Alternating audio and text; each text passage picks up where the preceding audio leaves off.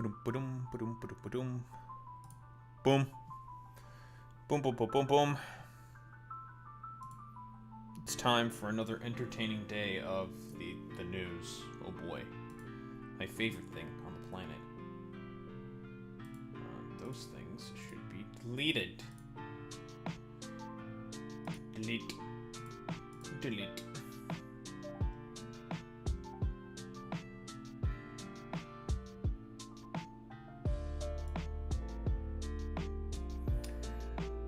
Things broke. But I fixed them. That's all that matters. 'Cause I'm smart. You a genius.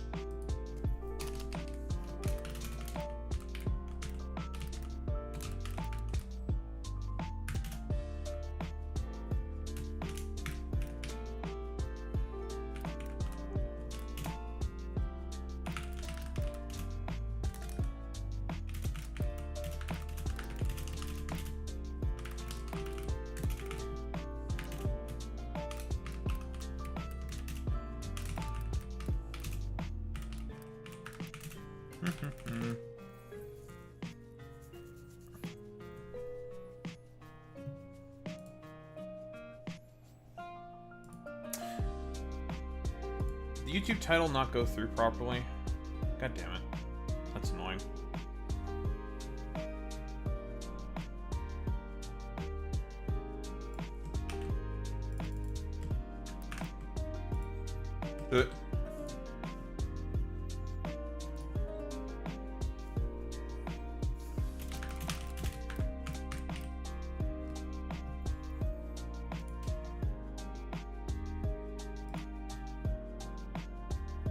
There we go. Shit deleted. Very cool.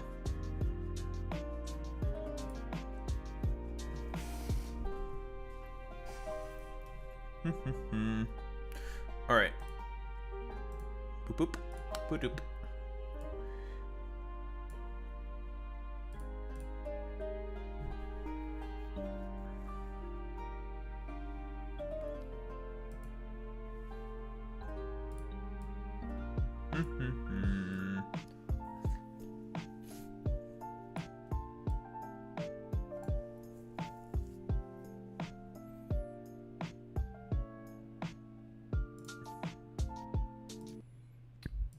Boop, boop.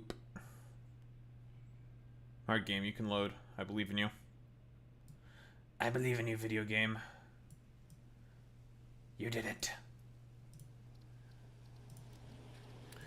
I would like to have my full factory here in full operation before we get started. Off stream, I did a little more cleanup. We did some more cleanup. We did some more putting some extra things in place. Like those 2 mines for those iron deposits, which are going to basically just make plates and rods and ammo. Plates, rods, ammo, and of course the various ammo types. So the shatter, rebar, and all that other shit.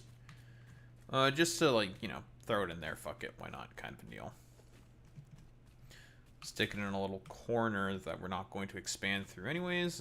It's not going to be that big anyways, so let's, like, stick it right around over there. Pretty simple, pretty clean.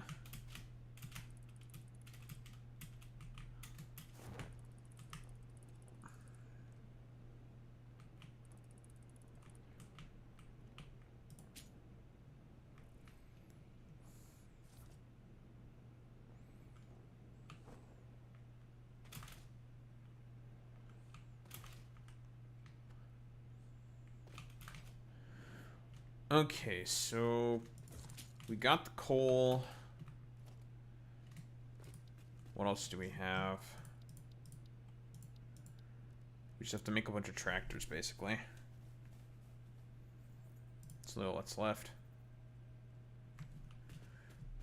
And one more expansion for coal to use it as a fuel depot. But eventually it won't be a fuel depot.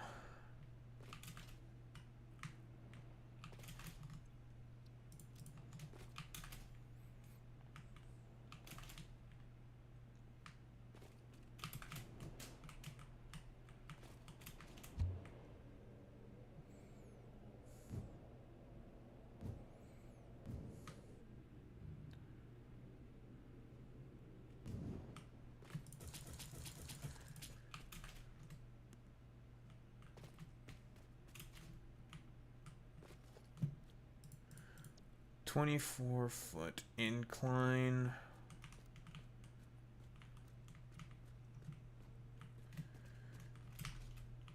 Can we just stuff you in?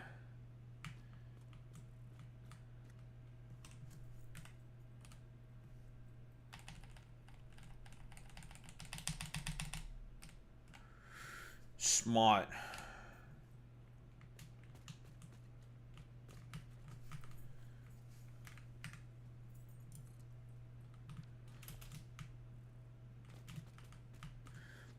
You smart, you loyal. DJ Khaled.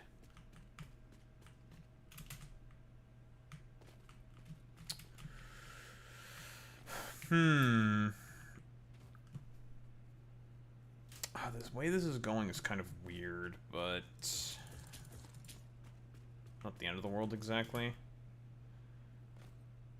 The cable here is a little weird as well, but whatever. Break my legs.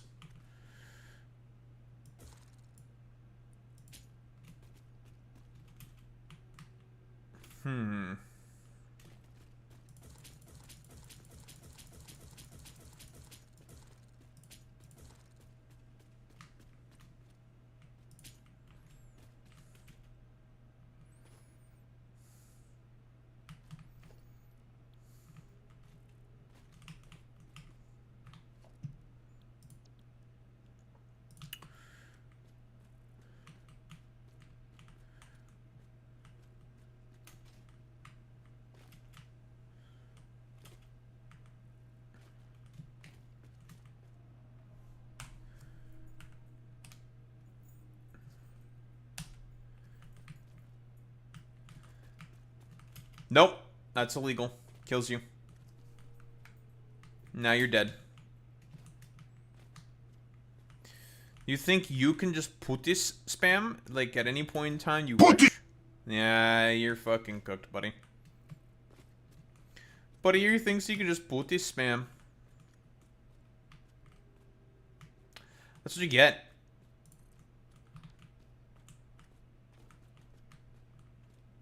Ayy, that's not placed well.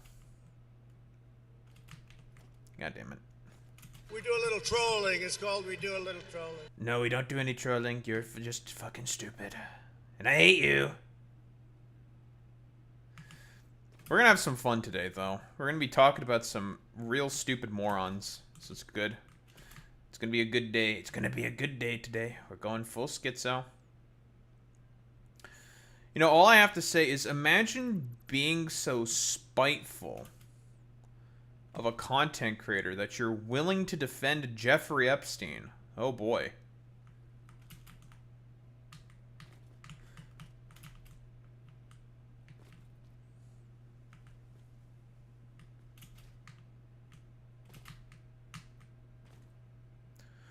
Well, all I have to say is I have yet again beaten the DGG tide.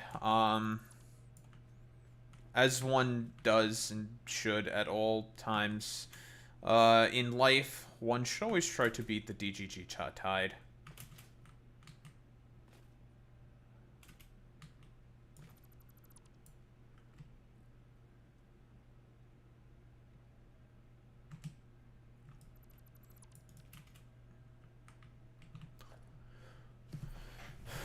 Yeah, the Epstein files redacted. Yeah, true, Boy Meets Mini. Wonder if I could use these hypertube branches in order to cheese some stuff. Oh, I definitely could.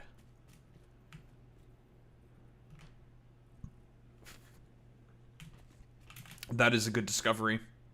We're going to be using those if I have to get off at certain segments. The fact that Desbel and the Taliban exists is evidence enough they're serial harassers.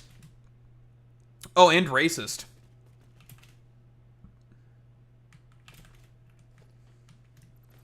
I mean, the freaks that administer that sort of group, quote unquote, are like it's like that loser yeet that dumbass Dan Stockman, and various other, like, losers and morons who just say, like, the N-word constantly.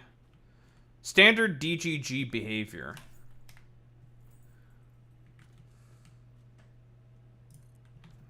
So, whatever. Okay, this is supposed to be a 90-degree turn. But the problem with these things is, like, all this shit's basically in the way. So we're gonna try to finagle this a little bit, basically. We're gonna do some finagling here, I think.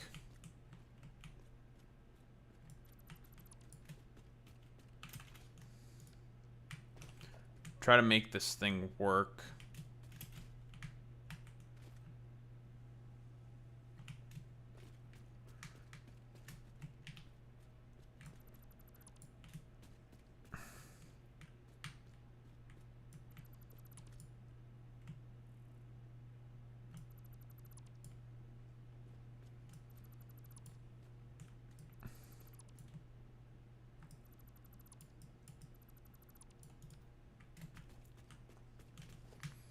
Why the hell are you saying putingus? The fuck is this? Who the fuck said that you can say putingus? Are you El Fortus fucking Netus? Are you trying to be El Fortus fucking Netus? The First Amendment. Well, we don't have the First Amendment in my country. And unfortunately, you're under the jurisdiction of my country, so... Cringe Canada. Yeah, well. Better than cringe America. Carney is so cringe. Yeah, well, you can cope and seethe. Better than Trump. Well, okay, that's arguable, but...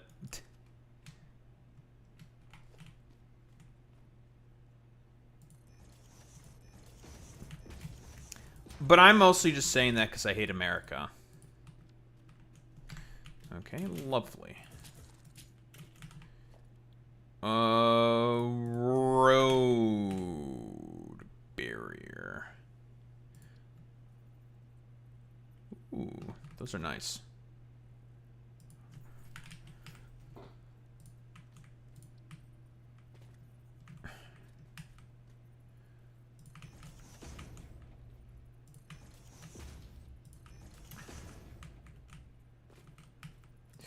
Listen, Boy Meets Mini, we get it. You're a little putis. You are putis. El Fortus Netus is Fortus Netus.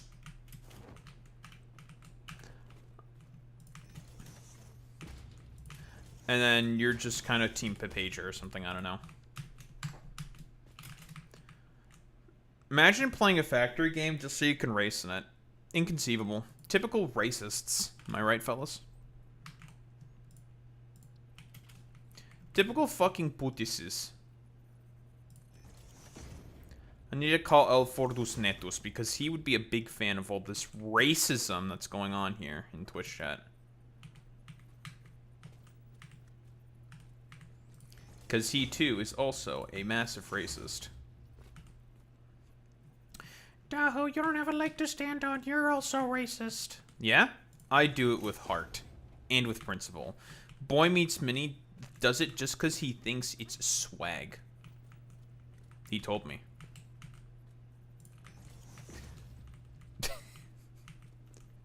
Time for some Boy Meets Mini critical racist theory.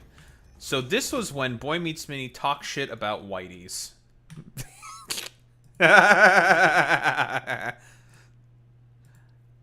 When I heard Boy Meets Mini try to talk shit on white people, I felt a sense of betrayal.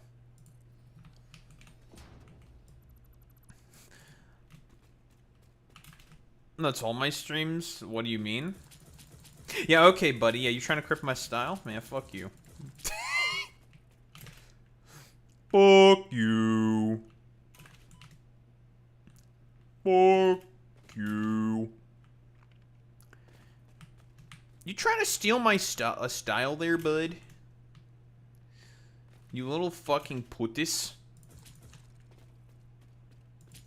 Typical fucking putis behavior from a fucking putis like El Putis Putis Putis over here. Putis. extreme putist behavior, as expected by Boy Meets Mini. Okay, we just need you to go down, please.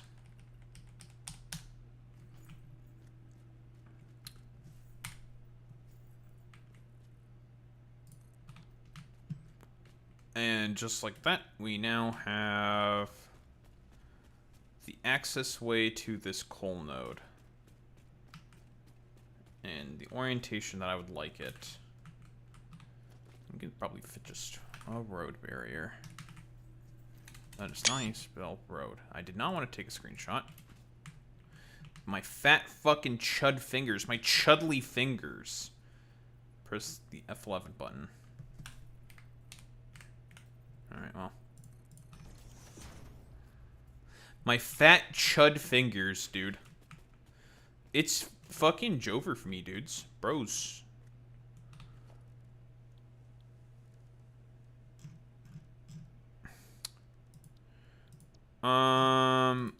Patterns.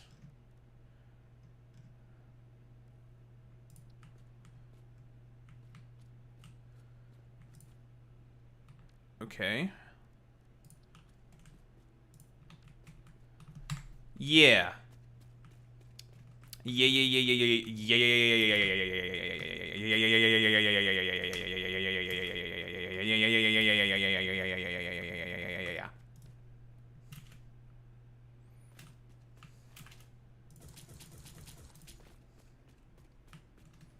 Streaking?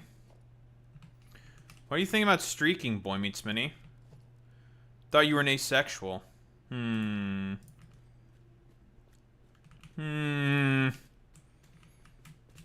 Do I look like an OnlyFans whore to you, Boy Meets Mini? I'm not a hoe. For show. And I don't do it for any blow.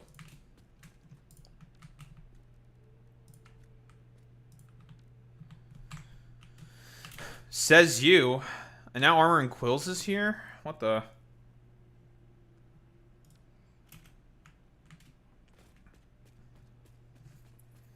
Well, that's a fucking lie.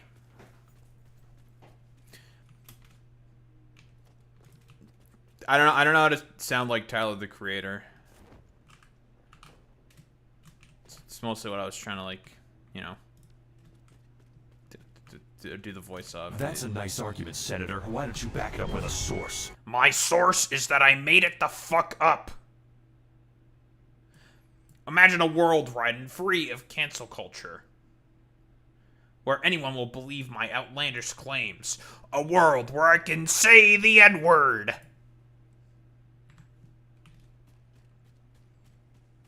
Don't ask why I know that whole line. I will kill you. Smile. Low barriers, eh? Okay.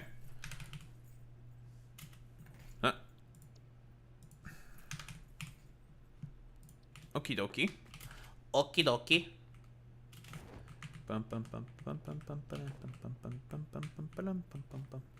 Trying to do the the Superstar Saga song. It's a good song. Highly recommend. People should play the Game Boy Mario RPG game. That is Mario and Luigi Superstar Saga. Very fantastic game. Iconic boss fight. Very difficult. I've beaten it multiple times because I am a gamer.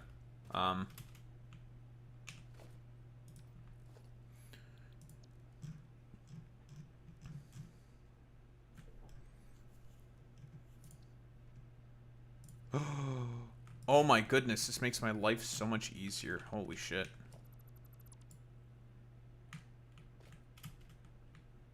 Oh, never mind. That's kind of annoying. That does not make my life easier. The fucking putis is over here.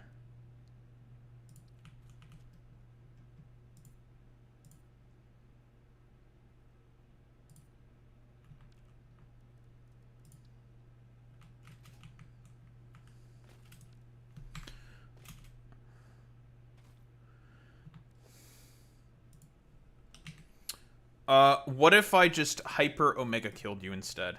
Like, have you ever considered that that could also be a possibility there, Armor and Quills? What if I just Omega killed you?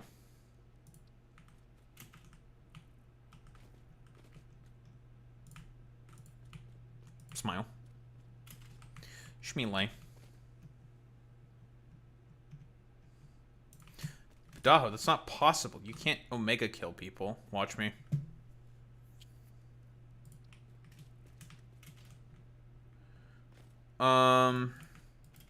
This is an invalid customization target. Well, fuck my life, dude. Well, that's annoying.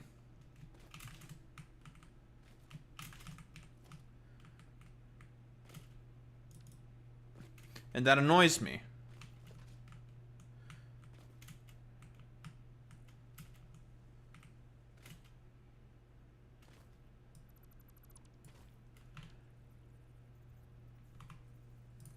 What if I just do this?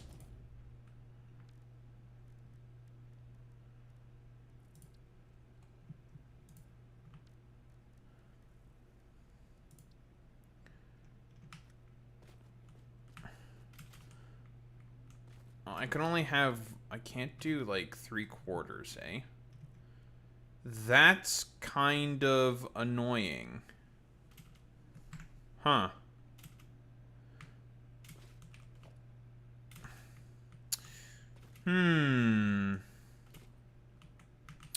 Okay,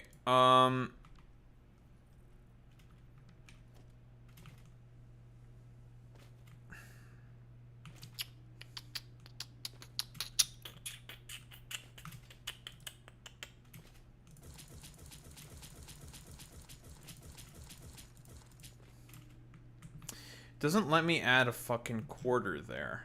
That's annoying.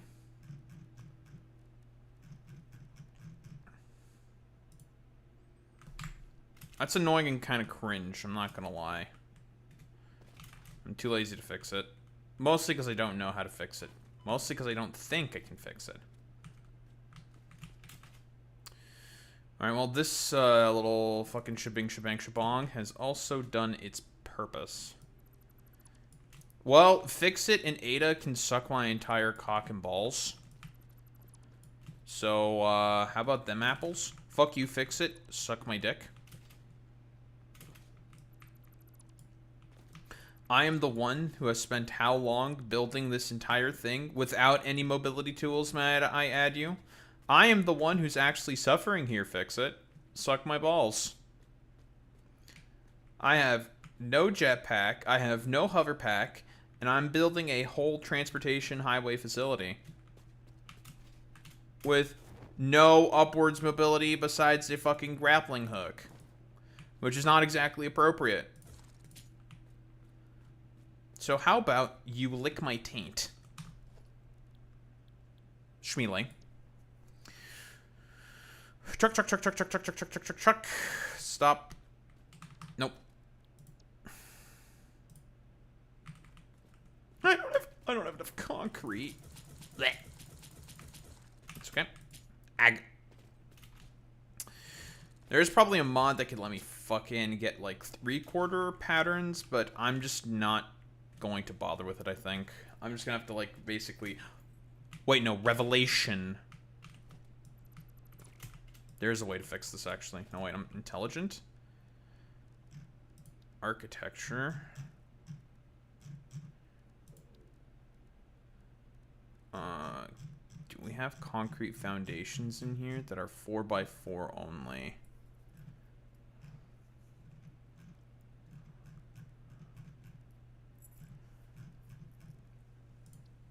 We have only foundations.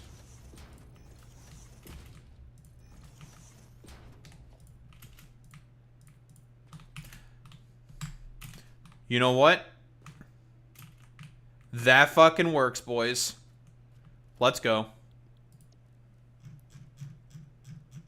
Just like any good IT guy, I can't fucking Fuck!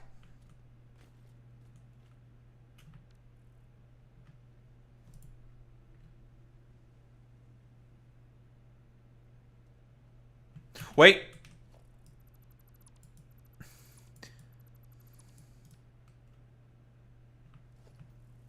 Third idea. All right, do this. Okay, we do that, right? Okay. Following along. Everyone's writing in their notes. This will be on the exam. My genius.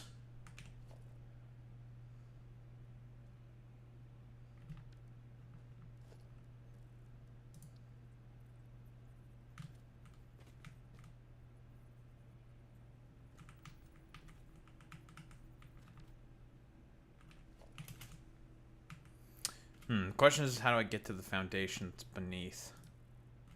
I don't think I can. Never mind, it didn't work. Fuck! I'm not a genius. I'm a fucking dumbass. I'm an idiot. Didn't work. But you know, all things considered, this 90-degree turn here came out pretty... Oh, well, I mean, this road barrier is a little fucked up, but that's because of just... the fucking... dimensions just didn't work out all that well. All things considered, this is not terrible. All things considered, it's not bad. They're the adaptation of the blueprints that I basically, well, snagged. Although, honestly, I think we can improve this corner here.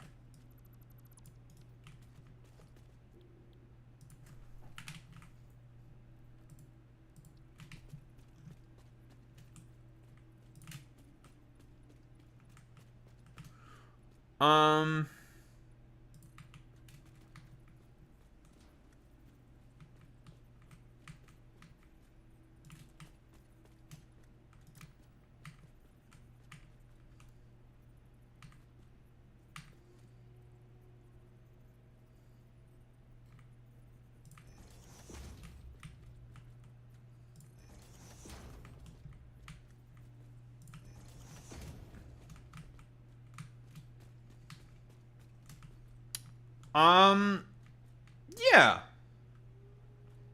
Yeah. Yeah, that's good. Okay, that's good. That's good. That's good. I like that. Yeah, that's solid. That's solid. Street light.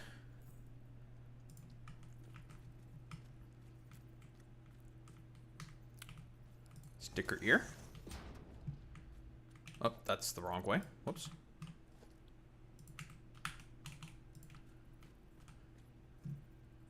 Street light.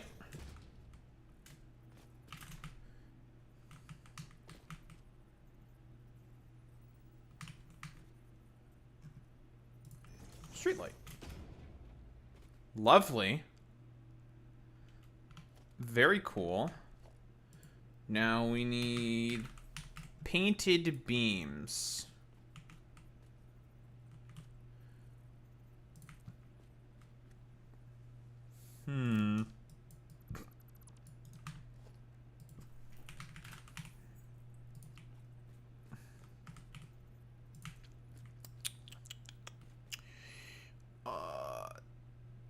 I'm not sure how tall these are.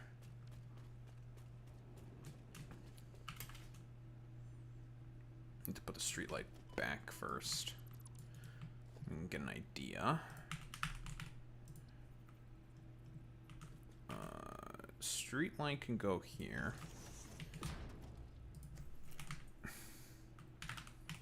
Painted beam can go something like that. About 10 meters, 11 meters. I definitely did not put the street light correctly. 11 meters. Street light.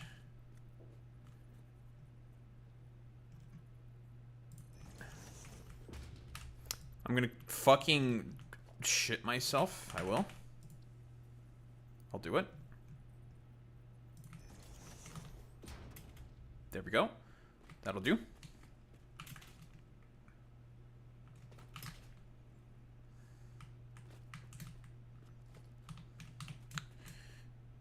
Beam connector.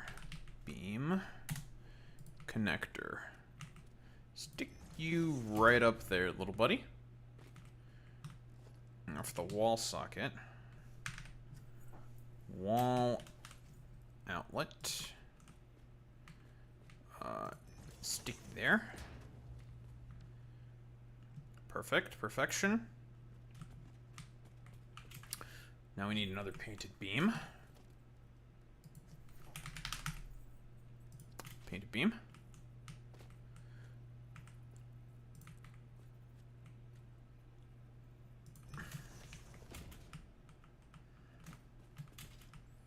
I believe this is not 11 meters. This is about... Was it 11 meters? It was about 11 meters. Painted beam.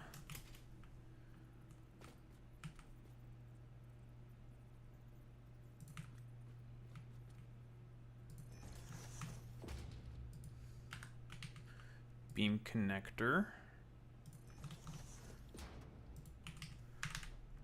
Wall outlet. No. Fucking. Wall outlet. Thank you.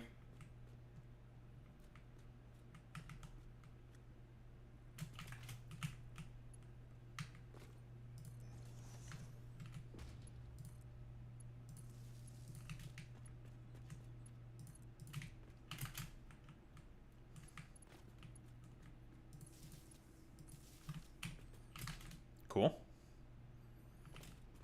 Although we'd probably want more lights on this corner because of whatever.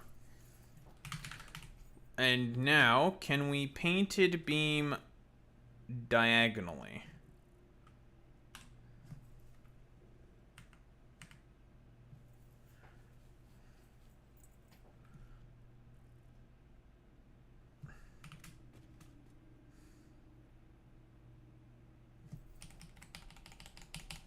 No. How the fuck do you painted beam diagonally?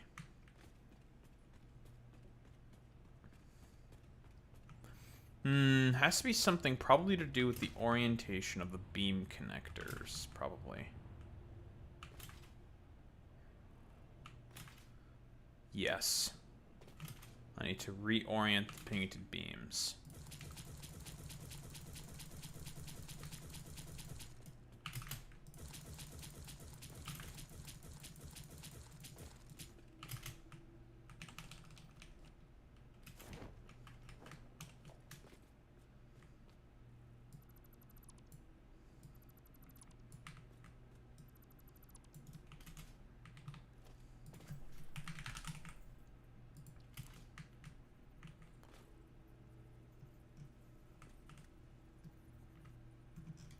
How do I spin these things?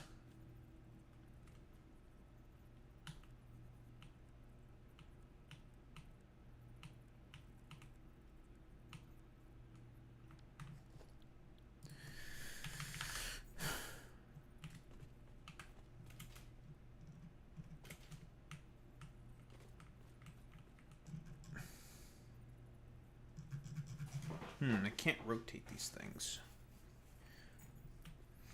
Oh, it must be dependent on the foundation that it's on. That's a bitch.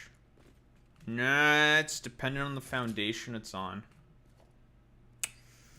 Ooh, that's a bit of a bitch. That's a bit of a bitch. That's a bit of a putis. That's a big putis right there.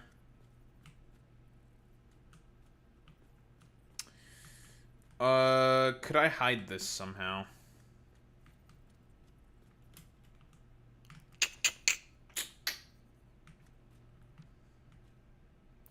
No. Thank you. No, I think I just have to kind of suck it up. That's kind of annoying.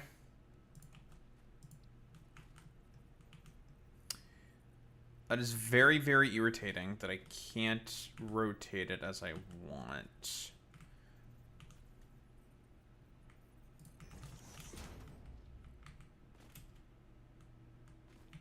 That's gonna have to do.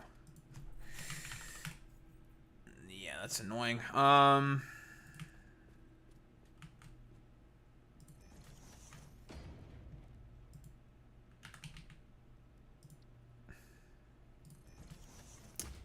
That is very annoying. Oh well. fuck it. Search for building. Wall outlet. Thank you. Jesus.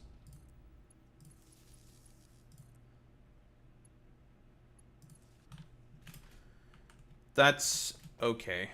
There's not much I can do about that. You know, it works, more or less. It's fine. Not the end of the world.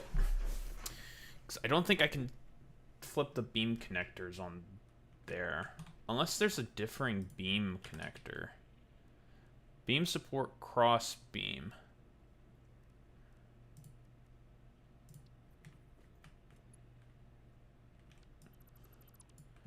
Curious. Beam. Shelf beam, H beam.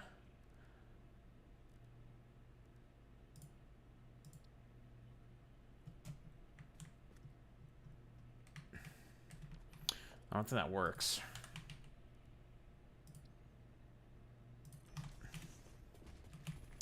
Oh well. 'Twas worth a shot. 'Twas worth a shot. I don't think that works exactly like I might think it does. That's okay.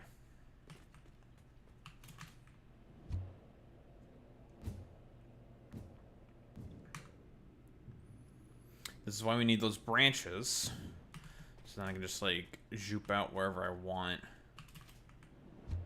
But those will get added later. I would need concrete right now.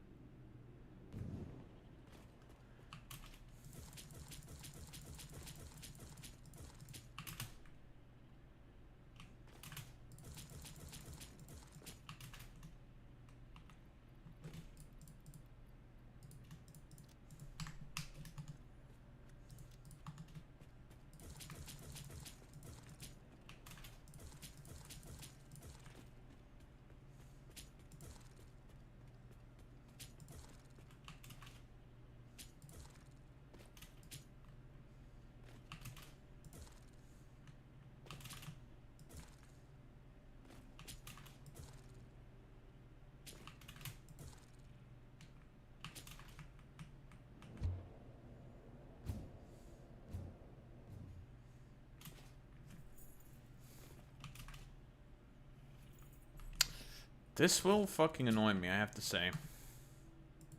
Because just how bad it looks, but whatever. Whatever. Alright, break my legs.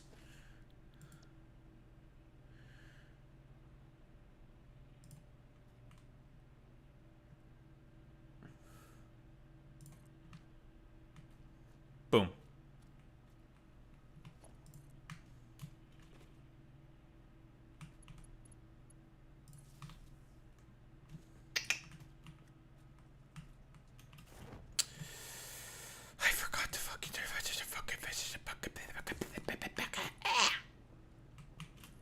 I didn't nudge it in place. Ah!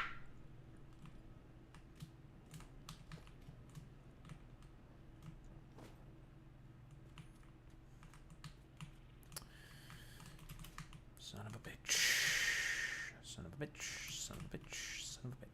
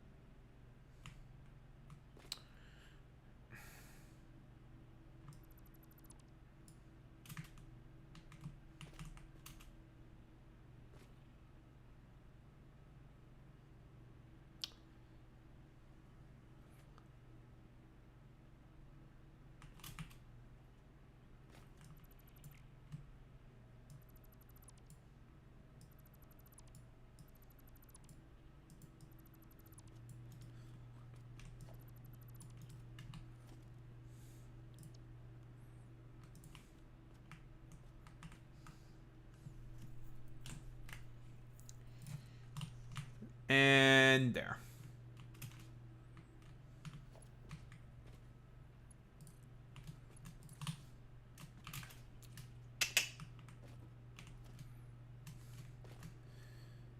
Alrighty, alrighty, alrighty.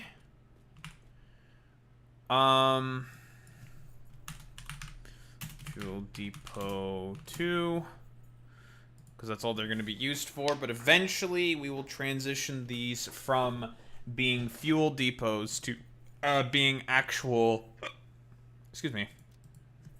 To being actual... extra coal deposits. Eventually. Once we get the... better fuel resources. But for now, it's coal, coal, coal, coal, coal, coal. Beautiful coal. Beautiful, amazing coal. Coal is the best resource, as we all know. Let me tell you, folks. So these will just be fuel depots for now.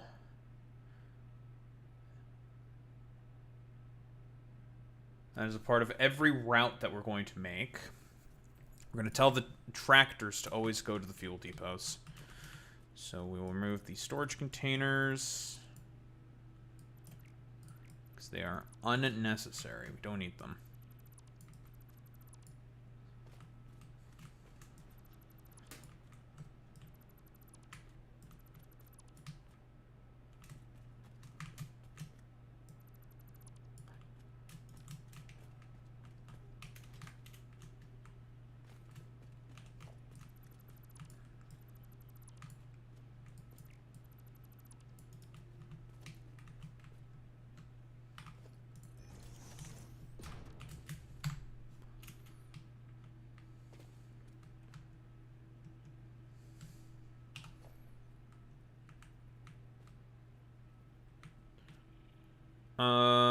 Alright.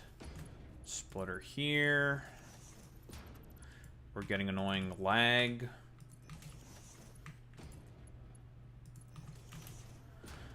Man, I really can't play dang video games and react to late videos anymore. Am I gonna have to get like some kind of a optimization mod or something? You know, just to optimize this game better? Because goddamn, this fucking shit runs like doo-doo bupkis, man. And I know it's because it's just like suboptimally, just it's not optimized well. That's true, Boy Meets Mini. You using DLSS? Is it default settings? Because I definitely have not changed the DLSS settings. If that's the case, then that could be causing problems. Let's see. Yeah, DLSS 5, Pepe.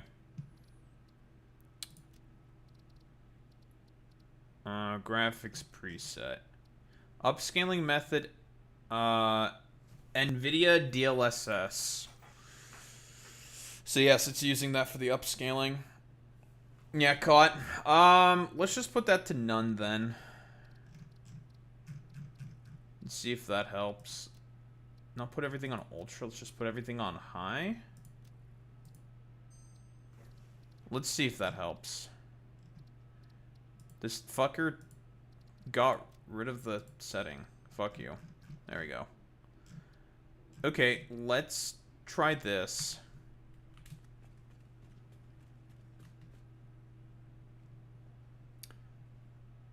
I am feeling quite a difference already. It feels a lot smoother.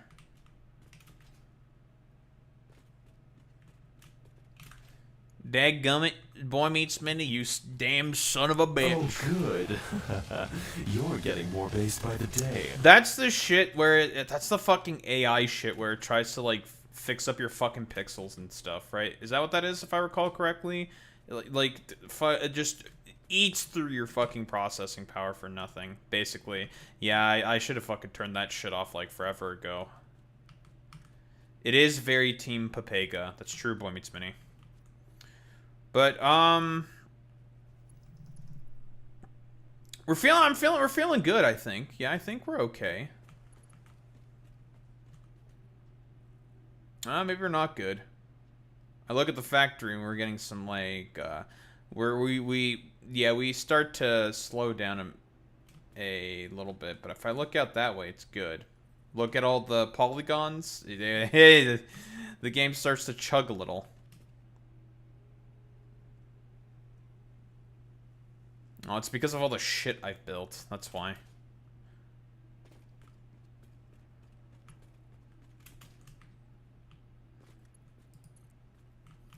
Like, Factorio handles that way, way better in comparison. Just use temporal AA? Well, how about we just use nothing?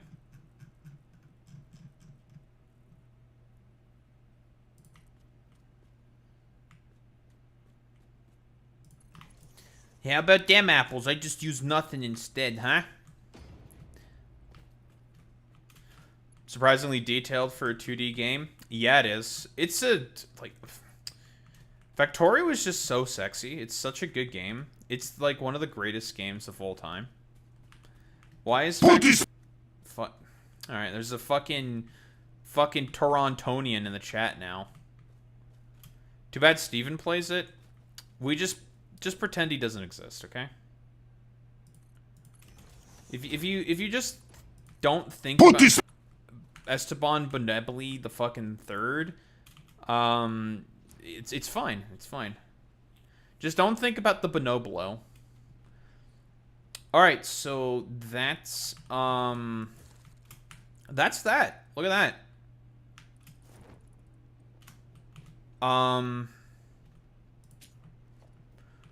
I think it's time for us to actually... Well, we need to put the roads together. Fuel Depot 1.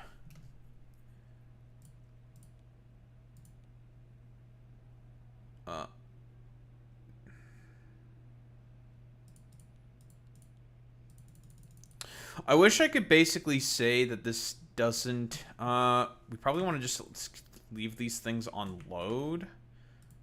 So they don't take anything out of the tractors. Yes.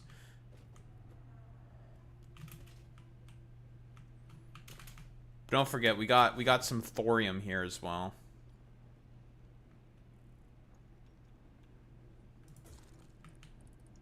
I don't think Boy Meets Mini can unseat me as the king of Satisfactory or any factory building game, because I've beaten Satisfactory, I've beaten Factorio as well. I've beaten these games. I don't think Boy Meets Mini has beaten Factorio.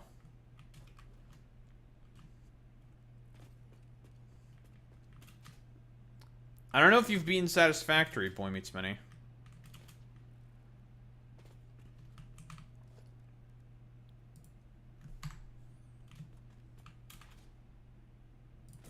I was wrong about you, Senator.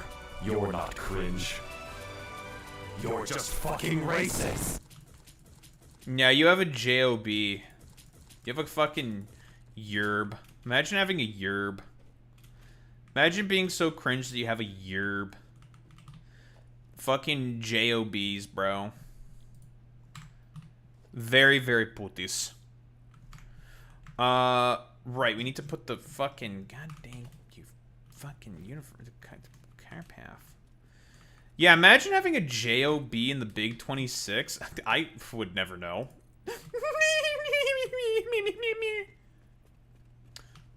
I'm so broke. I hate being a brokey.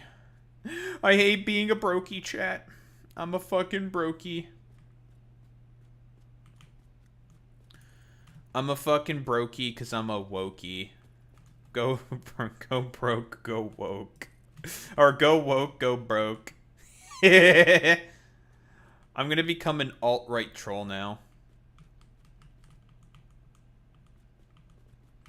Yeah, actually being a NEET is actually swag. It's what gets you all the bitches. That's what they say.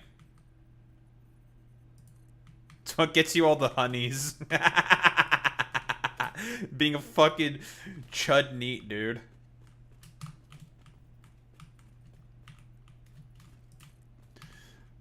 Jesus. Chat, am I cooked? Are we cooked, bros? I think I might be cooked. Wallahi, I might be cooked, bros.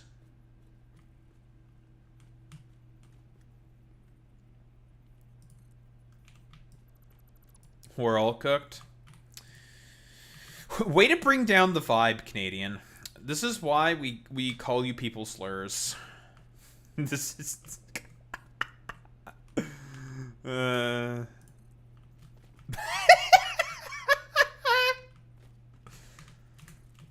starts calling U-235 various Canadian slurs like Maple Head or something. I don't even know what a Canadian slur is. I'm gonna be honest here. Not gonna lie, don't know any Canadian slurs. 'Cause they don't really exist. Not gonna lie, fam. Don't know many Canadian slurs. Alright, we did it. It is finished. Only one thing remains, and that is to build a whole bunch of fucking tractors.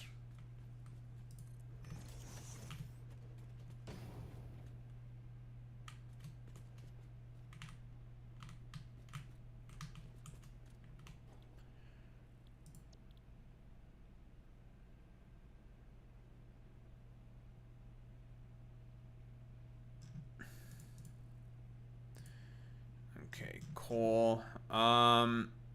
Everything is not low.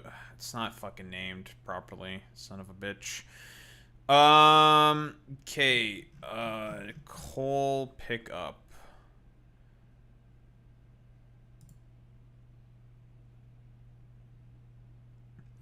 So, okay. Fuel depot 1. Coal unload. No. Coal pickup. Move it like that. What's up, Big Jerry?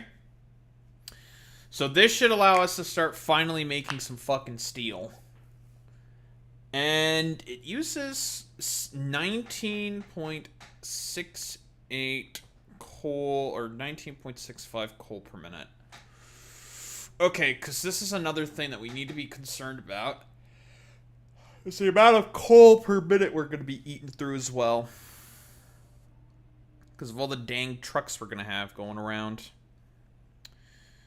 So we're at about 20 right now, and we produce about 240.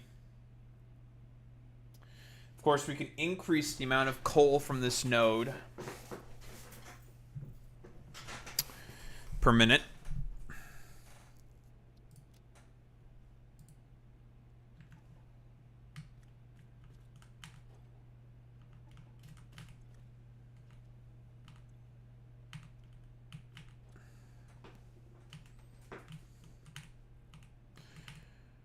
Autopilot should be enabled. You should be fueled up and going.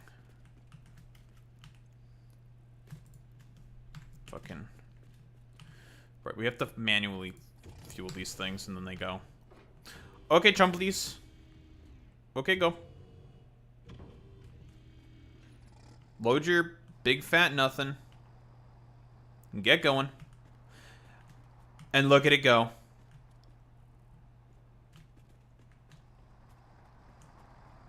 Yes. It's like being a proud dad.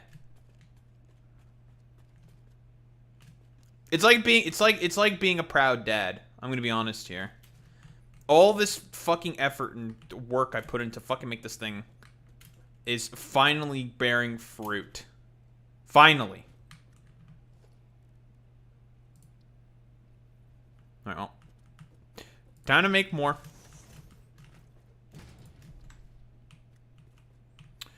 You are going to pick up a concrete. That is your purpose. So, fuel depot. Concrete load.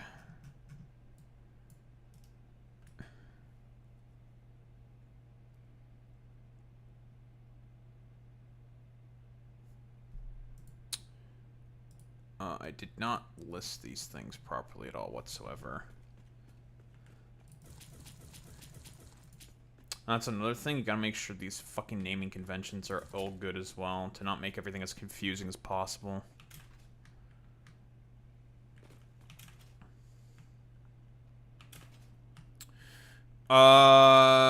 So this should be...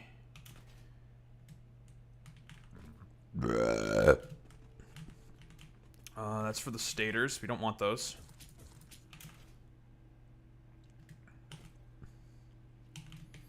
This should be for the steel. Coal unload. Steel beams. Perfect. Concrete unload. Steel beams.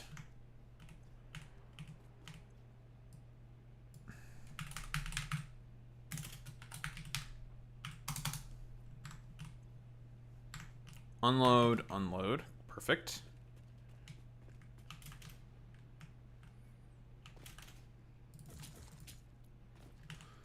Steel beams.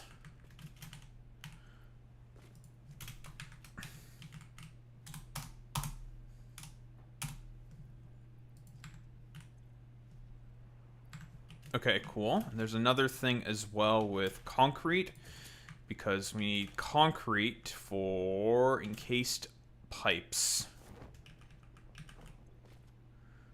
So that is pipe unload, encased beams.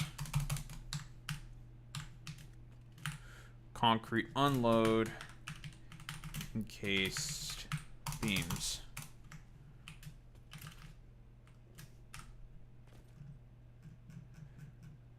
And it looks like our little tractory boy over here is about to deliver our first load. Very cool. Alright, back to the other tractor. The other things we're going to have to think about as well are the far-flung areas, aka where the and where specifically the other shitters are. That's going to be the quartz and the sulfur. That we're gonna have to come up with something in order to bring them all here. Okay, vehicle path, concrete load, fuel depot 1, concrete load. Should be concrete unload steel beams. Coal.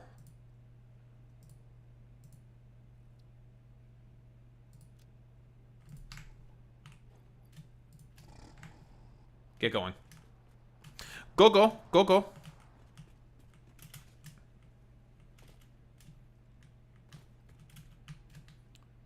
Well, little buddy, did you deliver your load?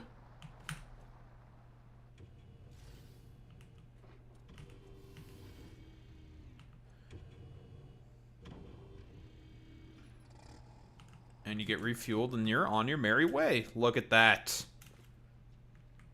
Brilliance.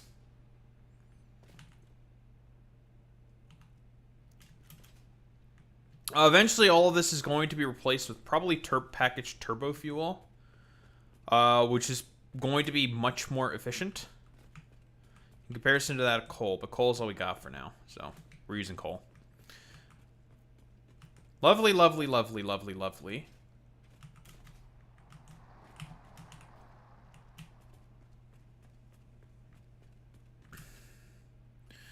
And with the coal and other shit delivered, we should be making steel beams again.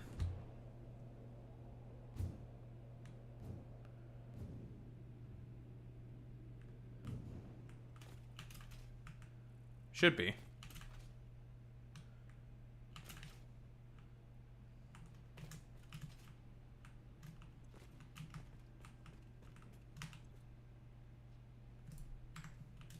The concrete not unload.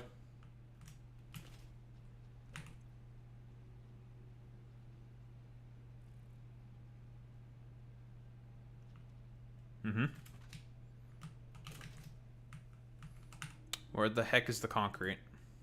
Where is my concrete? The fuck?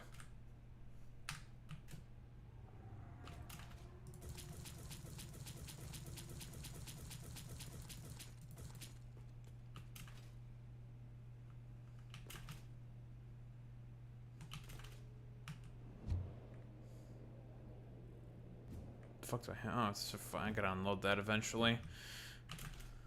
Ag.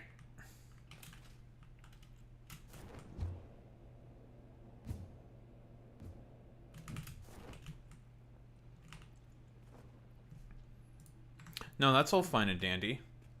Hey, what are you doing? Hey, big guy. Are you, getting loaded up properly?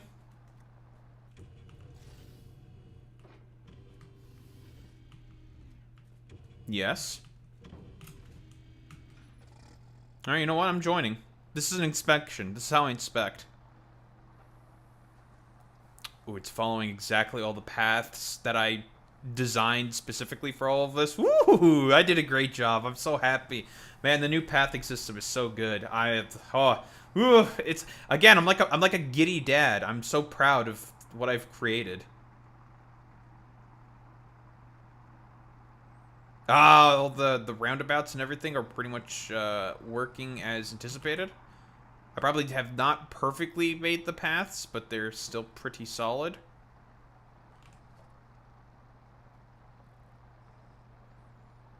Yeah, I had to go like a bit of like a long route, so the routes are not exactly perfect. Oh, I know why the route's not perfect. Actually, I could fix that right now.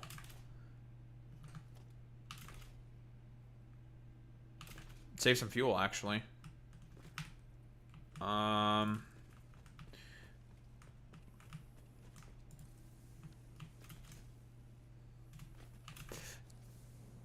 Boom. I don't know if the path will adjust itself. It should. I don't know why it wouldn't, but it should adjust itself.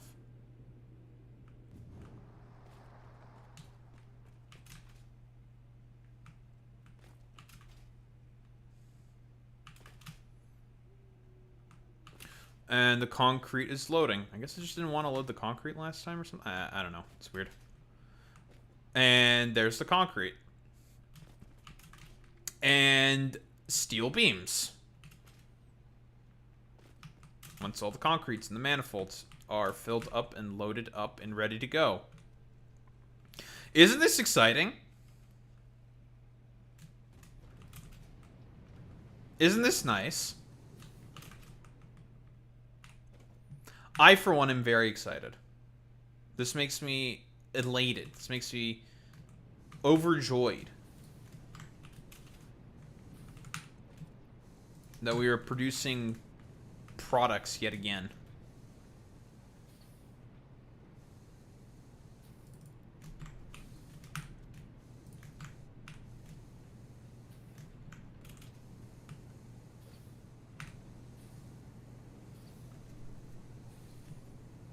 Get rid of all these extra fucking steel beams I had lying around.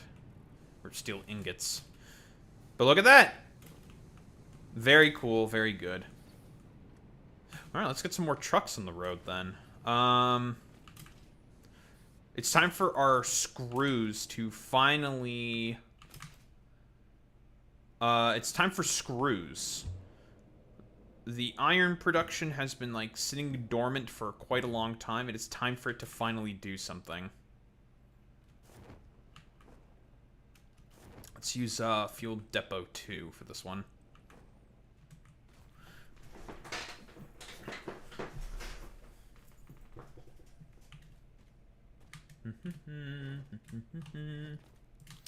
Okie dokie. Okie dokie. And this is one we've needed for a little while. That is screws. So that's going to be the next priority. Alright, so grab that. So we need to kickstart it.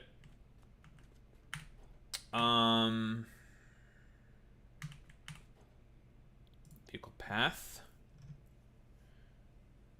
Fuel Depot 2. Set you to coal.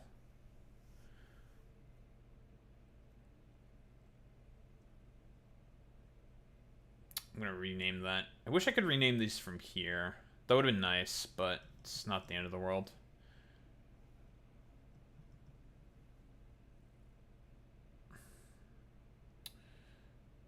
Steel beam load 1, and you go directly to unload. Then we enable autopilot. Kickstart. Go.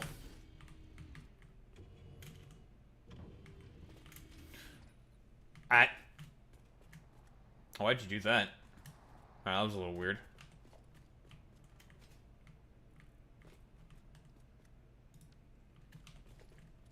It's probably because I was standing in the way. That's fair.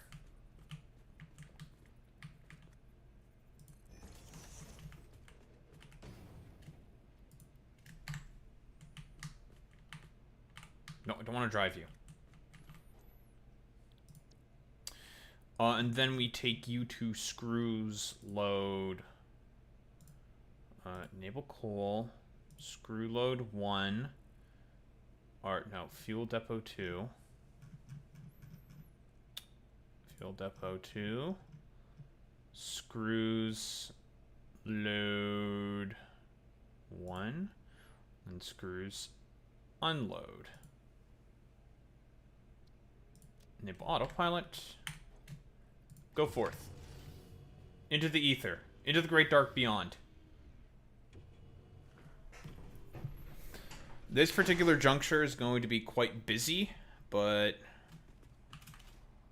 it should be fine.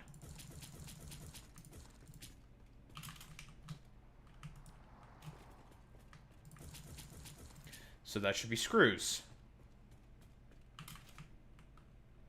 All good to go. Hooray.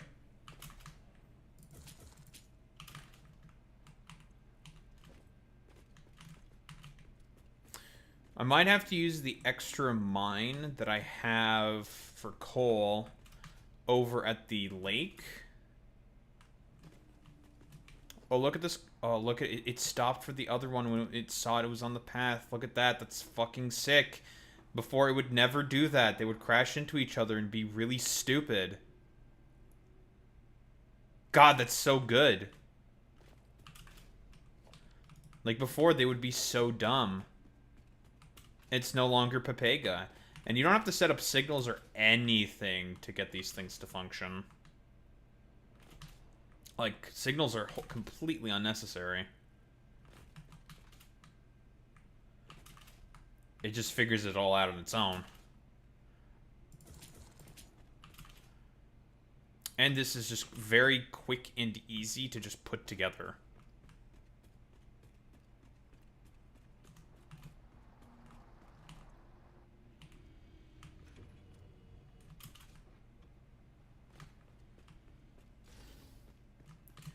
You unload the steel beams. Perfect. I did not hook up the unloading of the steel beams. So it looks like we got to do that now. Cool. Great. Fantastic. Because now it all works. It all just works. Todd Howard.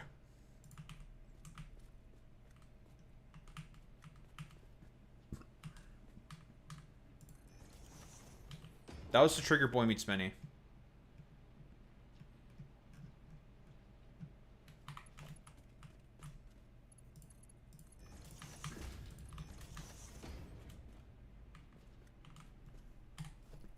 Do I have a logistics floor on this place? Well, we're about to find out.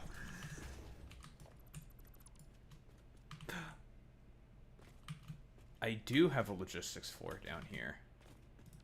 I pre-prepared. Well, not exactly, but close enough. Look at me being, as always, such a smart cookie. Well, that's screws taken care of.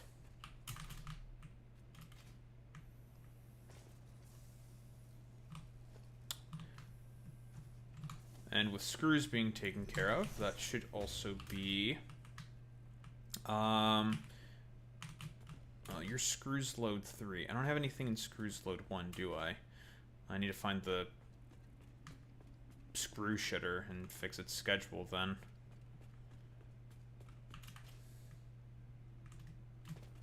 Well, it'll pop up over here anyways eventually. So that's fine.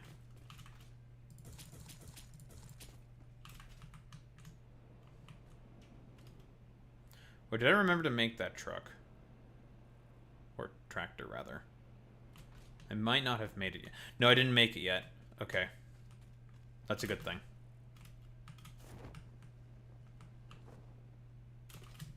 Because, what, do I only have 3? No, I have 4. What the? So I did make this shitter. Well, let's just, fix this real quick.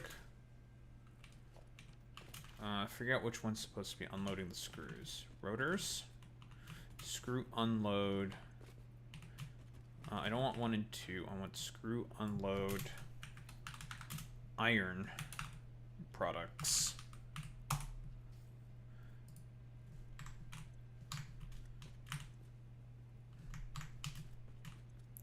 Make this 1.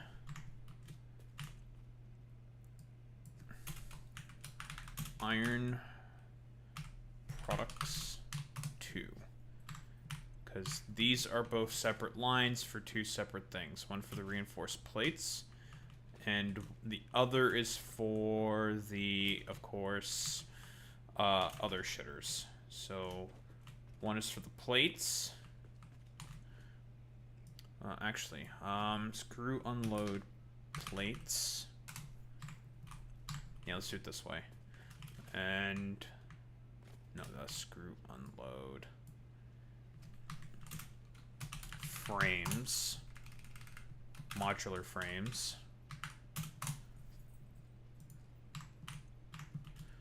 And this is screw unload plates.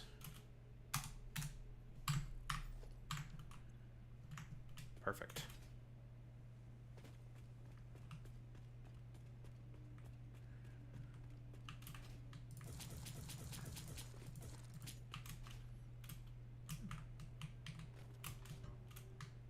Okay, there it is. It went to where it was supposed to go, but it didn't get anything because there is nothing in there. I will catch you, bastard. I will.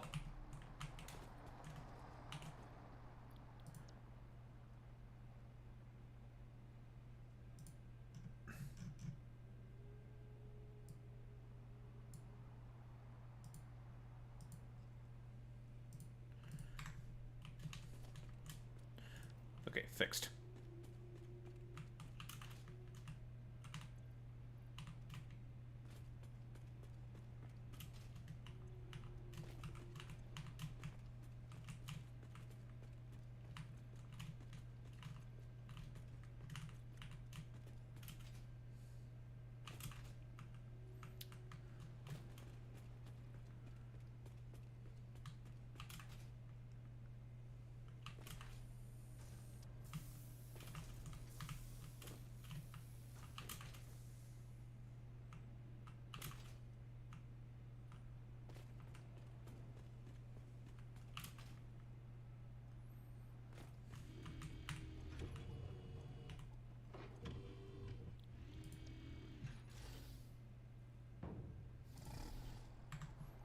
Perfect. Okay. That's following the path that it's supposed to follow. All good. Now we need to make another one for the screws, and that'll be all the iron products taken care of. Lovely, fantastic, very good. This area is also going to become quite crowded very soon. With all the fucking goddamn tractors we're gonna have here. Delivering the goods.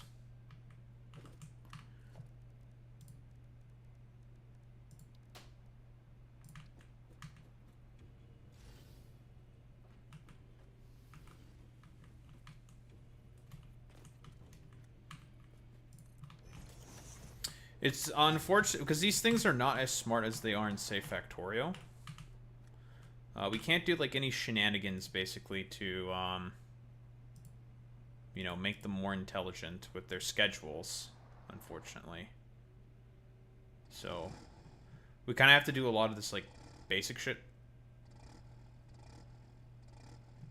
Yeah, I know you're upset that there's I'm in your way. Shut up.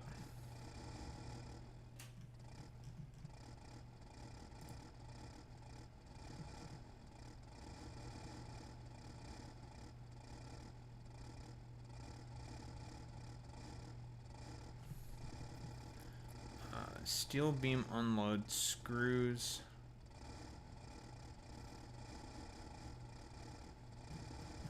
What's the name of it?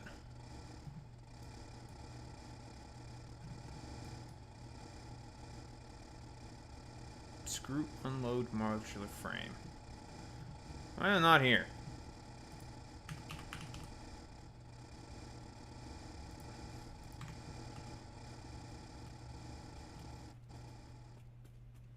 Those things get very pissed if you're in their way. Bro is not happy.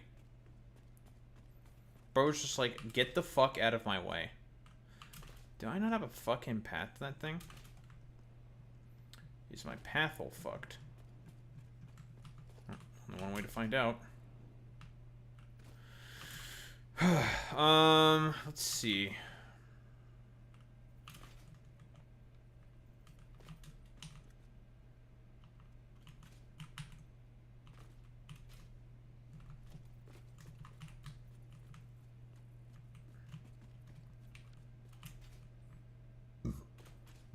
No, I should be able to recognize a way to here. Okay, what if I just get rid of it?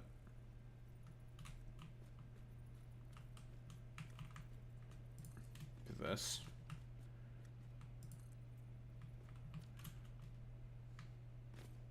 Question mark?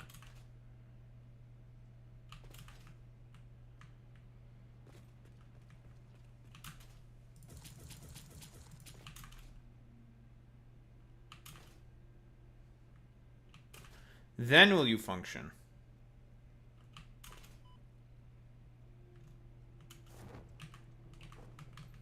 If not, then I'm just gonna have to fucking put it all in one belt, which I kind of don't want to do.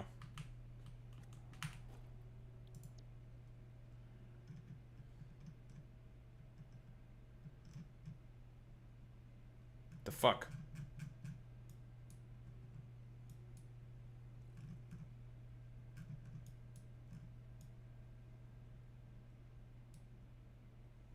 Wait, is there a hole here? That needs to be fixed. I can see all of my paths. Fascinating. Alright, why do you not show up?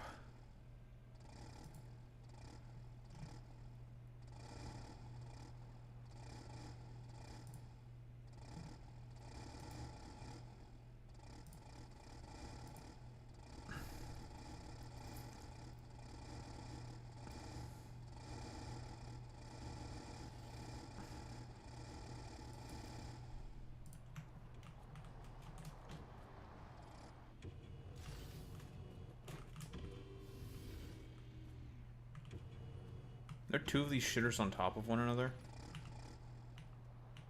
Yes, there were. Get going, asshole.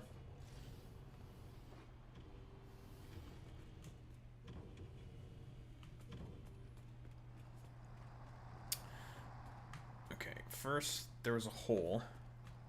It needs to be plugged up. First the hole.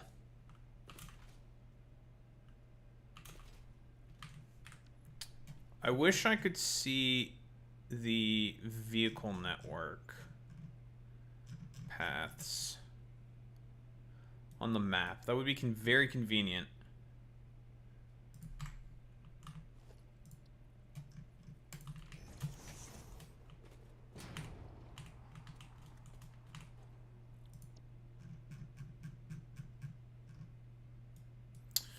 You bitch.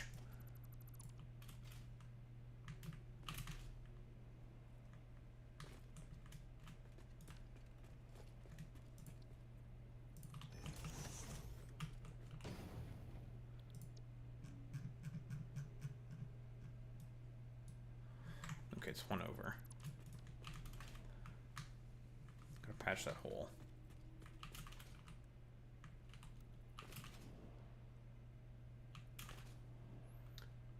Hole, time to patch. Patch hole. Hello, hole. Vehicle path is... You bitch.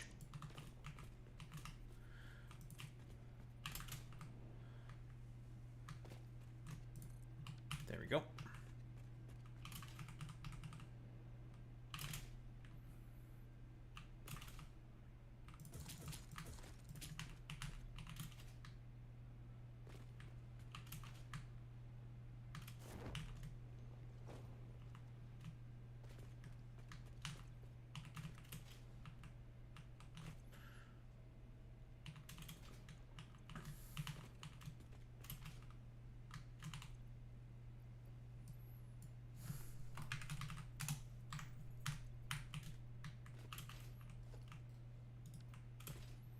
Okay.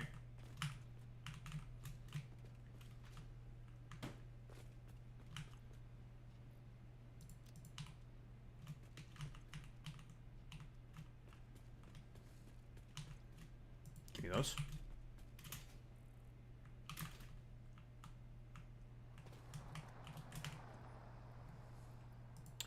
You have all your screws.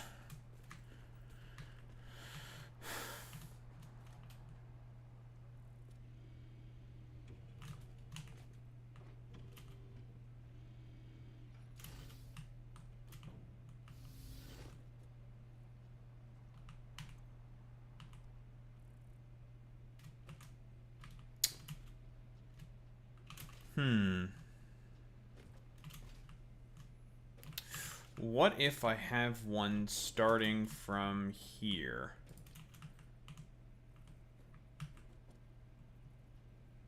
What if that will fix the problem?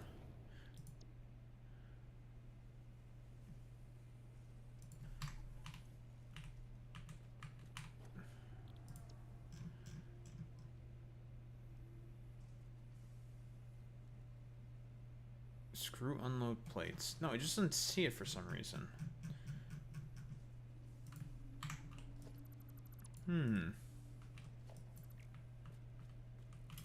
I fucking dismantled the path. Whoops. Don't want that.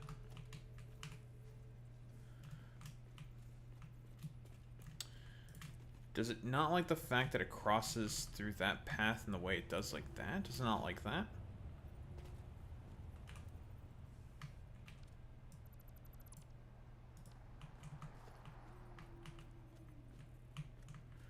Perhaps if I do it like this, maybe then it'll function?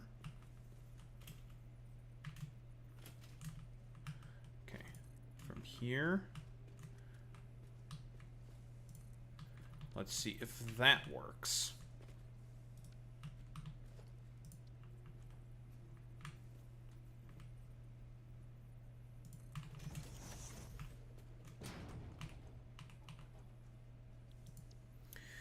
Now do you see it? No.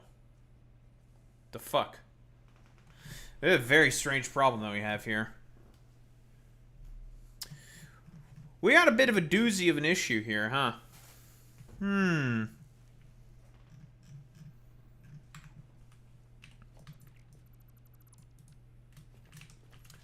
What is the reasoning for as to why you don't see it? That is the question.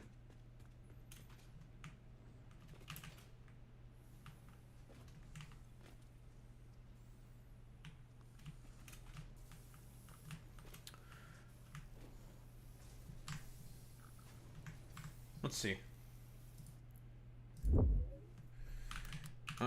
Tractor path. Not seeing. Truck station. Let me see.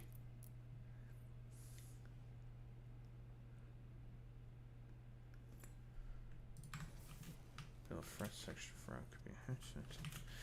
Could it be because of this? Is this why you're complaining? Let's check.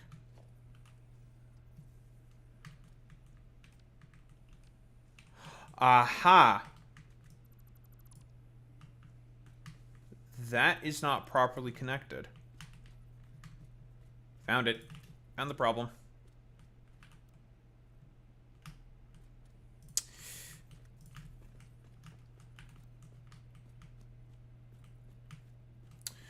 We have found the problem.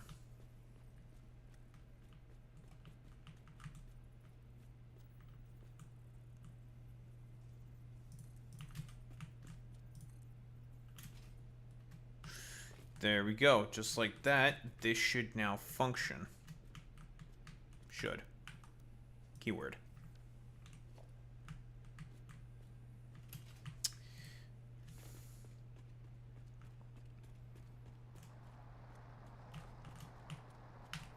Oh, hey, can you, instead of, you know, doing all that, I want to find the one for screw load 2.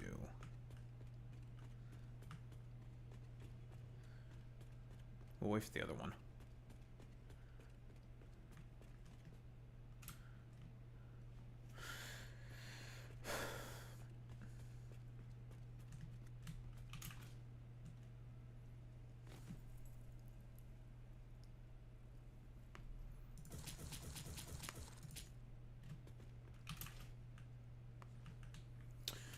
Guess we'll just do a quick proof of concept real quick, though.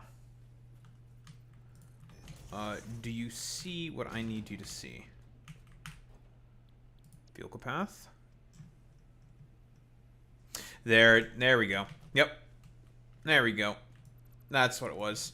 This little damn bugger was just not connected properly. And now it is. Very good.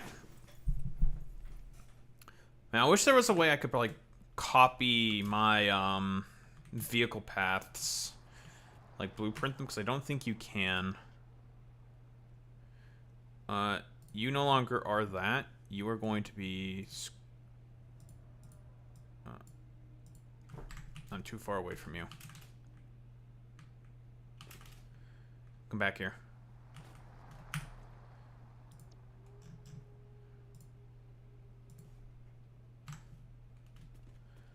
There. Alright. Fixed. That'll be the screws to the modular frames now. Lovely. Okay, that is all of our iron products. And steel. Fixed.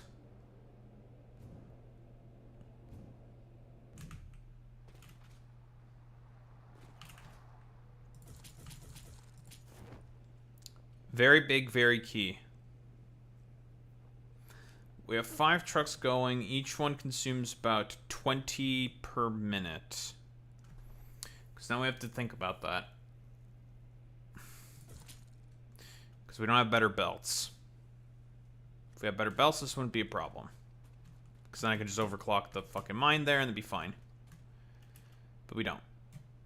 So we need to think about the amount of coal we're consuming as well.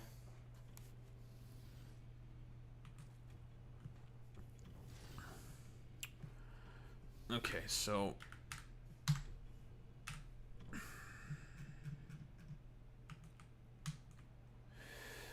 we could also use these here for fueling stations as well. So technically we could have more.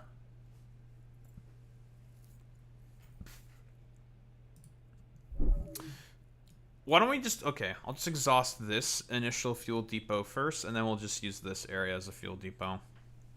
It's a little far and out of the way, but we're going to build stuff here anyways, so I think it's fine. So what do we need also? The encased beams. So we need encased beams, 2 things for that.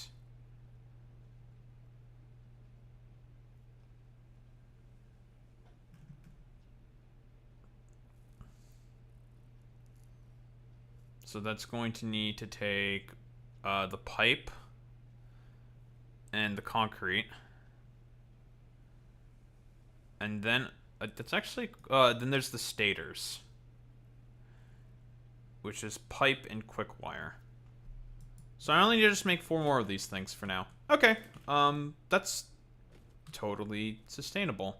And that'll be the entirety of the factory going. We'll be producing stators then. And then we need to make motors. And then we can rebuild the space elevator, rebuild the space parts, and do all of that shenanigans in business. And then we can leave this phase. Finally, after being here for so fucking long, we can finally leave this damn phase. Jesus. Feels like I've been on this phase for like forever, dude. Holy shit.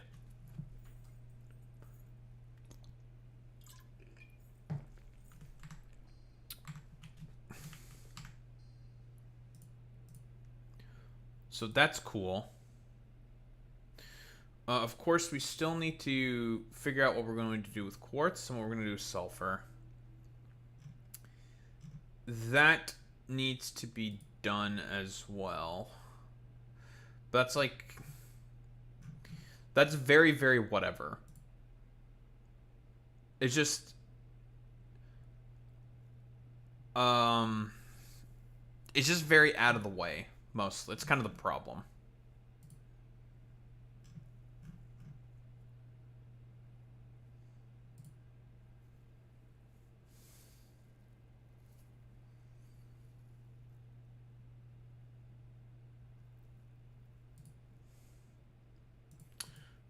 Okay.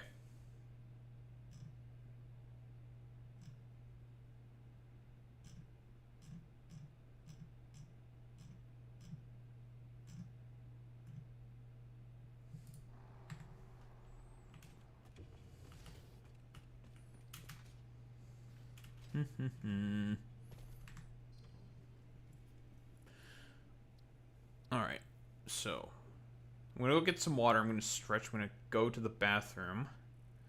And then we're going to start yapping about topics du jour. Well, mostly doing dunkings. Like I said, the dunkings will continue until morale improves. Anywho, I will be right back, gamers.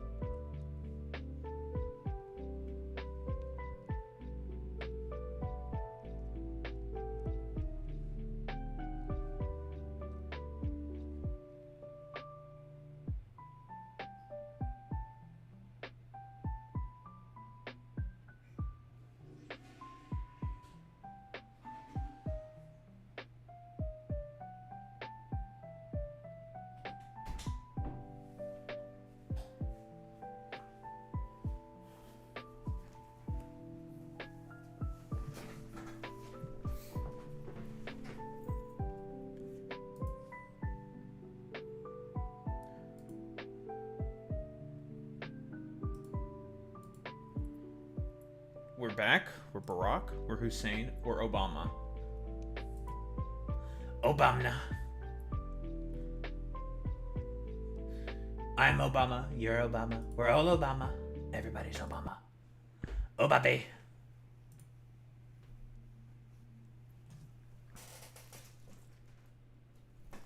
All right.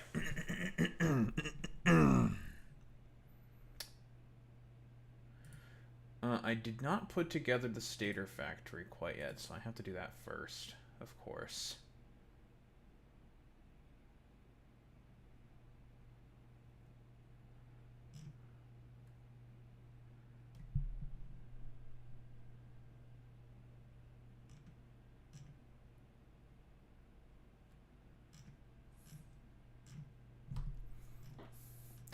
You know, should we at some point talk about the Asmongold girlfriend nonsense? Because that shit is very, very funny. I do have to say.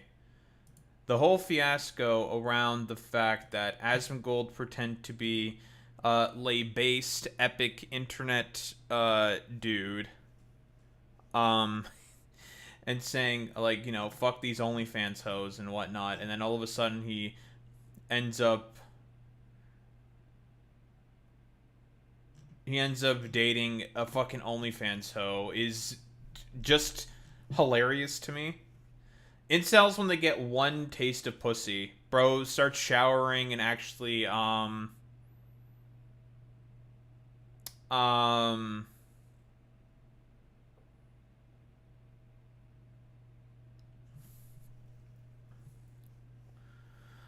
starts showering and actually, like, cleaning up his house and stuff.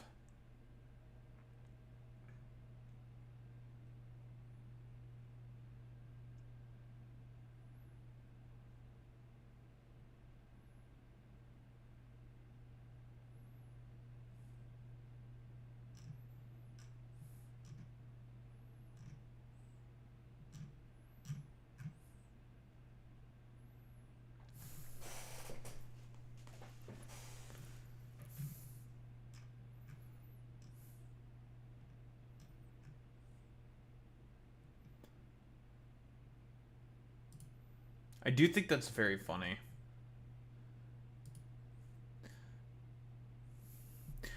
I guess that also the other thing is, like, the conservative reaction to Asmongold getting the girlfriend. Like, there's a bunch of simps and sycophants basically saying, oh, the liberals are just jealous about the fact that Asmongold finally got a girlfriend. It's just like, no, honestly, the thing that we're mostly bringing up is just like, girl, you need to be careful. That's all I gotta say. You need to be careful around that jabroni.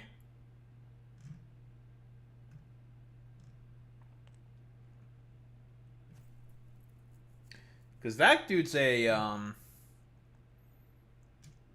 very, very massive weirdo.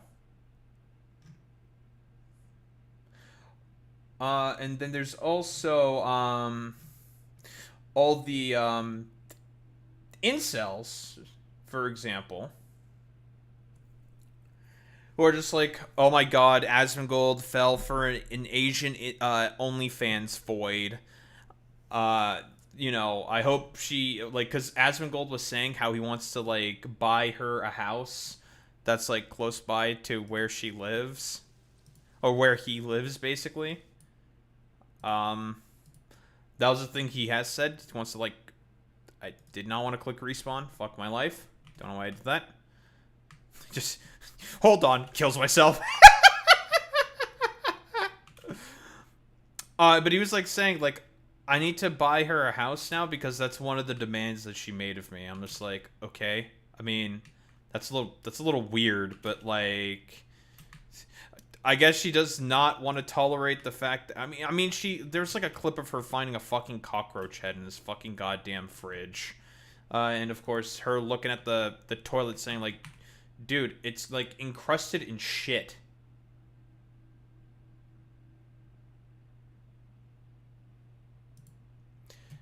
Yeah, he is, I mean, what, they just met each other, like, last week, apparently? And bro's already buying her property? And it's like, okay. Jesus. Like, it's not like a, you know, a question on if Asmongold has the money or not. That's not like the contention here. The contention is basically like, Jesus, you're already buying her fucking property and shit. You guys have only known each other for Jesus, like what the fuck? Holy fuck, that's like a massive fucking commitment, bro. Like, who does one feel bad for here? The chick or Asmongold? You know? Is like bro about to get fleeced or something? I mean, you know, good on her. Good on her for fleecing fucking the Roach Man. I'm gonna be honest here. to be quite honest, to fuck it, bro. Like my whole reaction to that whole situation is like, girl, I hope you know what you're getting into, because that's a man with a lot of fucking baggage, girl. So, you know, more power to you, but like, girl, that's a man with a lot of baggage, bro. I'm just saying. Are we effing? All my numbers are good.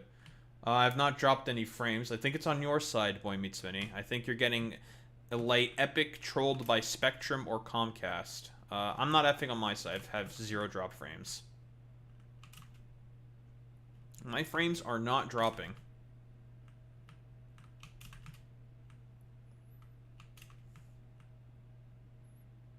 So I think it's on your side there, buddy.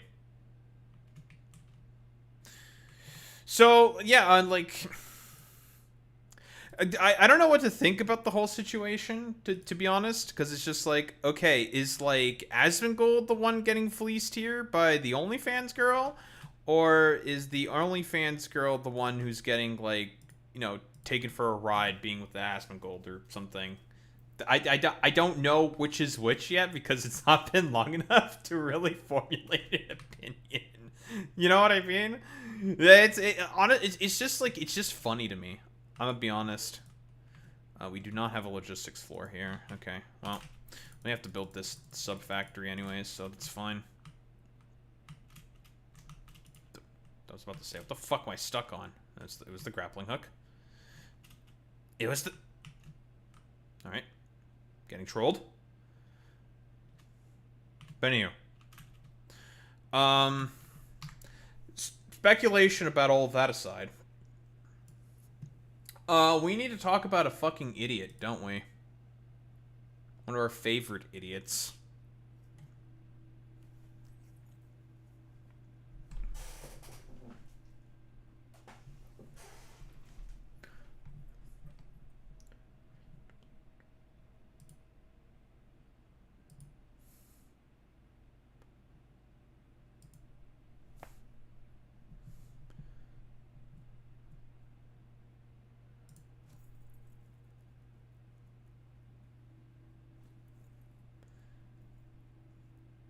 Also, I don't know if you've seen this, Boy Meets Mini, but there are like so many fucking demo shill weirdos who have been saying that, I don't know, guys, she's been growing on me. Guys, let me tell you, she's been growing on me. For Haley Stevens, it's like, are we doing like just extremely obvious, like, psyop bullshit? Like, you guys are not fucking slick. Yeah, man, they see Haley... You definitely see Haley Stevens in your fucking dreams, bro. It's definitely someone you see in your dreams. Haley Stevens is the type of girl you see there. Sure, bro. Sure. I, for one, totally believe that. Boy Meets Mini, do you believe that? I totally believe that.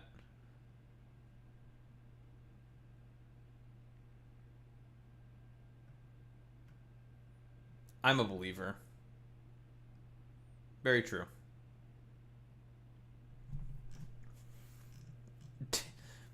Haley Stevens, 2028. Yeah, dude.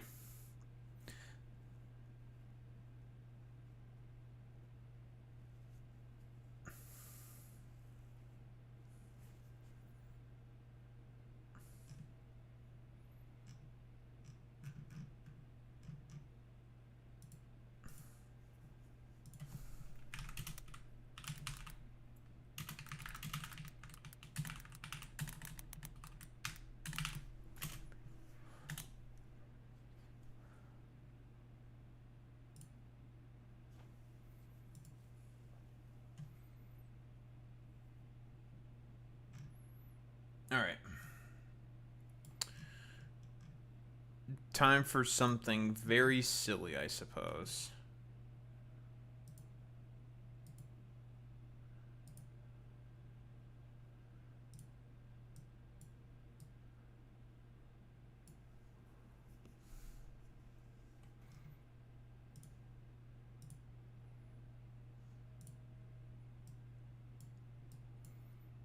It's your favorite Boy Meets Mini.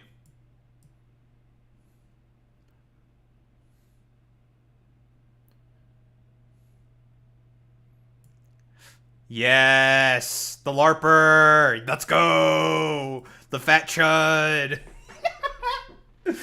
I have to go over this. Because I saw a clip of it. It was too funny not to go over it. I have to go over it. Alright. Oh, we all know what he looks like. But let's just keep that on the down low for now. Pepe. Only, listen, we keep that holstered in the chamber whenever you know, and use it when needed. That's all I gotta say. Anywho, let's get started with this. Yeah, inside baseball. Yeah. We know people. We know people in positions of power. Of course. All right, let's get started.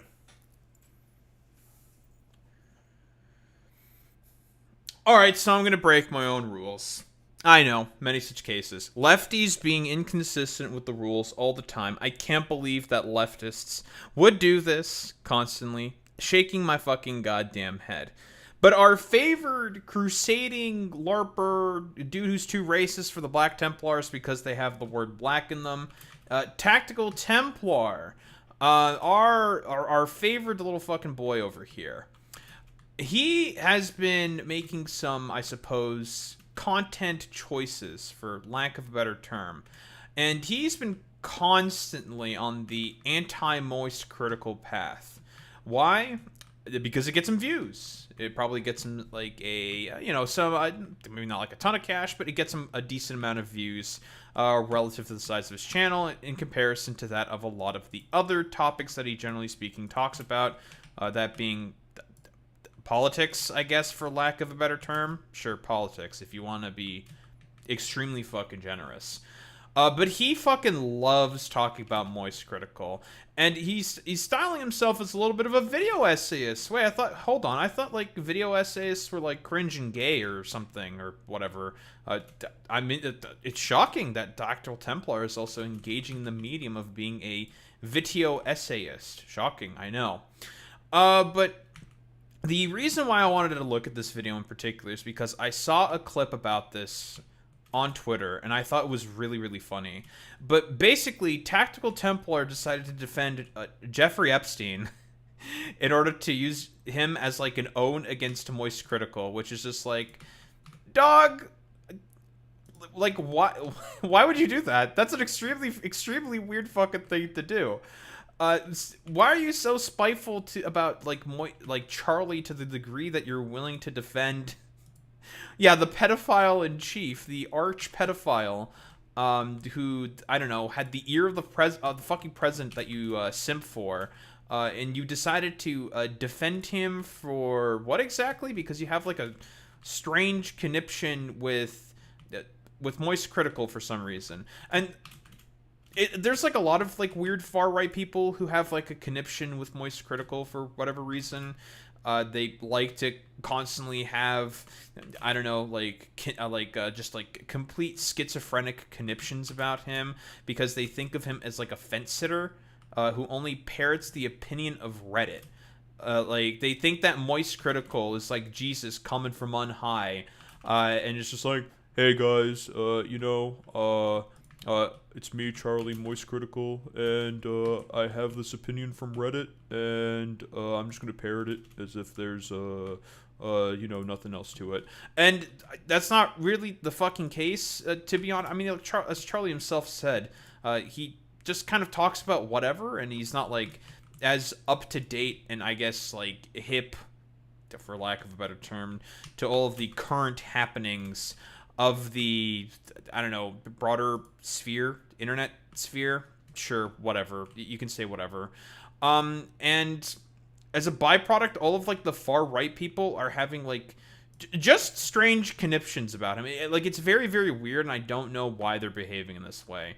But whatever. Like, as Sun Tzu once said, why basically, what's the fuck it's saying? Why basically stop your opponent from making their own mistakes? I don't remember the fucking quote. Whatever. It goes along there. It goes along those lines to the effect of, if your opponent's making a mistake, why stop them from making a mistake? Blah, blah, blah, blah, blah. But here, preamble aside, I've been going on a little bit long with this. Templar, what do you got for me, buddy? Thank you, YouTube. Brothers, to say that I'm not a fan of Moist Critical would be an understatement. I made it no secret over the years what I think about this guy. I think he is somebody that gets his opinions from other people. He doesn't really have the ability to think through things on his own. He doesn't do his own research. And very often, you see him parroting... Okay, this coming from Tactical Templar is extremely fucking funny to me.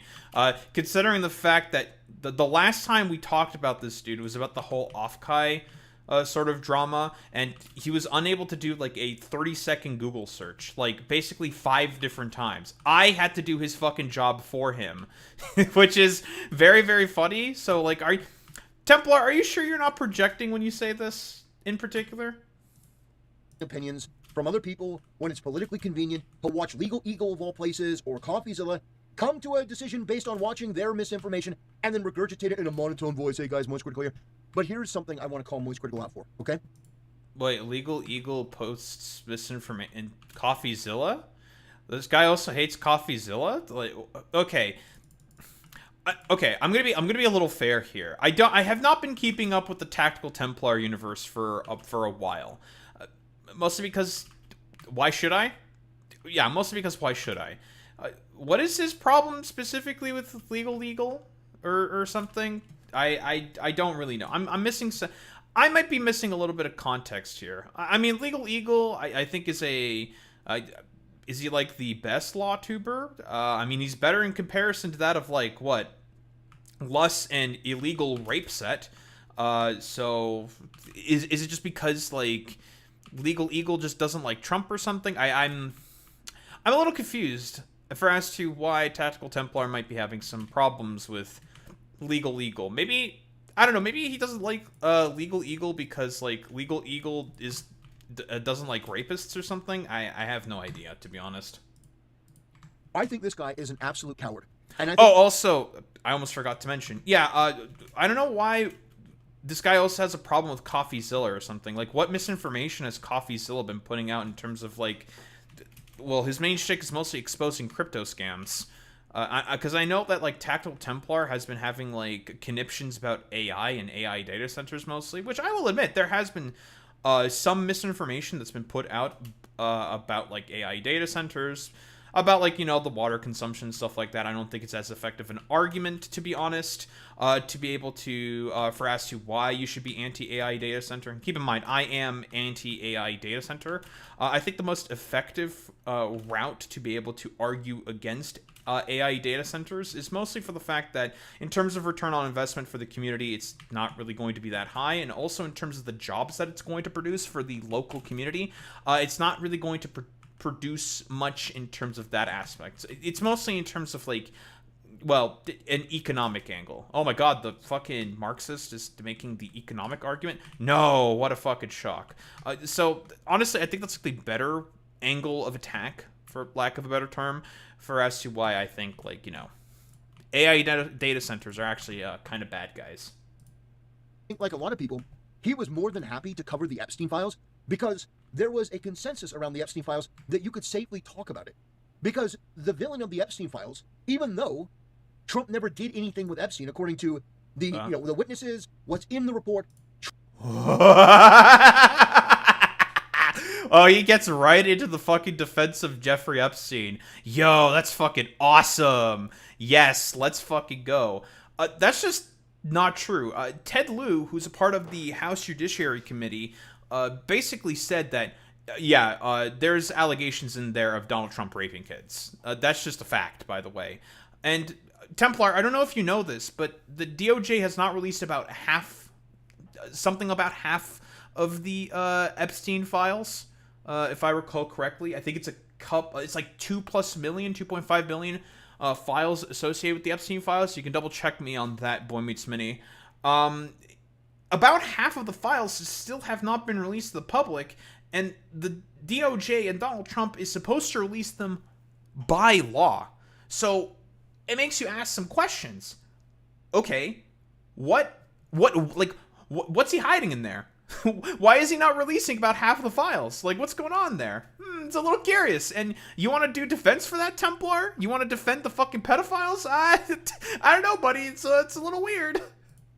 Trump and Epstein were not really friends. Like, he kicked him out of his club. We've seen so many stories. So that's already inaccurate. The reason why Trump and Epstein got into a fight was over a real estate deal.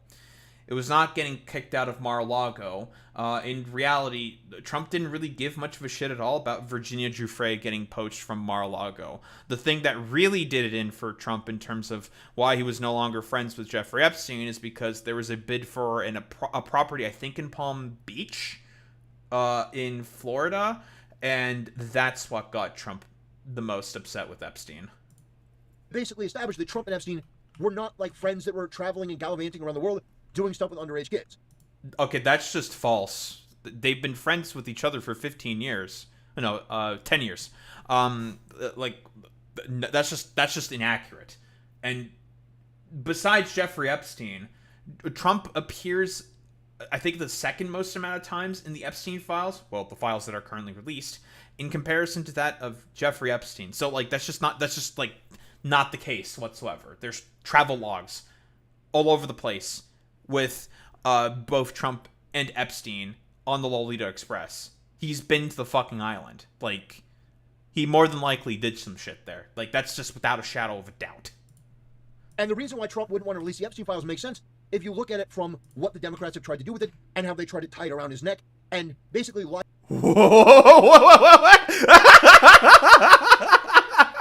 Dude, yo, gee, I wonder why the fucking Democrats are trying to tie the Epstein files around Trump's neck. Bro, hello? He's the fucking president of the United States of America, and he might be a fucking pedophile. Hello?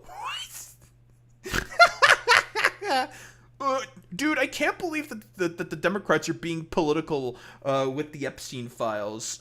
I can't believe that they would be doing that. Dude, God, that's so fucking funny, dude. Like, buddy, this wouldn't have happened if Trump didn't say in that CBS interview, I think it was CBS, while campaigning in 2024, that he was going to be the one who released the Epstein files. He's like, yeah, I'll release the files. Well, I don't know about that one, actually, guys.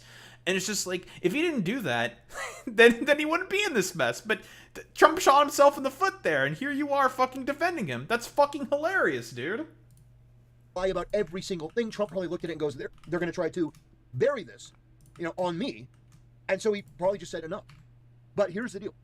What? Templar.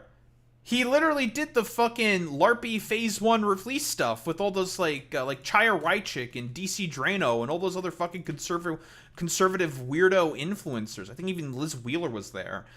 He did all of this, like media ops about the release of the fucking Epstein files. Like, buddy, like... This is fucking awesome. He's defending Epstein in order to fucking get an own on Moist Critical. God, that's so fucking funny, dude. Buddy, like, he did this whole, like, media tour, photo op shit to try to bury it. Congress had to release a law in order to be able to finally make this this fucking pedophilic, avaricious dipshit actually release the Epstein files or compel him to release the Epstein files. Like, Templar, I don't know why you're dying on this hill. This is extremely fucking weird.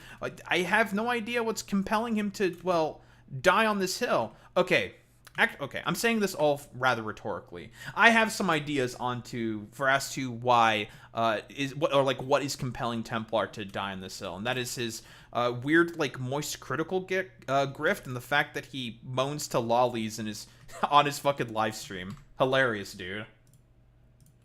Here's the deal. There was a report. It was a report from the UK, Rupert Lowe. This report claims that over 250,000 underage white British girls had been groomed, abused, and even... Why the fuck? What? Okay. Why are we moving the fucking goalposts? Hello? What? First off, the Rupert Lowe numbers are heavily exaggerated. We can definitely say that absolutely it is the case that the UK, for some reason, was like just covering up a bunch of the rapes that were happening within the UK, right? We have to fucking admit to that. Like, absolutely, like that was happening for sure. To the extent that it was, again, like 250k girls in I think it was about 10 in the span of 10 years, that number is heavily fucking disputed. And it's probably an over-exaggeration for Rupert Lowe for the express purpose of, getting fucking political points because politician. But again, why the fuck are we doing this like weird whataboutism about Rupert Lowe in order to just shift the goalposts away from Jeffrey Epstein? This is extremely weird. Raped by mostly Pakistani Muslim men. Well, Moist Critical hasn't done a single fucking video on that. Not one. Asmongold did a video. He read the whole thing on stream. 7 hours. I read the whole thing on stream. 6.5 hours. Sure, man. I covered the whole thing. It was horrific. Now, when it comes to Epstein, Moist Critical... Okay, listen. Templar. Okay, we're doing the meme. We'll do the fucking meme. We're doing the meme. Templar, you really don't have a place to talk about rape when this is your fucking position on rape. Let me grab the fucking clip real quick.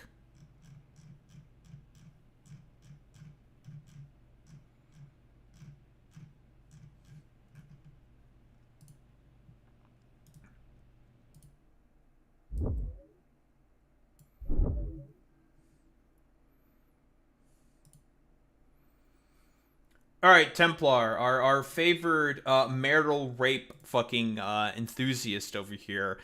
Buddy, you really don't have much of a place whatsoever to defend anything about marital rape when, again, this is your fucking take on it, bro. Or, I especially love your takes on marital grape. Have you ever participated in the act? If so, I salute you. What the fuck are you talking about? I love your take on marital grape. There is no such thing as marital grape. When you get married under the church, you fucking inbred invalid retard. When you get married under the church, you become one body, one flesh. So when you are married, consent is implied. Oh my god, bro. Oh, hell no, man. What the... So, Templar, are you sure that you want to be, I don't know, this gallant defender or anti, like fighter against rape when you fucking say shit like that, bro? Like, I don't know, man. Are you sure you want to fucking say that, little bro? I'm just saying. Well, I mean, he can't get enough of it. I mean, you look at, he's doing all these videos about Epstein. Look at all these things he does about Epstein. Uh-huh. I mean, he can't get enough. It just goes on. So, okay. Not all these are about Epstein, but a lot of them are. A lot of the videos that he was doing was about Epstein. Like, you look at this. Well, they're still releasing the files, too. She's talking about the files. More bad news. That's 3. That's 4. That's 5. I mean, okay. So the reason probably for as to why Moist Critical is talking about the Epstein files, if I were to take a guess, is because it's a pretty, like, simple subject for a lot of normies to be able to sort of, like, latch onto and just, like, be able to talk about pretty easily. Because a lot of people are, understandably concerned about the President of the United States potentially covering up, as you're saying right now, Mimi, the fact that the President of the United States of America, the most powerful man on the planet, is covering up the fucking Epstein files, or at the very least is covering up about half of the files. So, like, I think it's reasonable for the American people who, voted for him, decided to put him in a position of power, would like to know if the president, the most, again, powerful man on the planet, may be a pedophile or not. Yeah, I think, okay, let's just say, I think it might be kind of reasonable. And I mean, it's a pretty easy topic for a lot of normies to be just kind of, for them to just basically get into. And as a byproduct of that, like, it's a pretty, like, simple, palatable, topic for a lot of these people to get into. It's scandalous, it's salacious, it'll get views, absolutely. But I think it's pretty reasonable that a lot of people are concerned about the fact that, well, the president may or may not be a pedophile. That's a good point there, Mimi Melty Buns. The thing with all the other files, for example, that Trump said he was going to release, he said he was going to release the stuff on, like, UFOs and aliens. He still hasn't done that. Same with, like, the JFK files and the MLK files. He still hasn't done any of those releases of those files. So, like, what are we doing here? Like, they've not released the actual, like, meat and potatoes of those files. He's just doing all this, like, piecemeal stuff to, again, just, like, grab the keys, jingle them in front of his fucking dumb fuck audience of, like, sycophantic weirdos like yourself in order to cover up for the Epstein files, which he himself promised to release. So, like, I don't know, it's one of those fucking things where it's just like, cope and seethe jack? Yeah, fucking cope and seethe jack. The 6, 7, 8, 9, 6, 7, 10, 11, 12, 13, 14, 15, 16. That's 17 videos, and that might not even include all of them. But if you look at... Notice what Templar is not saying here. Charlie mostly talks about the Epstein files when it's in the news. So, I mean, he was talking about them right around the release, right around, like, mostly when the news is talking about it, when the news is specifically speaking about it. Because otherwise, I mean, either that or, like, chat brings it up to him. So it's one of those things where it's just like, well, okay, it's a little, like, he's not, like, someone who's, like, constantly covering the Epstein files. I mean, CoffeeZilla also, talked about the Epstein files as well, because that's, like, kind of a shtick. He, like, covers topics that involve, like, you know, with a lot of scams, a lot of grifts, and you know, standard shit like that. That's kind of like the shtick here. And the Epstein files, again, it's like a huge news story. It involves the president. It's highly scandalous, easy fucking ratings. They can make a lot of money on that.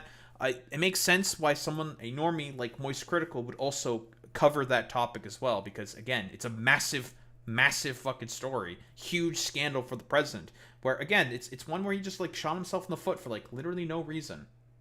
Well, so what's up? I didn't say this at the beginning because mid-segment, but what's up, Mimi Melty Bun? How's it going, buddy? If you look at UK report, you look at that. Why are we still... Nothing on his channel about the UK report where 250,000 underage white British girls were brutally raped, groomed, abused. Some of the stories... I mean, okay, first off, we're still shifting the goalposts, and would you actually have a problem with that, Templar? I'm just saying, you literally are just... You are the same dude who went into a lolly VTubers chat live on stream and started fucking moaning there, bro. Like, you really don't have a place to talk when it comes to rape of little girls, bro. Stories that we went over were so sickening and absolutely, like, diabolical. Doesn't even do it justice. This was evil. And this guy didn't cover it once. Didn't talk about it, didn't mention it, didn't tweet about it, nothing. What an absolute coward. And you know what? Well, yeah, because the problem with the Rupert Lowe report, not to say that what it alleges, again, is not bad. Obviously, it's fucking bad. But the problem with the Rupert Lowe report is that it's exaggerated and that it's not exactly true either. That's the issue with it, right? Like, here's the thing. Like I said before, is the British government, for some reason, very, very, like, tense and not very interested in talking about the findings in the Rupert Lowe report, or the general sort of, like, tendencies of a lot of rapes to happen within, say, I think it was, like, mostly specifically London is what the Rupert Lowe report talks about. Yes, absolutely. Absolutely. I don't know why the British government are, like, very, very, I don't know, like, wary about the findings within within the reports. It's a little strange, right? I'm not gonna... Obviously, that's undeniable. I don't know why the UK government is acting this way.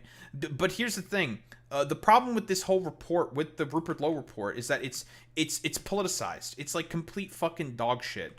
It's gotten to the point where, at this point, for Rupert Lowe specifically, it's all about the whole politicization of it specifically. And he's not actually interested in, like, protecting any of the people that got fucking raped by the quote unquote Muslim grooming gangs that exist within Britain.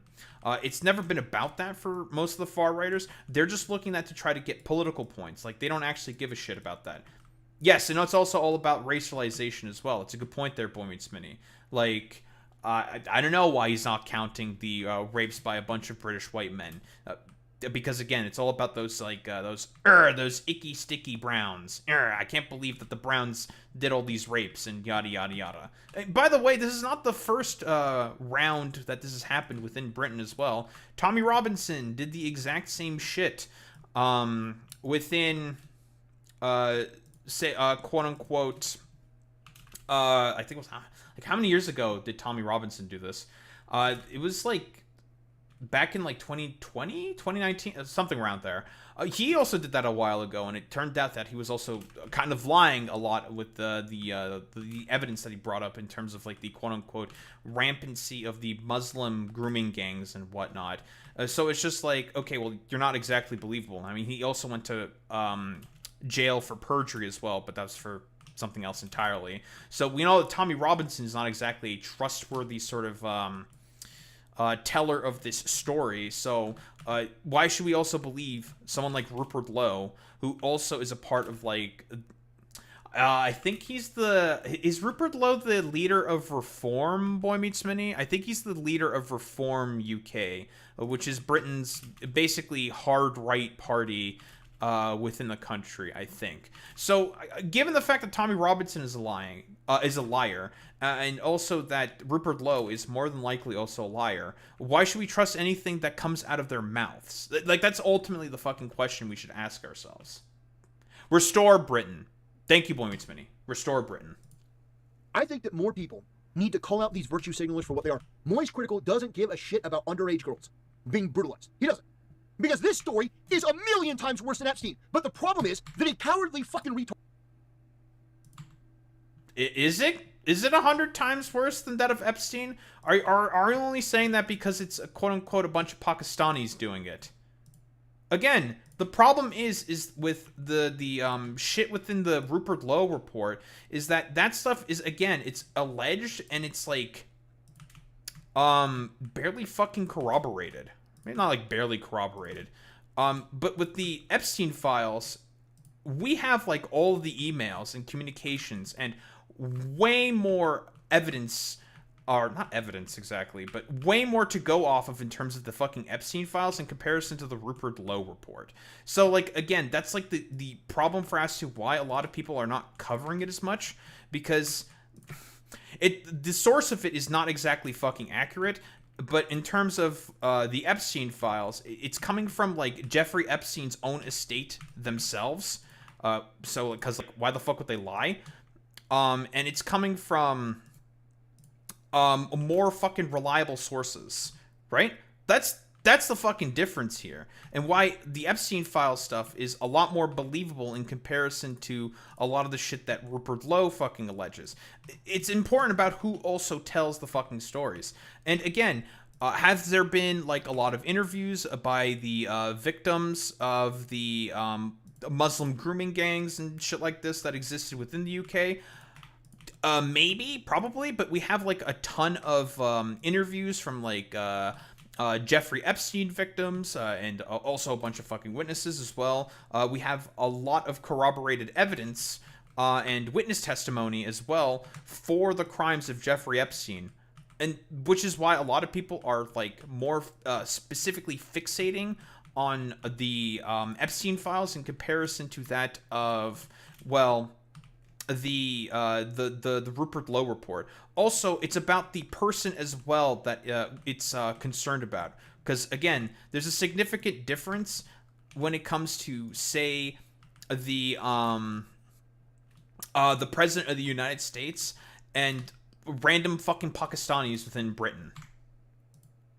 Hard like Moist Critical, it's not as safe. It's not as comfortable. You see, when it comes to Epstein, well, that was something that you could attack Trump on. And his audience, a brain-dead fucking troglodyte stoner retards, they could understand that. Trump bad. Okay. But Moist Critical is such a fucking diseased coward, such a greaseball. He looks at it and goes, well, but I don't want to be called racist. I can't handle any pushback. So, actually calling out... Wait, okay. What?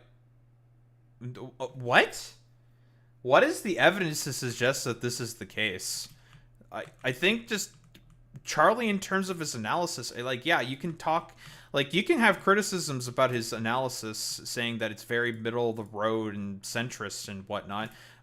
Sure, yeah, but that's just like kind of the content shtick or something. Like, I don't really understand what exactly is being implied here. So, like, moist critical is bad or something because he's, I don't know, trying to, like, factually take a look at a case and tries to cover it accurately, especially when it comes to something like sexual assault, especially like rape of little girls or something. Like, I'm a little confused here by what Templar is trying to say here. Like, he's having a problem with, I don't know, moist critical, making sure to go off of, like, accurate reporting of stuff. I don't know. I'm a little lost here, guys. I'll say this as a brown man. Is it true that South Asian men do SA? Yes. Is it true men everywhere do SA? Yes. Yeah, but unfortunately, I don't think Templar really gives much of a shit about that at all, because he himself may also potentially be an enthusiast of, well, SA. Again, like, this guy doing the whole, like, pearl clutching, maybe not pearl clutching, doing the whole, like, concern of the Rupert Lowe report in comparison to that of the fucking Epstein files is rather rich, coming from a dude who, again, is a defender of marital rape. So, like, this sort of shit coming from, like, someone like Tactical Templar just rings extremely hollow to me. These people that have done this unspeakable evil is, it's not as comfortable because, first of all, Legal Eagle is not going to cover it, and CoffeeZilla is not going to cover it, so Moist Critical would actually have to do his own research. Well, no. CoffeeZilla is an American creator, and same with Legal Eagle. Legal Eagle doesn't... It's not covering the fucking Rupert Lowe report, you fucking moron, because Legal Eagle is a practicing American lawyer. Why would he cover stuff about UK law, which he did not study for and did not take the bar for? That doesn't, like... Templar... Okay, I'm asking for a lot here, but Templar, you have... This is why you need to use your brain sometimes. And again, specifically when it comes to CoffeeZilla, he is also an American, so he's more likely to cover American topics. I mean, like, I think that's, like, pretty simple. Like, okay, dude, nice meme. And he's not gonna watch something from me or Asmongold to give him his talking points. So he's just gonna ignore it. It's been over a week. Not a single video. And that is disgusting. Sure, man. That is absolutely disgusting. You wanted to talk about Epstein because you knew it would get you views. Virtue and honestly, signaling. You didn't care about the young girls. That's what it says to me. That's what it says to me when you see something like this that's a million times worse and you don't even talk about it once. And I know... I mean, just the virtue signaling. Again, like, bro, you defend rape. You're okay with rape. You don't fucking give a shit about rape, man. Like... I don't know. This is just, like, very soylent charged fucking virtue signaling here from Templar. And it's just very boring. I'm going to be honest here. Know that you know that it happened because Asmongold's video got nearly 1 million views. Huge. Okay. And you could say, oh, well, but maybe he doesn't go online. Yeah, maybe just Moist Critical missed it. Really. I find that... Yeah, Charlie has said that before. He doesn't stream all that often. And he just, when he covers a video, he just, like, covers, like, whatever the fuck he feels like, or if chat brings it to his attention. And I don't know if his chat, who is probably mostly American, brought the Rupert Lowe report to his attention, because he probably mostly has American chatters, or an American audience. That I would assume. So, again, like, we're doing the soylent charged, like, virtue signaling here with Tactical Templar, because, again, like... These are like the videos that bring him a bunch of views on his fucking channel or something. Like, okay, bro, nice meme. Extraordinarily hard to believe that you have a situation that's 1 million times worse than Epstein, because not only did 250,000 plus girls over the last 70 years get violated in this unspeakable way, but the government was complicit in it. The UK government was complicit. Some of these stories made the hair on the back of my neck stand on end. It was so unbelievably disgusting. Where some of these girls who were I find it very funny how there was a lot of similar testimonies and stories as told within the Epstein files, but for whatever reason, it didn't make the hair on the back of Templar's neck stand. Because I can only assume that the violence that was perpetrated in the Rupert Lowe report that's being alleged was probably extremely similar to what was also alleged within the Epstein files, if I were to take a guess. If I were a betting man, of course. But you notice how Templar is, I don't know, not having the exact same sort of, like, vitriol and contempt for that, or the same sort of, like, emotion for those specifically. Again, this is why I just say it's a virtue signal, specifically. He's just trying to use this as, like, a pathetic attempt to try to get some dig on Charlie for some reason. And it's just, it's very cringe. It's just extremely fucking weird. were returned by the police to their abusers. There was a culture of this. They knew it. And people in the DHS, people in the NHS, people in law enforcement, judges, they all knew what was going on, but they didn't want to be called racist. So they let this go, and they let it slide. Not one word from Moist Critical on his channel when he did over 10 videos on Epstein.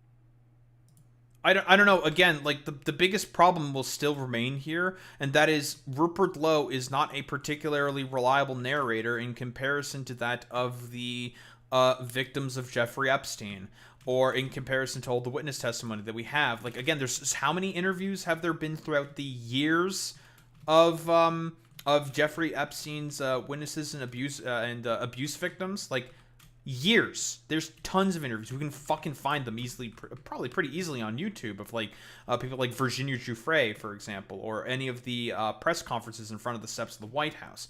We can find those very easily. I've done videos on those as well, talking about them. But again, in comparison to that was what was being alleged by the Rupert Lowe report of the quote-unquote Pakistani grooming gangs.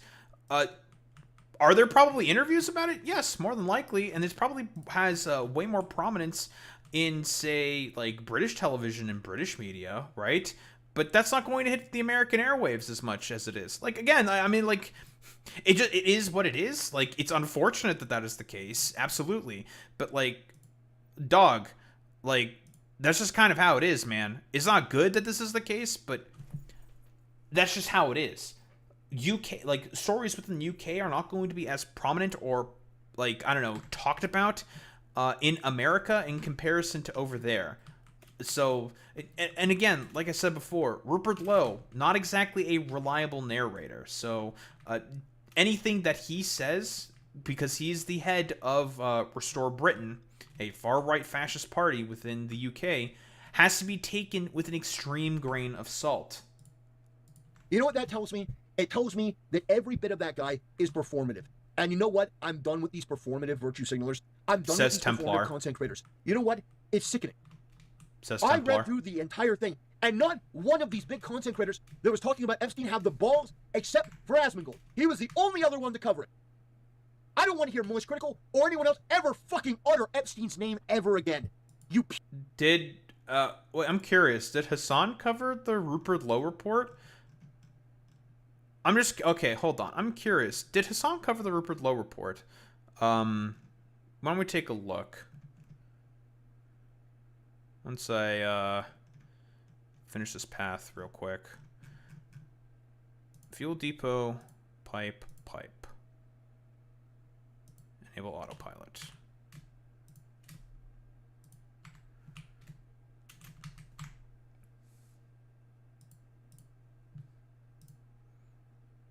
And that should be staters working. Rupert Lowe Hasanabi.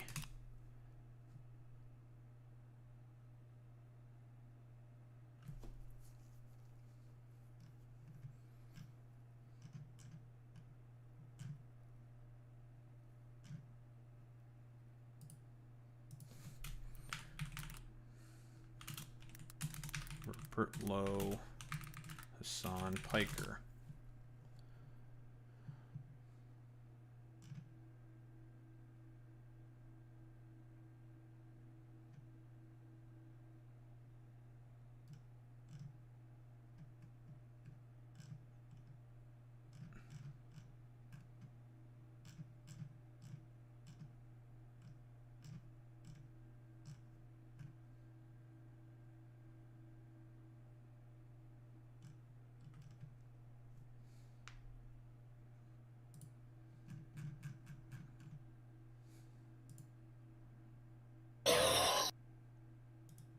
Alright. That was very loud and annoying.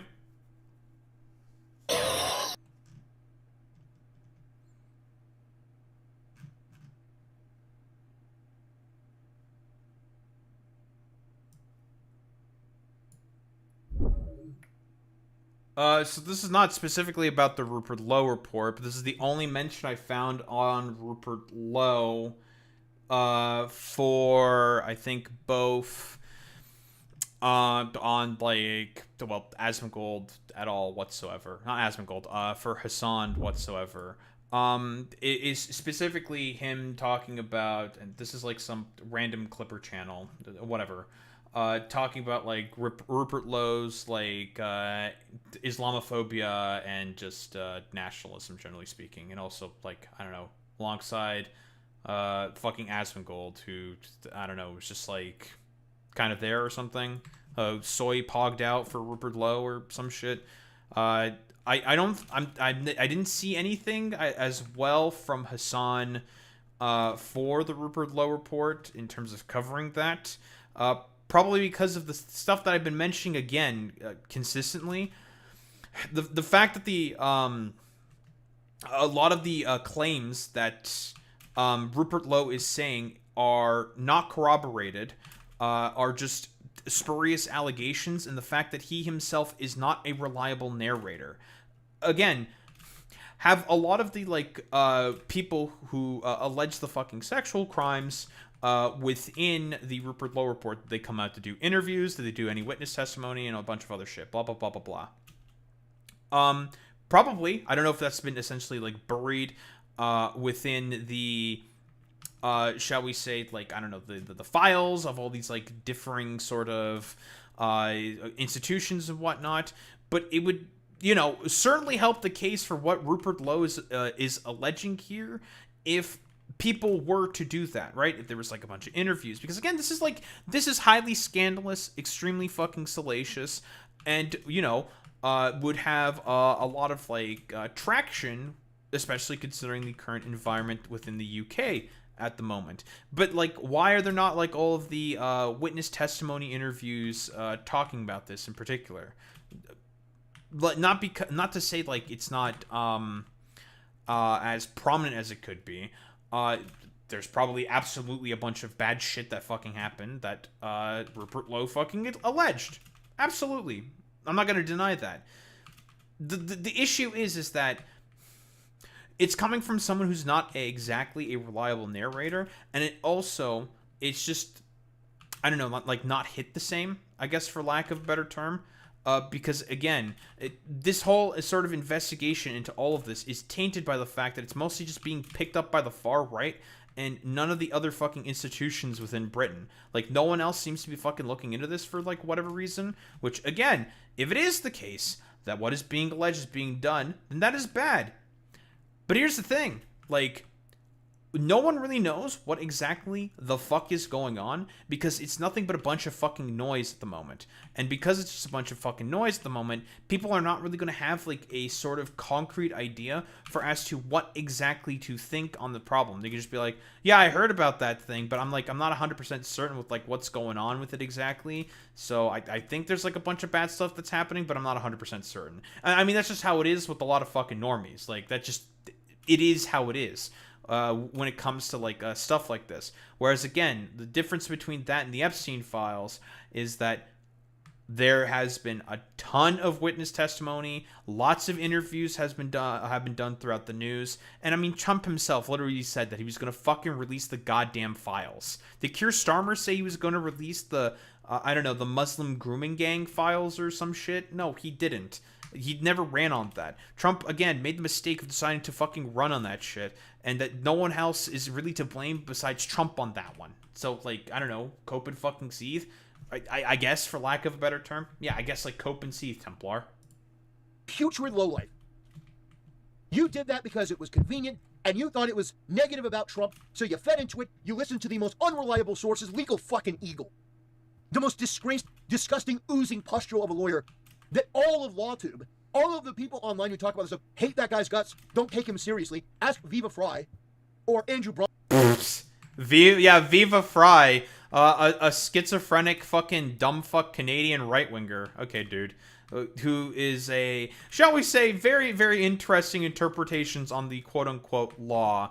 If you were to ask Viva Fry for a lot of his, like, interpretations for law. Yeah, sure, dude. Yeah, Viva fucking Fry. Nice meme, bro. Bronca, or ask Andrew Esquire. Ask any of them. Ask any of them what they think about Legal Eagle. He's a fucking show. But Charlie goes to him for legal advice online. So, whoa, all the, like, far-right dumbfuck lawyers think that Legal Eagle is a joke, probably because of fucking partisan reasons. Not because they actually think Legal Eagle is a joke. Like, okay, dude. Like, nice meme.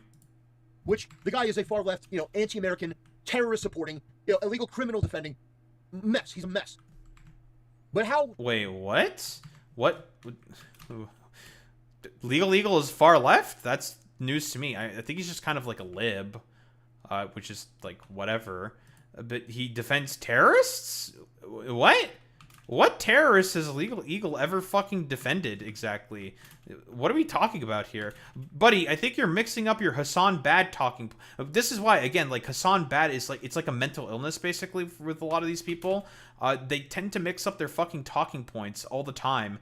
For what exactly? Because it's all just like melded together into this like degenerating amalgam of just like, I don't know, like chaos and sheer nonsense, because they all just hate the exact same fucking people, but they don't have their ducks in a row. So they're just going to be like, oh yeah, Legal Eagle supports terrorists. He supports Hamas Piker. He's a bad guy, bad dude, not good, blah, blah, blah, blah, blah. And it's just like, bro, what are we talking about here, man? Like, seriously. Like, we're just saying, like, words? Or something. I don't know what's going on here. Like, I don't know why we're bringing up, like, Legal Eagle, quote-unquote, being a terrorist supporter.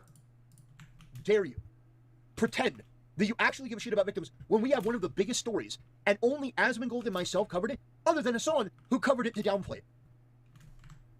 I am just... Wait, what? Huh?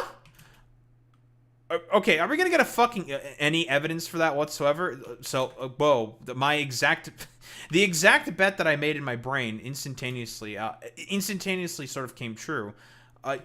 Hassan downplayed it? What evidence do you have for that exactly? Can we get a clip? Any clips? To say that Hassan downplayed the allegations within the Rupert Lowe report? Like, what are we talking about here? Like, what evidence do you have to substantiate that, Templar? I would love to know if that were the case, because that's certainly something you can criticize Hassan on. Although, if I were to make a bet, more than likely what Hassan talked about is the fact that Rupert Lowe is not exactly the most reliable narrator for a lot of this stuff that he is alleging within his report. And if I were to take a bet, that is more than likely what he's talking about there. I've had enough. I've had it with the performance, with the virtue signaling. These people don't care. All of you this is coming from Templar that went after Chibi Reviews, none of you had anything to say either. Oh, we don't like Chibi Reviews because he's a pedophile. But not a word for actual pedophiles that are actually on record in this report doing this. You don't have anything to say? Buddy, you're the one who literally defended defending Jeffrey Epstein in this fucking goddamn video. Like, what are we talking about here? Hello? Also, like, did fucking Moist Critical make a video on Chibi Reviews? Like, what are we talking about here? Like, again, bro is just, like, it's just like an amalgam of fucking talking points. It's, like, forming into this, like, dumb fuck homunculus of just, like, dumb, bad talking points that he's, like, putting all together because he's just, like, having a rage crash out moment here. Like, bro, what are we doing here? No motion, no energy towards that? You just want to complain about Stellar Blade 2? You fucking losers? I've had it. I am done. It is unbelievable to me. People gave so much life and energy into the Epstein files. They demanded the Epstein files. But this, underage white British girls, over 250,000, not a word. I find it very funny that he's always hyper-specifically fixating on the fact that it is white British girls as well. I wonder, are you sure that those are the only ones who have gotten raped overall in fucking London? By all these quote-unquote Muslim grooming gangs or something, Tactical Templar? Or, again, is it the fact that that's what's being hyper-specifically fixated on by Rupert Lowe, who is a far-right fucking weirdo, and he has an incentive to make it only about white British girls. I wonder why he may be doing that. Couldn't be for any reason whatsoever.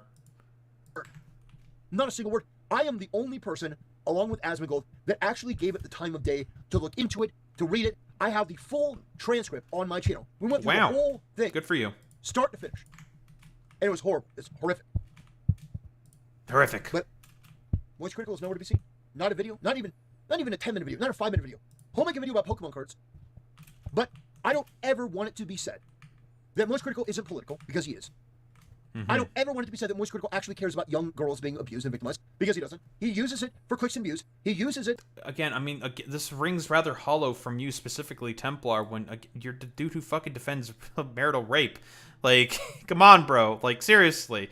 This rings so fucking hollow from you, little bro. For content, but actually, when it comes right down to it, when you have one of the biggest stories in the world, you have something that actually could use his channel, his reach, to talk about this. Again, like, in comparison to that of the fucking Epstein files, again, like, should more people be, you know, talking about the shit that's going on with, like rapes and shit happening within Britain, with like women that are happening there. Yeah, absolutely. That's not the contention that I'm having. The issue is that, again, a lot of this is coming from a highly unreliable fucking narrator in Rupert Lowe, which, again, is going to be a big problem for this fucking story, because it's all just like a confusing maelstrom for a lot of people, and it's just like, yeah, I'm not 100% certain what exactly I need to be able to believe here, or what to think here, because it's the problem is, like, Rupert Lowe does a terrible job at framing this, making it about as partisan for his politics as possible. That's the fucking issue, and why a lot of people are just like, yeah, you know, there's this, like, Rupert Lowe guy, and there's, like, apparently all this stuff that's, like, going on with, like, Muslim grooming gangs or something. I'm not exactly certain, like, what to fucking make of it, because it's all just been, like, politicized to shit by who exactly? Oh, the far-right fucking weirdos. That's the fucking issue here. Also, what I hate about Templar framing it this way is it's only rape that his superior white caste isn't doing it. Exactly, Boy Meets Mini. Because we all know there's plenty of fucking rapes that go on within Britain that's probably being carried out by a bunch of fucking white people as well. But Templar never is going to talk about that, because he's just like a racist little weirdo. This is how serious this is. He tucks his tail between his legs, doesn't do it. Also, like, just how performative the far right are about this as well. Like, the far righters have, like, no leg to stand on when it comes to like, rape and whatnot, when it's mostly like far right weirdos who do the fucking rapes. Like, they don't have really much of a leg to be able to stand on a lot of this stuff, because who are mostly the people that commit these fucking crimes? Oh, far right fucking weirdos mostly. Do anything. Now, I would like more than anything to be proven wrong on this. I would. My ego is not even in consideration here. I would love Moist Critical to prove me wrong. I would love him for him to come out and react to this and say, well, you know what? F you, I'm going to react to... I would, nothing would make me happier. But I'm just done. I'm so done with the performance and the games, the dirty games. You know what? I don't care. I don't care about these people anymore. It's so transparent to me. It's like when Neo was able to see the code of the Matrix. You know, when we were able to see the code of the Matrix, we can see that people like Moist Critical, everything is performative. How could you possibly not talk? Is the rest of this video just going to be him doing this, like, weird, I don't know, like, song and dance and performance here, or something? Like, is this going to be the rest of what's going on here?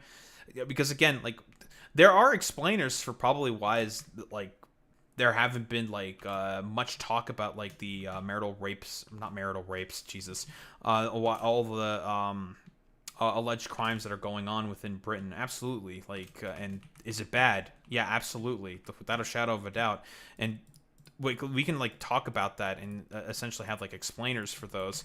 But the problem is that it's all been, like, politicized to shit, and there's not much of, like, a leading up story in comparison to that of what the Epstein files had in comparison, for, like, how vast, for how long it's been going, and just how, like, easy it is to get into all of this, right? Because, again, And this is the biggest problem with what Tommy Robinson was doing specifically, and why the lies that he initially did damages any potential traction that a story like this could potentially have. The reason why it's a bad thing, specifically, is because, well, who the fuck knows exactly what's happening with, like, the alleging of Muslim grooming gangs happening within Britain. Probably, I think mostly throughout London, I believe, is is where it's all concentrated in, I believe. When the main dude pushing the fucking story himself fucking lied about it. So again, like, that's the problem, right? With the with like a lot of like Me Too allegations as well. If you have one inconsistency, one lie within your story, and one fucking lie can basically just taint the entirety of the story and make it such that it is less people are going to get on board with it, and less people are going to fucking believe it. That's the fucking issue here, Templar. But again, bro does not care about any of that. Talk about this. This is one of the biggest stories that I've ever covered on my channel. Asmongold was willing to put 7.5 hours, and that was real work. He read through the whole thing. The whole thing, Asmongold did. That was like a major, major ordeal. Because there was a lot of shit in there. A lot of really terrible things. But I don't ever want to hear any of these streamers that talked about Epstein. Don't you ever mention Epstein again. You never cared. Epstein was a couple hundred girls. Maybe 2,000. That's terrible. It's disgusting. Yeah, okay, but the problem is, again, Templar, the reason why Epstein has more fucking traction, again, is because the President of the United States of America is involved, and some of the most powerful people on the fucking planet is also involved with that. Again, these are people who have brand, like household name fucking products, like Victoria fucking Secret, like Donald fucking Trump, like people also within Trump's fucking administration, like, guess who? Howard fucking Lutnick. These are all people, broadly speaking, that are currently around the President of the United States of America, who is the most powerful man on the fucking planet. So it's kind of within, and heavily, very much so, within the public's interest to know what exactly is going on with all this stuff with the fucking Epstein files. We keep hearing about it, and for whatever reason, the president's involved with this. Like, what's up? What's going on exactly with the Epstein files? That's why we're hearing much more about it in comparison to that of the Rupert Lowe report. That's why. We're talking about 250,000 plus. Because some of the girls couldn't report or talk about their issue because they killed themselves. How many girls ended their life as a result of the police turning their back?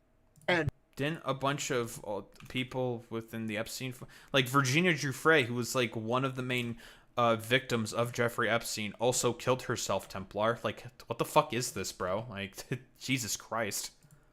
The NHS turning their back, and the legal system turning their back. Their families, in some cases, turning their back. Some of these people ended their life, so they can't be part of the story. And the number of them that did that, it's gotta be. Okay, listen, I'll be like a little edgy here, okay? I guess it's just like, well, I mean, if there was 250,000 people, they could probably find a bunch of other people they can talk about this as well. So like, I don't know why we're again being rather performative and virtue signaling about this. It's almost as if, again, the biggest problem with this story is that Rupert Lowe was more than likely fucking exaggerating in terms of the numbers here, and because of that, a lot of people are not going to be as tuned into a story like this. That is the issue. Also, what's up, Will? How's it going, buddy? Be big. But if Moist Critical really wants to own me, if he really wants to prove me wrong, Charlie, you know what? Go on stream and read the entire report yourself. Or, if you can't be bothered, then go on my channel and listen to the full thing. Or, if you don't want anything to do with me, react to Asmongold reading it. It'll take you probably 10 hours. Do it. I think that's probably the reason why he doesn't want to do it, because it would take a really long fucking time. The Moist Critical videos do not tend to be 10 hours long.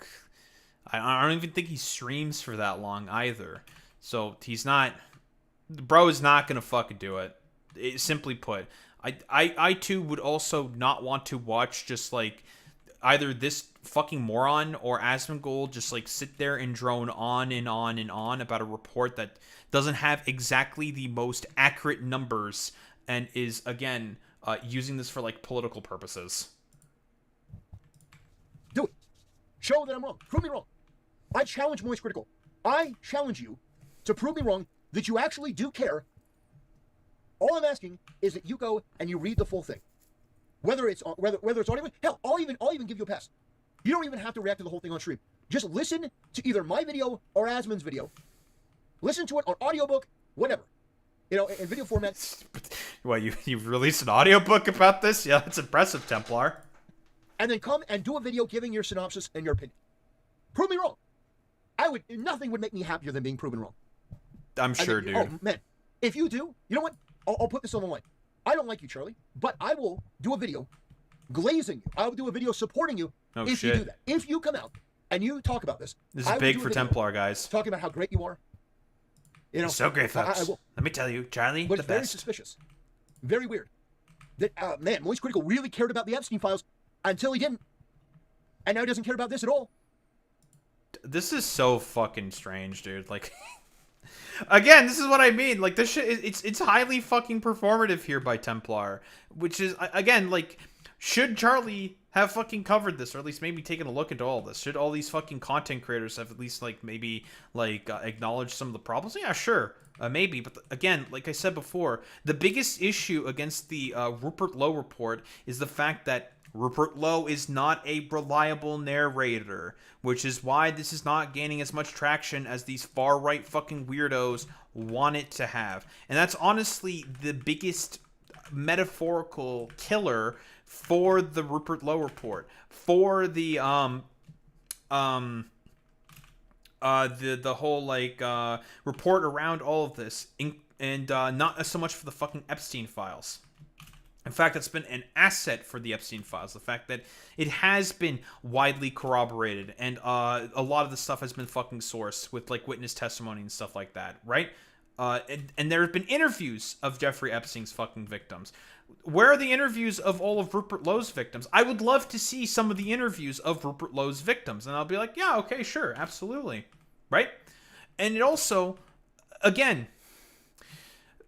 Muslim, like Pakistani men within Britain do not have the exact same reach or power as, say, the president of the United States of America or all the other fucking associated billionaires, like Leslie Wexner or Ehud Barak or like all these other fucking politicians or university professors, scholars and intellectuals who have had associations with Jeffrey fucking Epstein. Random fucking jabronis it's not as much of like it's not going to be as big or well known of a fucking story in comparison. Like, I'm sorry, that's just how it is, man. That's the current media environment that we are in.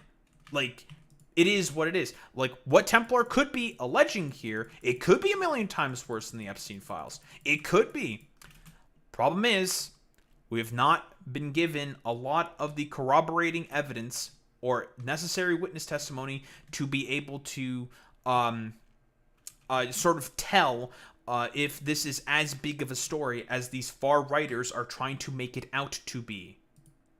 Man, isn't that interesting? Anyway, that'll do it. Thanks for watching. See you next time. I don't know, like, virtue signaling from a dude who's definitely fucking virtue signaling his, like, strange conniption that he has with Charlie is, again, not going to do any services for the potential victims of the quote-unquote Muslim grooming gangs that may or may not fucking exist, or definitely fucking exist to some extent within the United Kingdom, because, again, this has all just been, like, a maelstrom of just, like, not misinformation, that's not, like, accurate to say, but basically, like, it's just a complete maelstrom of shit that is essentially, like, led to this report not gaining the fucking traction that it is supposed to gain, right?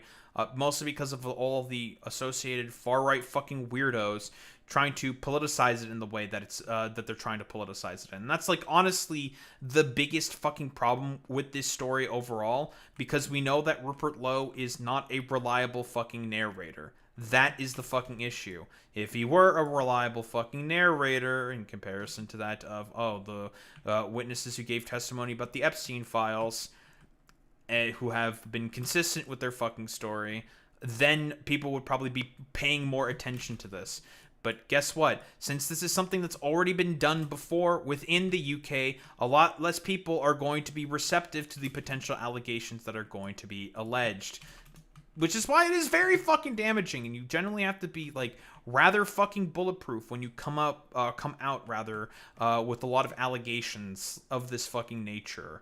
And that's the fucking problem, because it's all just been, like, I don't know, a bunch of far-right weirdos going, like, full schizo over this, and no one's going to be really receptive of all the far-right weirdos going, like, full schizo over all of this. So, like, again, like, I mean, if you want people to more care about this, then talk with the fucking victims, interview them, you know, news shows should talk with them. Absolutely. I don't disagree with that whatsoever. But mostly the only people that have been talking about this have just been like far right fucking weirdos. And that's why no one's like taking a look into all of this. Because also a lot of the stuff that's being alleged is also fucking heavily exaggerated, which is also not a good thing for the fucking story. Right? So I don't know, like there could be something there with what the Rupert Lowe report is alleging, but it's all just been like a complete maelstrom of just like far right weirdos that have been fucking talking about this.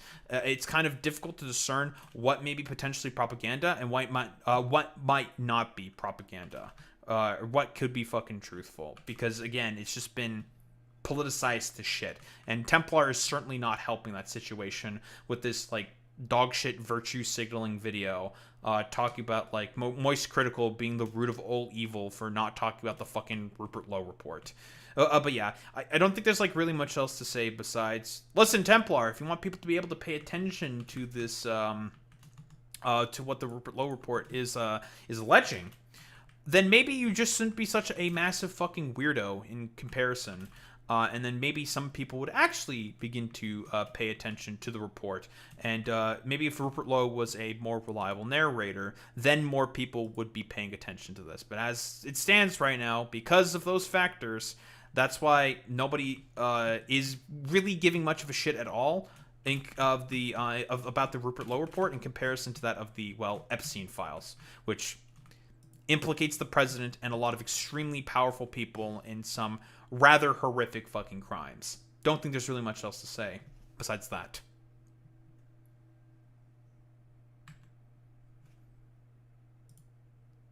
Very cool, very good.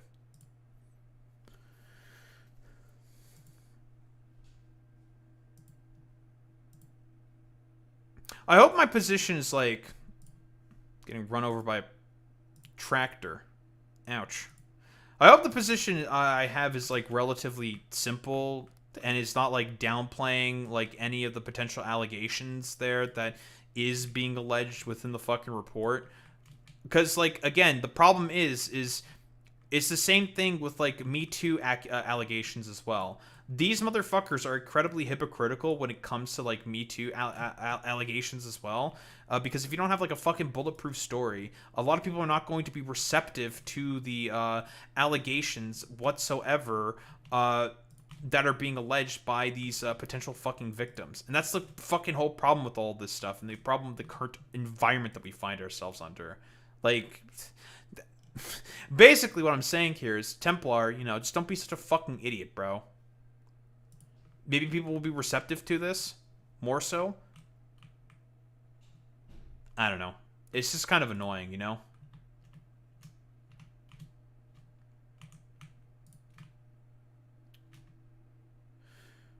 We're going to make a little setup here just for iron bars and plates.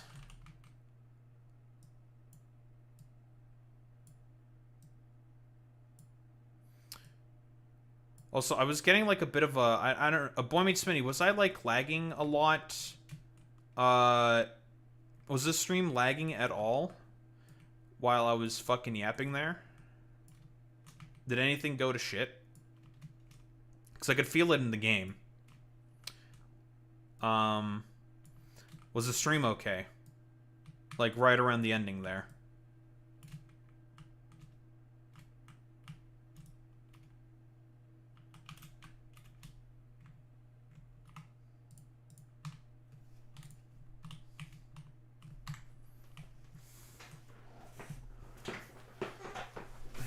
Yeah, Tactical Templar can't stop making a buffoon of himself on his stream and uploading crappy and lazy, poorly researched videos. Oh, that's like a part of...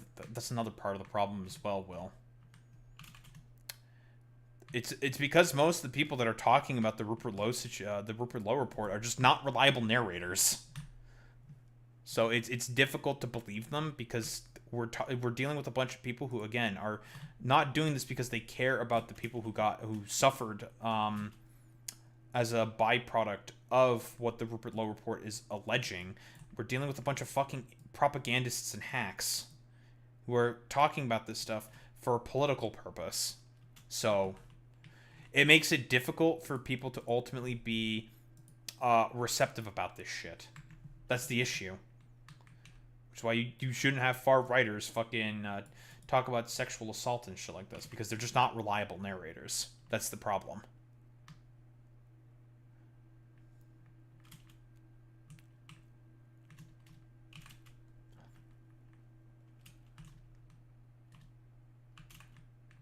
What?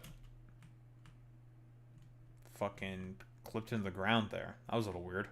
Jesus. Rather, clipped into that railing. Okay, so what I need to do now is to just put the factory together. That's what I need to do.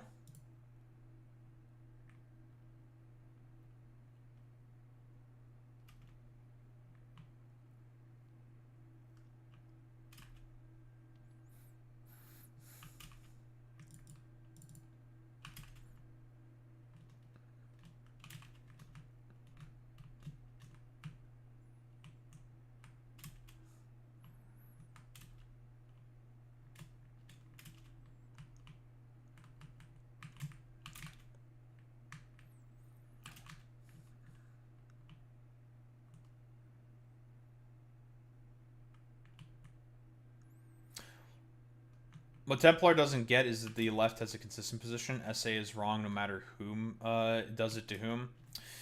That is a very fucking good point there, Boy Meets Mini. Right? Which is, again, it plays into the whole point of me saying that, yeah, the issue is with Templar, he's not doing this because he cares at all about sexual assault and women. He doesn't give a fuck about women or sexual assault. He's doing this for his own fucking political reasons. That's it. He cares more about his, like, Islamophobia and racism in comparison to that of actually caring about the potential crimes that may be fucking happening based off of what the Rupert Lowe report is also saying. Right? And that's the problem with the Rupert Lowe report as well. Right?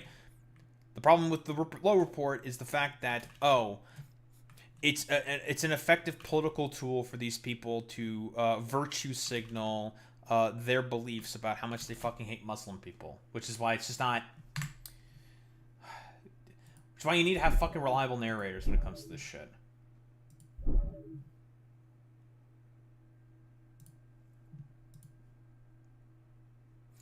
Two.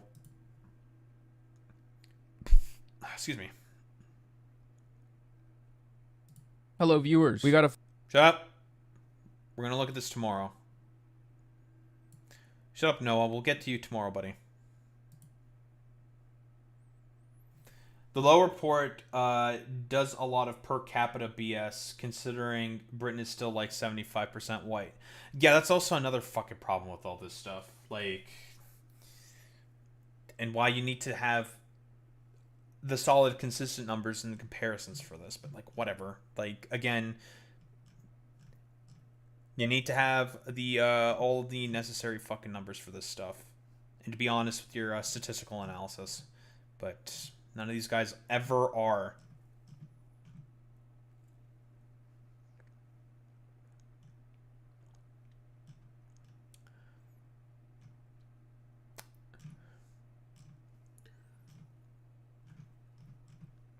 Alright. Let's talk about this fucking idiot.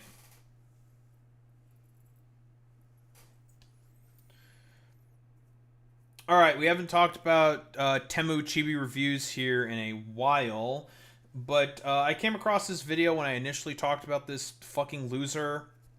Yonder back I don't know, like a couple months ago at this point. I think, yeah, like a couple months ago at this point, with the whole Hemamal situation, where he made basically a dog shit video where he, I don't know, jingled keys to his audience talking about Hassan and tried to do like very strange defense of fucking Saikuno. Trying to basically do the whole thing, just do the whole like incel talking point bullshit, because again, if you've ever seen what this fucking dude looks like, and then you look up the definition of an incel, you'll see his dumbass face there. Pretty simple, pretty fucking easy. But this video also caught my eye when I was looking through his video catalog when I initially did my coverage on the whole Saikuno, Hemamal allegations, and all the stuff that came out around that.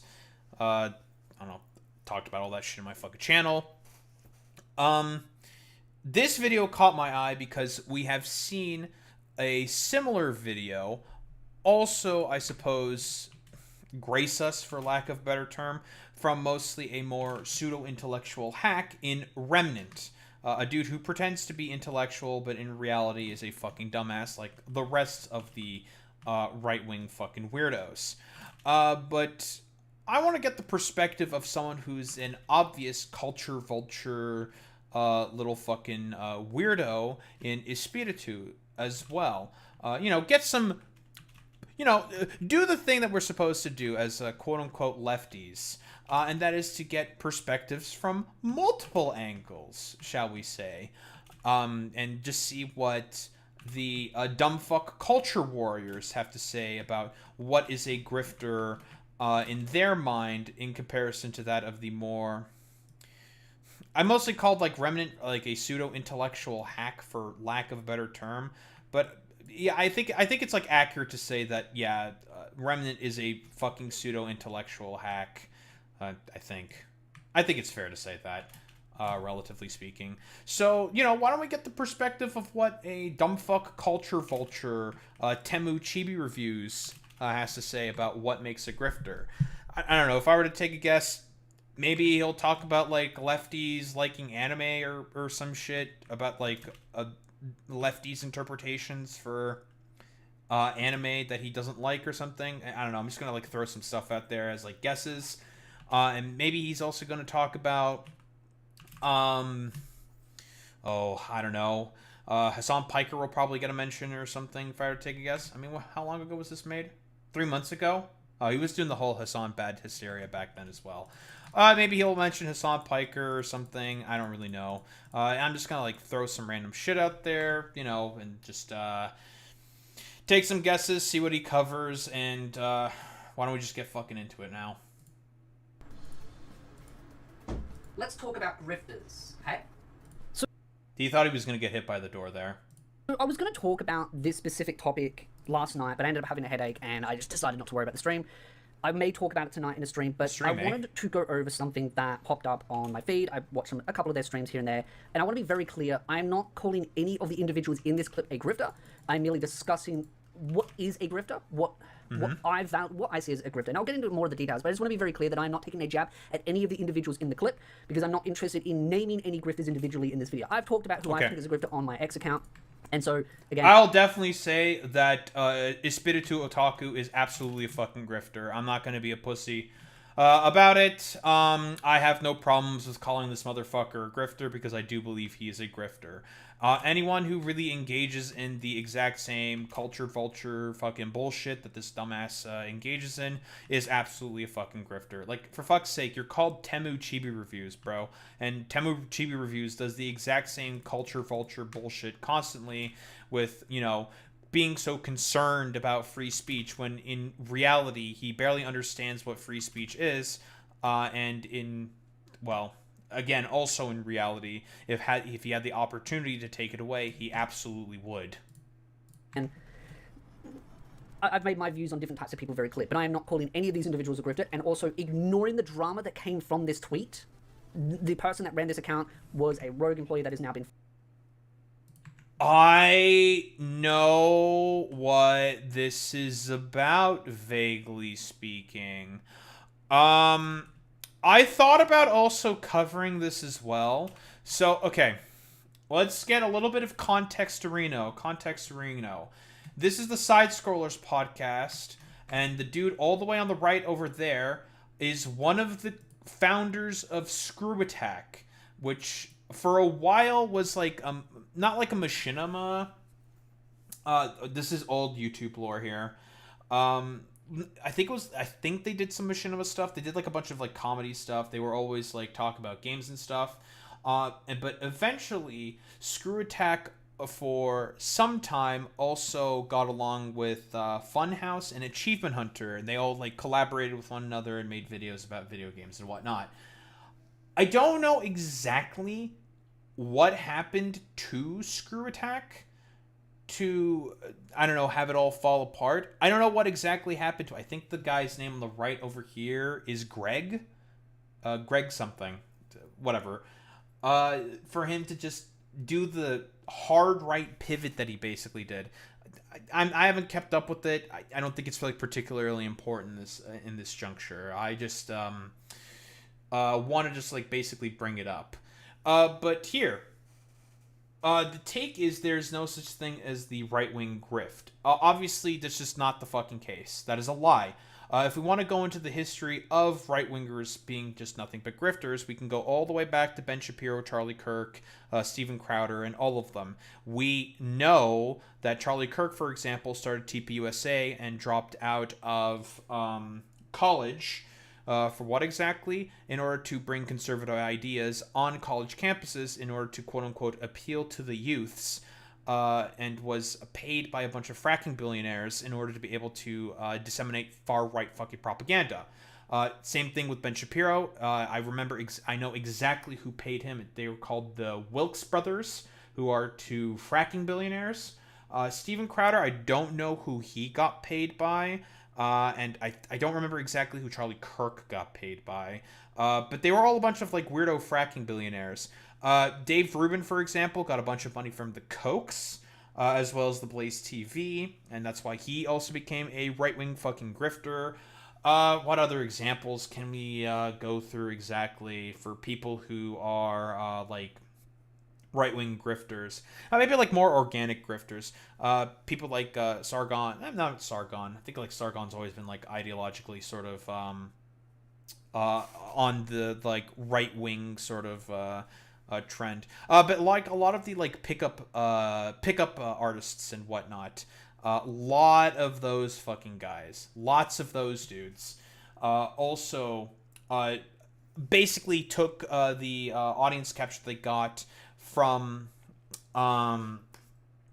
the far right because of their like pickup artistry and the general misogyny around all of that, and as a byproduct of that, basically wanted that grift for audience capture so they can make a bunch of money.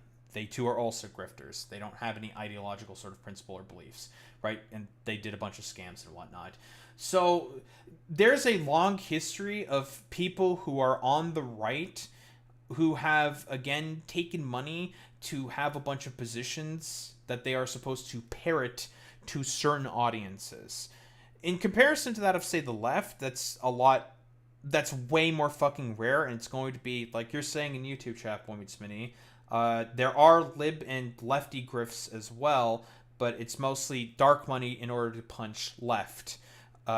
Most people within the left don't do it for spectacle or attention. They do it because they have ethics and principle. Like, I don't make money doing this, and I'm a fucking left-winger. If anyone who calls me a fucking grifter is just going to look like a complete fucking dumbass. So, I was not expecting it to exactly go in this direction. I mean, it could still go into any other particular direction as well as to what I may have fucking predicted.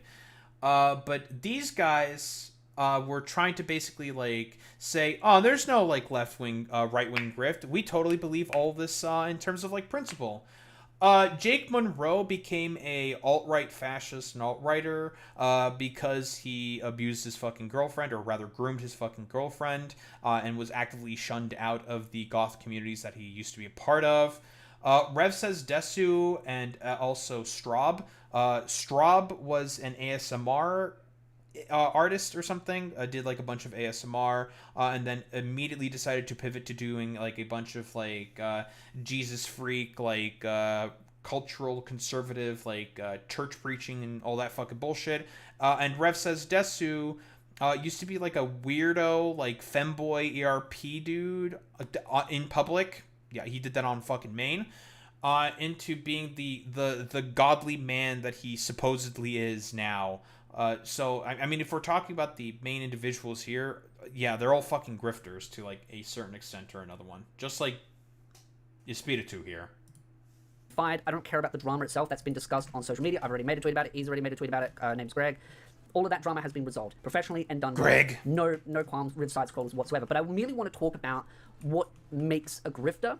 Mm-hmm. Right-leaning grifting as a whole, and also left-leaning grifting, and just the conversation itself. It's more of a conversation about the topic itself, but using the clip as a catalyst, not so much at them individually. I just want to be very clear, because again, I know some people might use this as, oh, you're attacking us, but no, not at all whatsoever. I have a lot of respect for all these content creators, and I'm on mutual terms with some of them. You really should not have respect for any of these fucking content creators. That doesn't mean, though, if they don't want to invite me on their podcast, more than happy to. But that's just my humble opinion. And also, I realized... Oh, I'm sure you would love to be on this fucking podcast, Espiritu. Yeah, I'm sure. What, like, afraid of the fucking growth numbers there, buddy? I'm just saying, because, listen, your pivot to, like, right-wing culture vulture bullshit, hasn't been working out for you all there. Hasn't been working out for you there well, buddy, huh? My fugly face is missing. There we go. Put it on.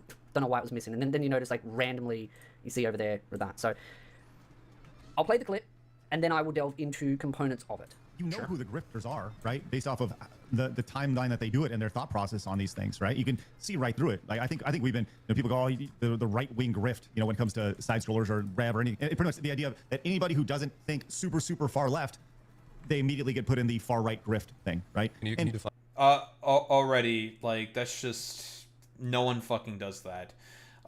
Most people who say that right-wingers are fucking grifters take sort of a look at their positions, take a look at their fucking consistencies in terms of their principles, and point out, for example,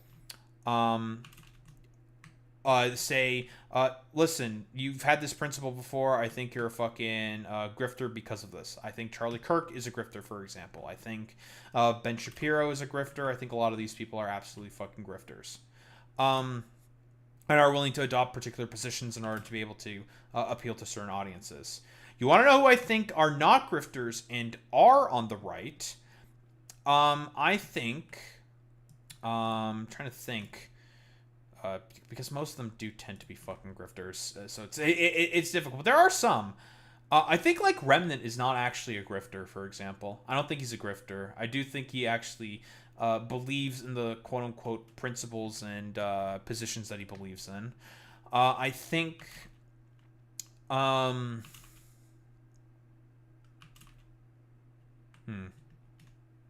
Who else? Who else is not a grifter amongst the right? Jordan Peterson? No, I've done a video where I do actually say he's a bit of a grifter. No, not Jordan Peterson. Man, this is actually kind of hard. Who amongst the right are not fucking grifters? Like, I mean, very often to be a right-wing content creator, like, the prerequisite, I mean, basically requires for you to be a grifter. Like, I mean, you essentially have to shed a part of your soul in order to believe the non-reality that right-wingers, generally speaking, believe in.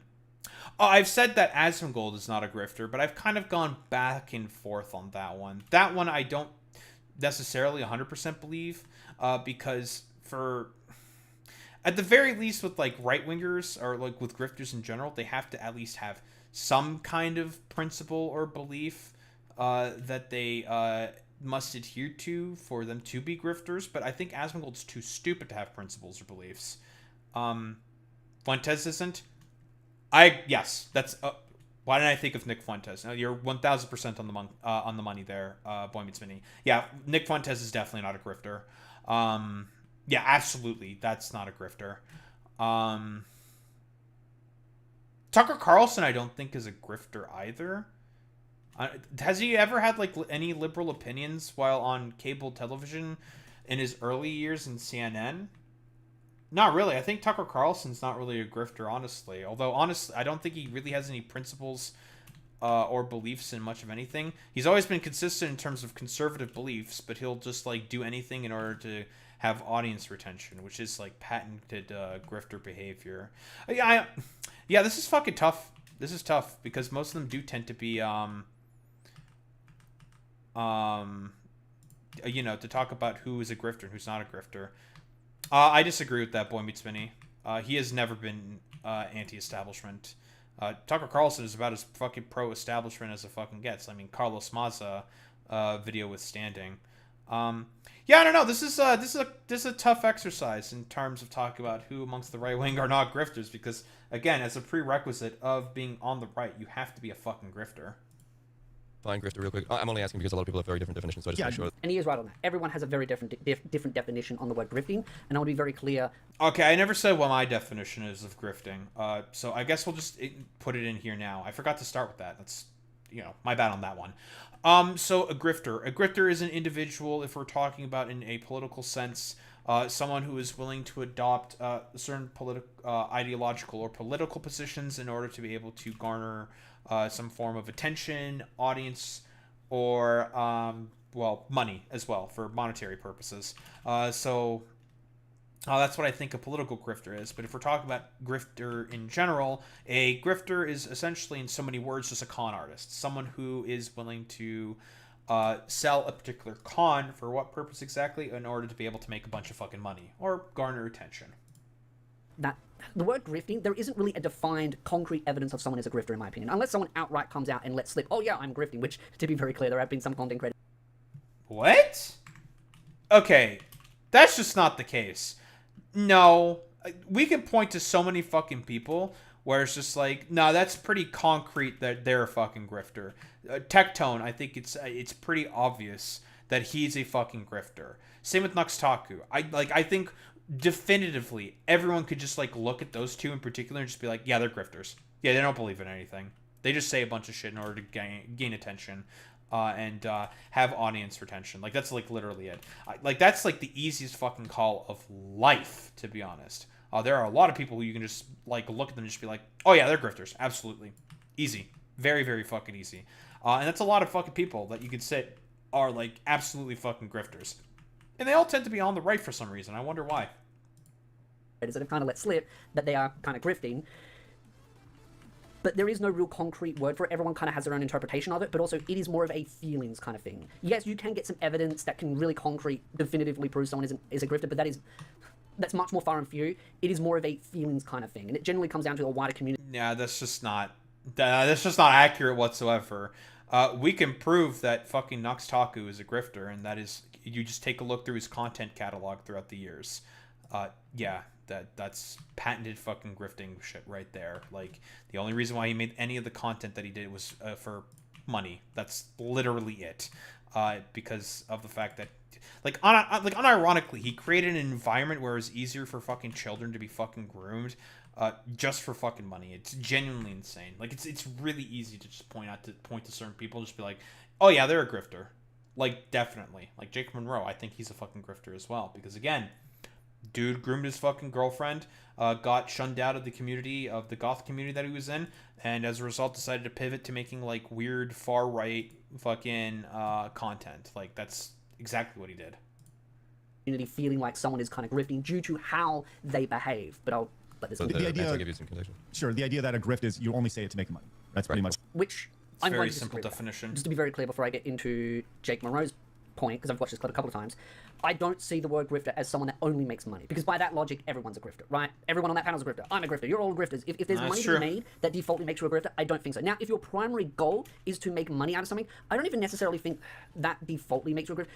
Yes and no. It really depends, right? Like, again, a job is a job.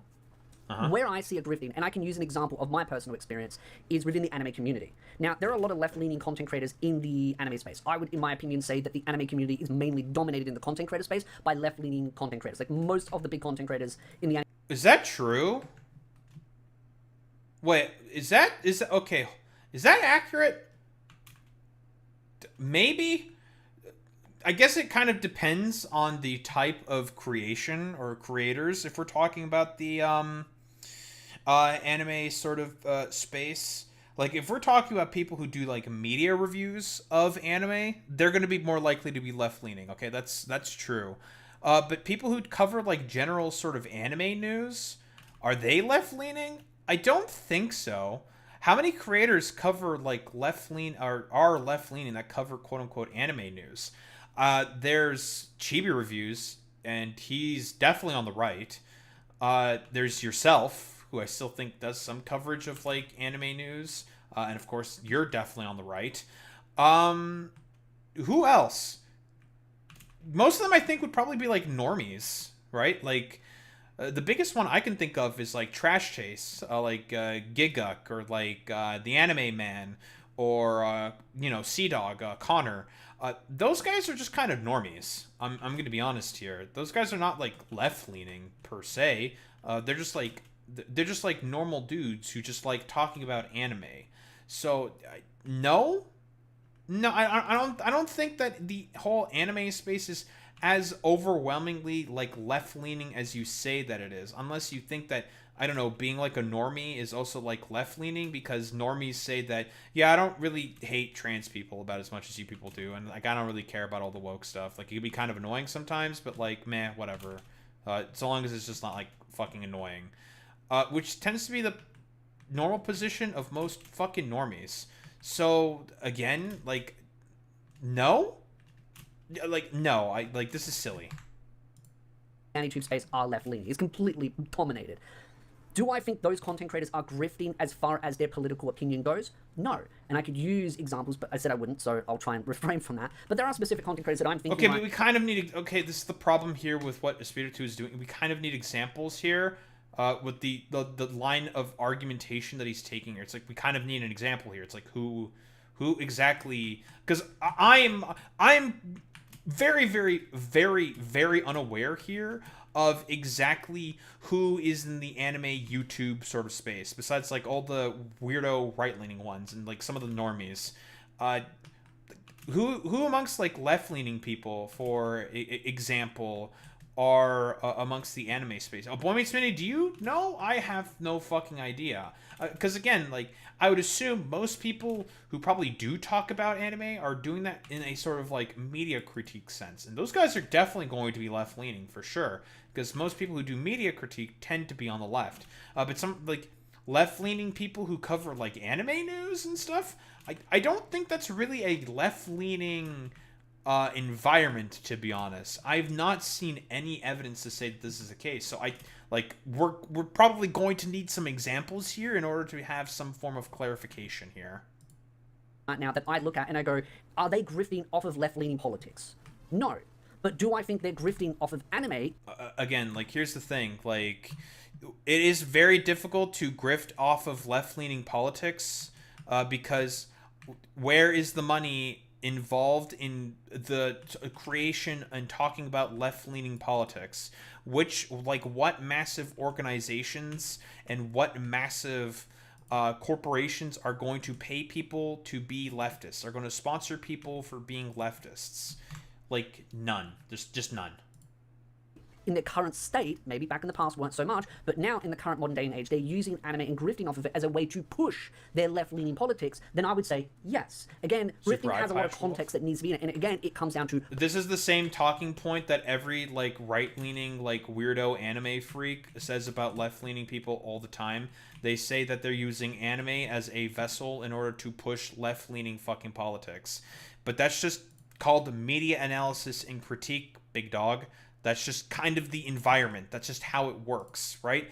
Like, based off of whatever you take a look in a particular show and whatnot, you can interpret certain political messages or particular messages in a piece of artwork. Because, again, we are talking about media here. And media, guess what, is...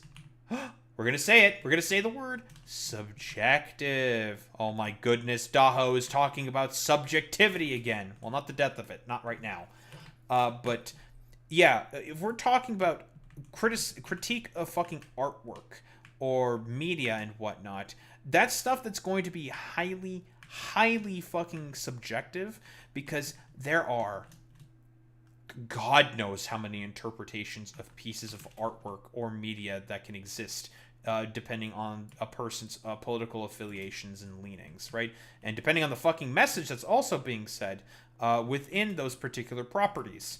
So to just be like, yeah, dude, lefties are using anime in order to push their fucking politics is not very useful, to be honest. Like, it accomplishes nothing. Personal feelings in it. And I do think there are left-leaning anti-tubers that aren't drifting so much from their political views, that they generally believe in what they're talking about and what they're preaching, but they're using anime as a catalyst, as a tool to push their political opinion, not caring about the culture, what the community wants, and just generally what they... Again, like I mentioned earlier, this is like, has zero fucking utility whatsoever, because again, what left-leaning people, if I were to take a guess, what they are probably doing specifically when it comes to anime is using them for, again, media critique and analysis, which is highly dominated by left-leaning people, absolutely, because right-wingers can't do media critique. Like, it's like anathema to their being in terms of ideological, like, sort of tendencies. I wouldn't say media is left-leaning. The thing is, you can get a complete media analysis without intersectional principles. What the right does is reframe media for their caste and gender hierarchies. Sure, Boy Meets Many, but, like, if we're talking about, like, people who do media analysis, primarily speaking on YouTube, the likelihood that they're going to have left-leaning politics is very, very fucking high. Like, astronomically fucking high.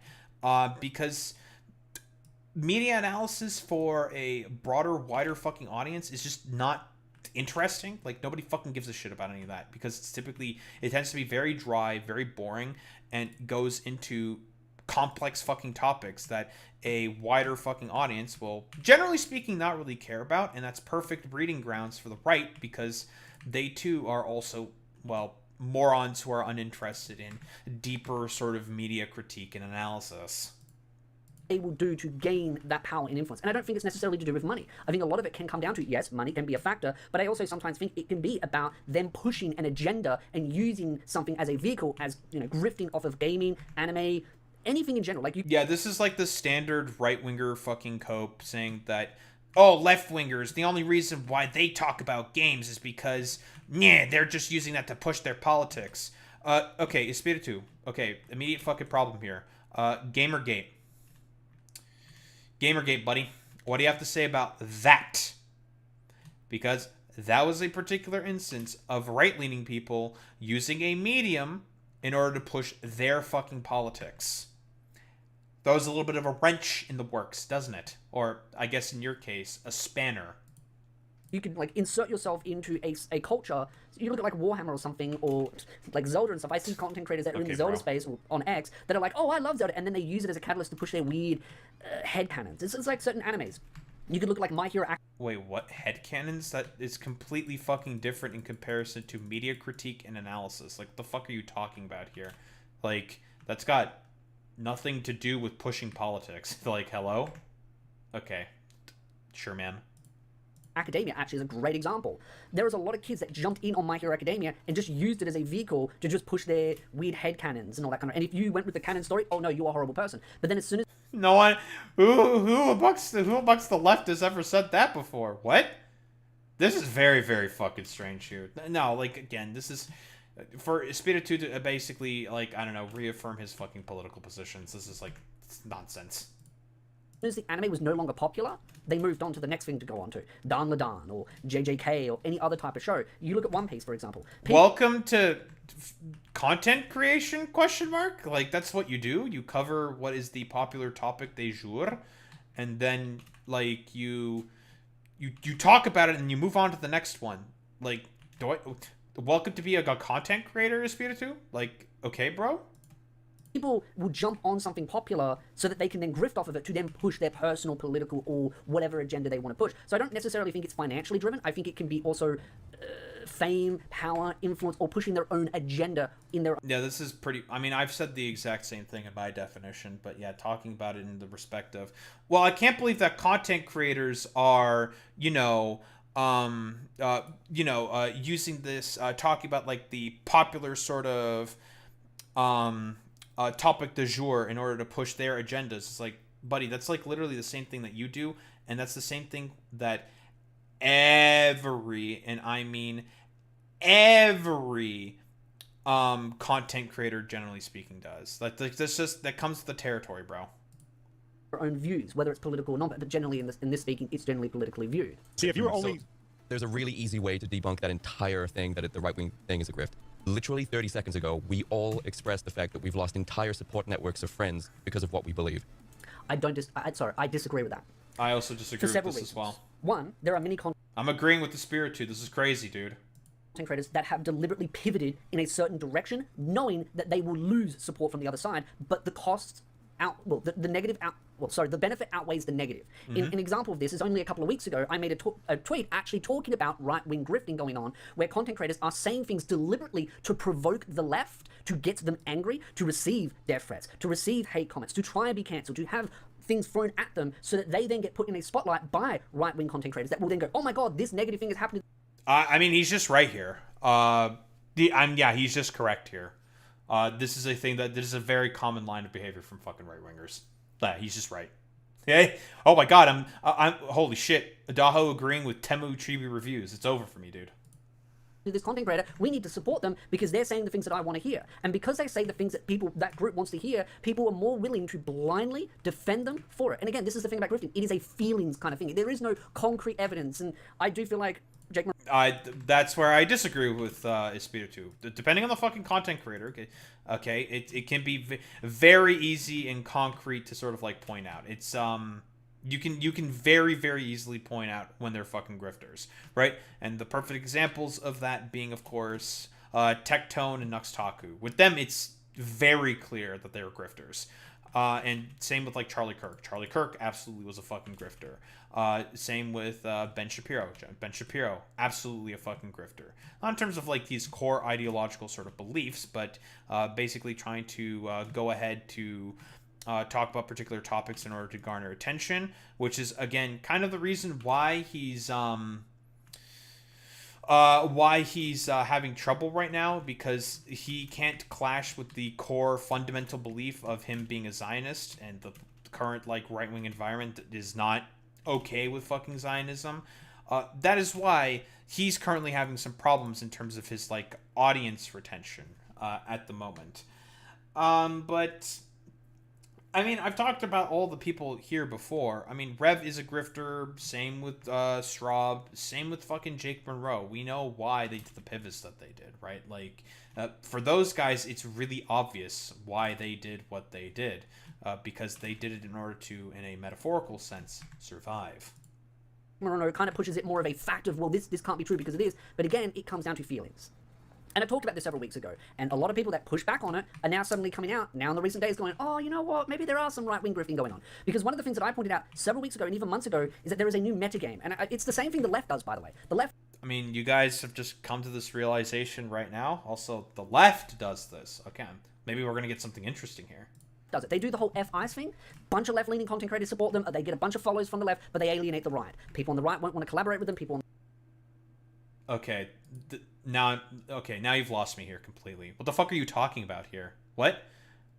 The left has been very consistent in challenging authoritarian power structures like that of ICE, especially in terms of its fucking behaviors. Like, lefties are not saying fuck ICE in order to garner like a further left-leaning audience. They're saying that because ICE is just a wretched institution that just does not function. This is a terrible fucking example here from Espiritu. And again, where is the money in like left-wing grifting in comparison to that of right-wing grifting? Like, what money do you get in order to be a where it's more palatable to be a left-leaning grifter in comparison to that of being a right-leaning grifter? That's also like another question that you always have to ask as well, because there is, believe it or not, like there's basically like zero money to be made in that particular juncture. So I have to ask this question. Where's the money? And also, in what way are left-leaning people also using fuck ICE as a way to grift to other left-leaning people to virtue signal, not their support for ICE, but their adversity to ICE? Like, in what way is that exactly like a grift from left-leaning people? Left-leaning people have been very consistent in the fact that they do not like ICE. On the right like viewers won't want to associate with them, and potentially they may lose some right-wing businesses that may not want to associate with them, right? So they do that, knowing that they'll get into controversy from people from the right, calling them out, and then this is very, very fucking silly, dude. Like, okay, bro. The left will rally behind them. The same thing happens with the right now. They say certain specific talking points, they get hate from the left, and then the right goes, oh, well, we need to make content on this to talk about this horrible thing going on, and then everyone rallies behind them. It is a meta, it has been absolutely milked, and I've seen it from a mile away, but people don't... Well, this is a thing that's mostly coming from the right, not so much from the left, right? For left-leaning people, again, if you have like one inconsistency in terms of your ethics or morals or principles, you're getting fucking dropped like a goddamn rock. Like, this is a very consistent pattern of behavior, which is why the right-leaning people have to rely on being fucking grifters and not having any like fundamental beliefs, because again, we're dealing with people who do not believe in morals or in morality or fucking ethics. Like, they don't give a shit about any of that stuff, because for them it's all about garnering attention. Like, it's like whatever. Oh, don't worry about Will. I mean, like, maybe Will is just like watching through the fucking vine. It's all good, buddy. Don't worry about it. Want to acknowledge it, and I think the reason why is because a lot of people don't want to be critical of their own side, and if you cannot be critical of your own political side, you will never ever be able to beat the other side. Okay, then why the fuck are you like chilling with chibi reviews or something? Like, hello?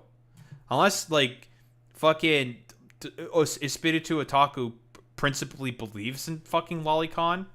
Okay, like, that's a whole different fucking can of worms that are Espiritu. Like, you got some other fucking problems to be dealing with if that is the case. Because in a cultural war like this, the left will use it against you. The left does it, the right does it. Now, you can argue, oh, but this side... Oh, yeah, like, I don't think Espiritu knows about the meme of leftist infighting. That's very, very fucking common. It more than the other. That's not really the conversation being had. Sure, we could argue the left does it more than the right, and I'd be inclined to agree with you. Oh, well, there we go. But that's not the conversation being had, because what matters is the fact that it gets done. How much really isn't that important in this conversation? Yes, we could argue the left does it more than the right.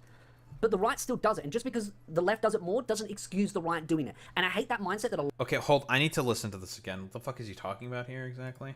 Argue, oh, but this side does it more than the other. That's not really the conversation being had. Sure, we could argue the left does it more than the right, and I'd be inclined to agree with you. Listen, why? That didn't go far back enough. It's because a lot of people don't want to be critical of their own side. And if you cannot be critical of your own political side, you will never... Okay, so yeah, he is talking about infighting here. I mean, there's been a lot more infighting on the right, mostly over Israel, and that's mostly a generational divide.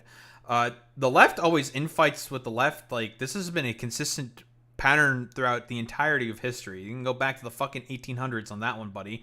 Like, you can unironically read letters from Karl Marx called Critique of the Gotha Program, of Karl Marx basically fighting with Ferdinand Lassalle, talking about statist fucking Marxism and how Marx actively rejects that.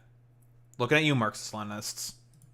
Ever be able to beat the other side. Because in a cultural war like this, the left will use it against you. The left does it, the right does it. Now, you can argue, oh, but this side does it more than the other. That's not really the conversation being had. Sure, we could argue the left does it more than the right, and I'd be inclined to agree with you.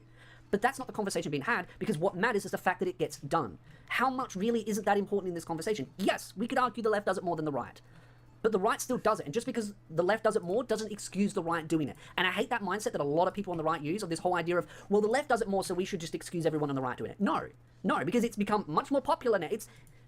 Okay, so is what Espiritu essentially saying here is that the right needs to be like the Borg and basically have no sort of ideological differences, and we must unite in order to do what exactly? Yeah, I don't know. Like, is it bad? Is it good? Is it what exactly? Because the point of, like, again, like, infighting is to essentially have ideological diversity and make it such that you come to a more like principled take or position based off of the ideological principles that you have. That's mostly the point of fucking infighting. Does that happen very often? No, it does not happen very often. It always devolves into the exact same, like, I don't know, metaphorical shit-flinging fest that a lot of these like fights tend to devolve in. And I mean, there's complicated reasonings for as to why that is the case, but a lot of it is because, like, We live in a particular media environment where having nuance and principles on positions is not effectively fucking useful, right? Because of a lot of complicated reasonings. Death of subjectivity, lack of critical thinking, education, blah, blah, blah, blah, blah. Oh my god, Daho mentioning death of subjectivity. It's so over, boys. It's so over. But if we're talking about, like, ideological fucking purity, if we are talking specifically about the right, that's kind of the expectation. If you do not have ideological purity in terms of a lot of baseline principles that the right have, you will just be actively fucking shunned out of the quote-unquote movement that the right-wingers are supposed to fucking represent. Because very, very often, since we're talking about people who significantly lack critical thinking ability, the likelihood that it will always devolve into, like, cultish-esque behavior, especially amongst the right, is extremely fucking high. Very, very high. I mean, you could just look at MAGA, for example, as, like, a perfect sort of, like, example for this behavior that I'm exactly describing here, right? Because it's been made extremely clear, especially amongst the Republican faithful, that the cultishness is sort of the point. And that's always been the case, historically speaking, well, with the right. As much as the left, in my opinion, yeah, we could argue does it more, the right has been uptickingly doing it more recently. Because the right has definitely gained a lot of popularity on social media. And I want to be very clear here. Because I've noticed now that on X, Japanese... I wonder why they have gained a lot of popularity. It couldn't be because of anything in particular, because of a particular change in ownership or anything. No, we're not going to say anything about that. Twitter is now auto-translated, and that, you may think, well, what does that have to do with things? It changes the whole landscape, especially in the anime community. Now that Japan can see how we view things like that, it breaks down a barrier. And it really has shattered a lot of people's illusions on the left and the right of how Japan sees Western culture, and how Japan does not agree with how left and right sometimes view anime. Especially when it comes to lolly culture, recently being talked about, and also other things as well, like forcing politics into things. And I think both sides do it. Again, you can argue which side does it worse, but I don't care about that conversation. It is the fact that it is getting done in general. Okay. We are seeing an upward tick. And I think it is important to call it out because, yes, the right has gained momentum. A lot of people are more seen more on the right. But I think the point that I was getting to is that social media is not a great example of what the wider community thinks. Because it's a saying, the squeaky wheel gets the grease. And especially with how algorithms function, you may think the vast majority of people believe in X opinion, but in reality, more people believe in Y opinion. It's because the algorithm amplifies that voice that is much more provocative and much more antagonistic, that it makes it look like. And if you look back... Well, this is certainly unexpected that Espiritu is bringing us this up specifically. Yes, very interesting. It's almost as if it is bad for social media to be a privately owned fucking commodity, perhaps. Perhaps there should not be the profit incentive for social media if this is supposed to be quote-unquote the town square. Very, very interesting line that this is fucking taking here. Now, is this going to be, like, broadly speaking, followed up on, like, expanded upon? I'm particularly not optimistic in terms of that position in particular, but, I mean, he's correct here, again, in saying that, yeah, social media simply exists to amplify the more controversial positions. Social media is... not very effective, really should not be taken as the be-all, end-all in terms of what people believe in. Again, subjectivity is very, very important when we're talking about these particular topics, but whatever, the right's not very good at engaging with that in particular. So it's always important to keep in mind, very, very important, that, guys, social media, again, should always be taken with a fucking grain of salt. It's not the be-all, end-all of all, like, social fucking engagement. And it's very, very easy to just, like, find people who are just straight up fucking lying, saying a bunch of bullshit, grifting as well. It's a very, very common line of behavior. And it's only gotten worse and more amplified because of, again, a certain... shall we say, probably the most divorced dad Nazi on the fucking planet in Elon Musk, who has essentially created this environment where, yeah, it's basically been way more, shall we say, like, argumentative. Way more misinformation can take hold. You know, you can, like, have various words for it. In terms of, like, the production or, like, the takes that most people are having within social media. And again, guys, it's because of the fucking commodification of media. You know, Mark Fisher, blah, blah, blah, blah, capitalist realism. Also, no breathing room for subjective thinking. It's all spur of the moment reaction. And that's, again, another byproduct of commodified fucking media. Guys, commodification's kind of bad, actually. For over all the years, YouTube, Twitter, Facebook, Discord, Reddit, TikTok, Instagram, you name it, whatever social media app you want to use, I know there's some others out there, they have algorithms that were favoring left-leaning content creators. And so a lot of people rally behind the left thinking that was... Yeah, that's just false, by the way. That's not the case.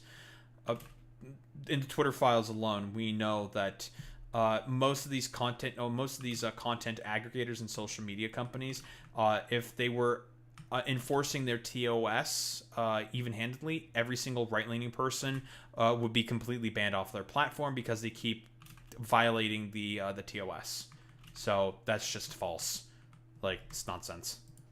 Was the popular thing to believe in. Now that things are starting to balance out more and certain platforms aren't as biased, and as much as people may not like X, I do believe... Balance out! Yeah, dude. Well, let's not talk about how Mark Zuckerberg, as a promise to Donald Trump, promised to remove more moderation tools for more right-leaning voices to gain more fucking prominence.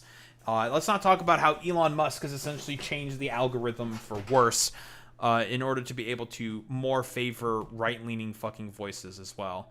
Yeah, dude, there's totally no fucking quote-unquote social media DEI programs for fucking right-wingers. I believe X is far more balanced. I'm not saying it's perfect, but it's far more balanced. So now you're starting to see more right-wing voices speak up and say, hey, I don't agree with this. And so there's more momentum. Balanced. And so because there's now more momentum, people are starting to go, oh, my voice is being represented. So now more people are going over to the right. Yeah, this is fucking stupid, by the way. This is just completely off base. Again, who owns Twitter, man? A guy who did a Nazi salute during the conservative conference of the Republican Party. Like, but it's more balanced, guys. Okay, dude. Side of things saying, yeah, well, now I can feel represented and I agree with this, or there's more debates going on and people have been swayed more in different directions based on a fair, honest discussion. It's not perfect, but I think it's substantially better. And because of that, there is a big growth in the right-wing space, right? There's a much more big growth spurt. And where there's growth, where there's money, where there's opportunity... Yeah, that's a very good point there, Boy Meets Mini. Everyone on Blue Sky would put him on a list as soon as he spouts hate, which is why Espiritu loves the Nazi site. Yeah. Yeah. I mean, also, like, because, like, right-leaning people are more likely to listen to the idiotic fucking shit that he has to say. There are going to be grifters. And I think grifting has become a bigger growth in the right because the left already had it for a while. But because the right... Again, I would love to see some examples of people who are on the left who grift. This is just, again, he has a demented interpretation for as to what grifting is because he thinks, like, I don't know... people who are on the left are grifting for, like, only attention or something. Like, what attention do left-leaning content creators get? I'm a left-leaning content creator. Am I, like, do I have a massive fucking channel? No, I don't. So, again, like, the fuck are we talking about here? Is growing so quickly, there is opportunity for people to go, ooh, if I jump over to the winning side, even if I don't believe in it, and I say the right talking points, and I upset the right people, I will get the attention. This was made 3 months ago. The right wing they're the winners, guys. The right are the winners. During the war in Iran, right are the winners. Okay, buddy. That they want. And that is a metagame. And people say, oh, but who would want to receive death threats? You have no idea. At the end of the day, if someone doesn't know where you live, receiving them is just empty threats. I know it can be somewhat scary to some people, but to many content creators, like, I get it all the time. True, sometimes daily, I get death threats. I don't really talk about it because it's just empty things. Unless someone knows where I live, it's empty words. I live in an absolute hole of a part of a country, right? I live in Australia. It's like, when I see an American... Wait, this guy's Australian? Well, that certainly changes things. Or someone in Europe giving me a death threat, it's like, oh yeah, are you really gonna... And people don't know where I live. So, yes, it can be scary if you go out, say, like, to a convention and someone might end up noticing me. And yeah, people at conventions do notice me, even in my local ones. But it's one of those where if you see it online, a lot of the times it's just random trolls. But Receiving enough of them and getting enough hate can give someone a catalyst to then receive attention. And sometimes people like the idea of getting into drama, and there are people that like to get into drama, stir the pot, get into the spotlight. Content creators talk about them. And this is so funny that he is saying this, and again, he fucking simps for chibi reviews, man. Like, buddy, you're like, again, you are Temu fucking chibi reviews. Chibi reviews loves doing this exact behavior that you are describing here to a fucking goddamn T. So, okay, bro. Yeah, that is literally Chibi's entire MO. In fact, Chibi himself has made it clear that that is his fucking entire MO, because he's been consistently, like, posting his, the amount of money that he's been making on fucking Twitter through all of the drama that he gets into. There's a very consistent pattern of behavior from fucking Chibi. Like, and this is a pattern of behavior that's more common amongst the right. Again, who amongst the left consistently uses drama in order to be able to gain more popularity and fucking prominence? I'd be hard-pressed to find some, but we can definitely find them on the right. And then they get more attention, they get more fame. There is an economy made for it. There are content creators that deliberately try to get themselves into more and more and more drama to gain growth. Here's another, here's another fucking great example of someone who does that exactly. Tectone. Tectone does that to a fucking T. He loves getting into fucking drama because, again, it's easy content and he can fucking milk it to his dumb fuck audience of, well, very low IQ people. Because there is a lot of growth you gain from getting into drama. That would be perceived as grifting.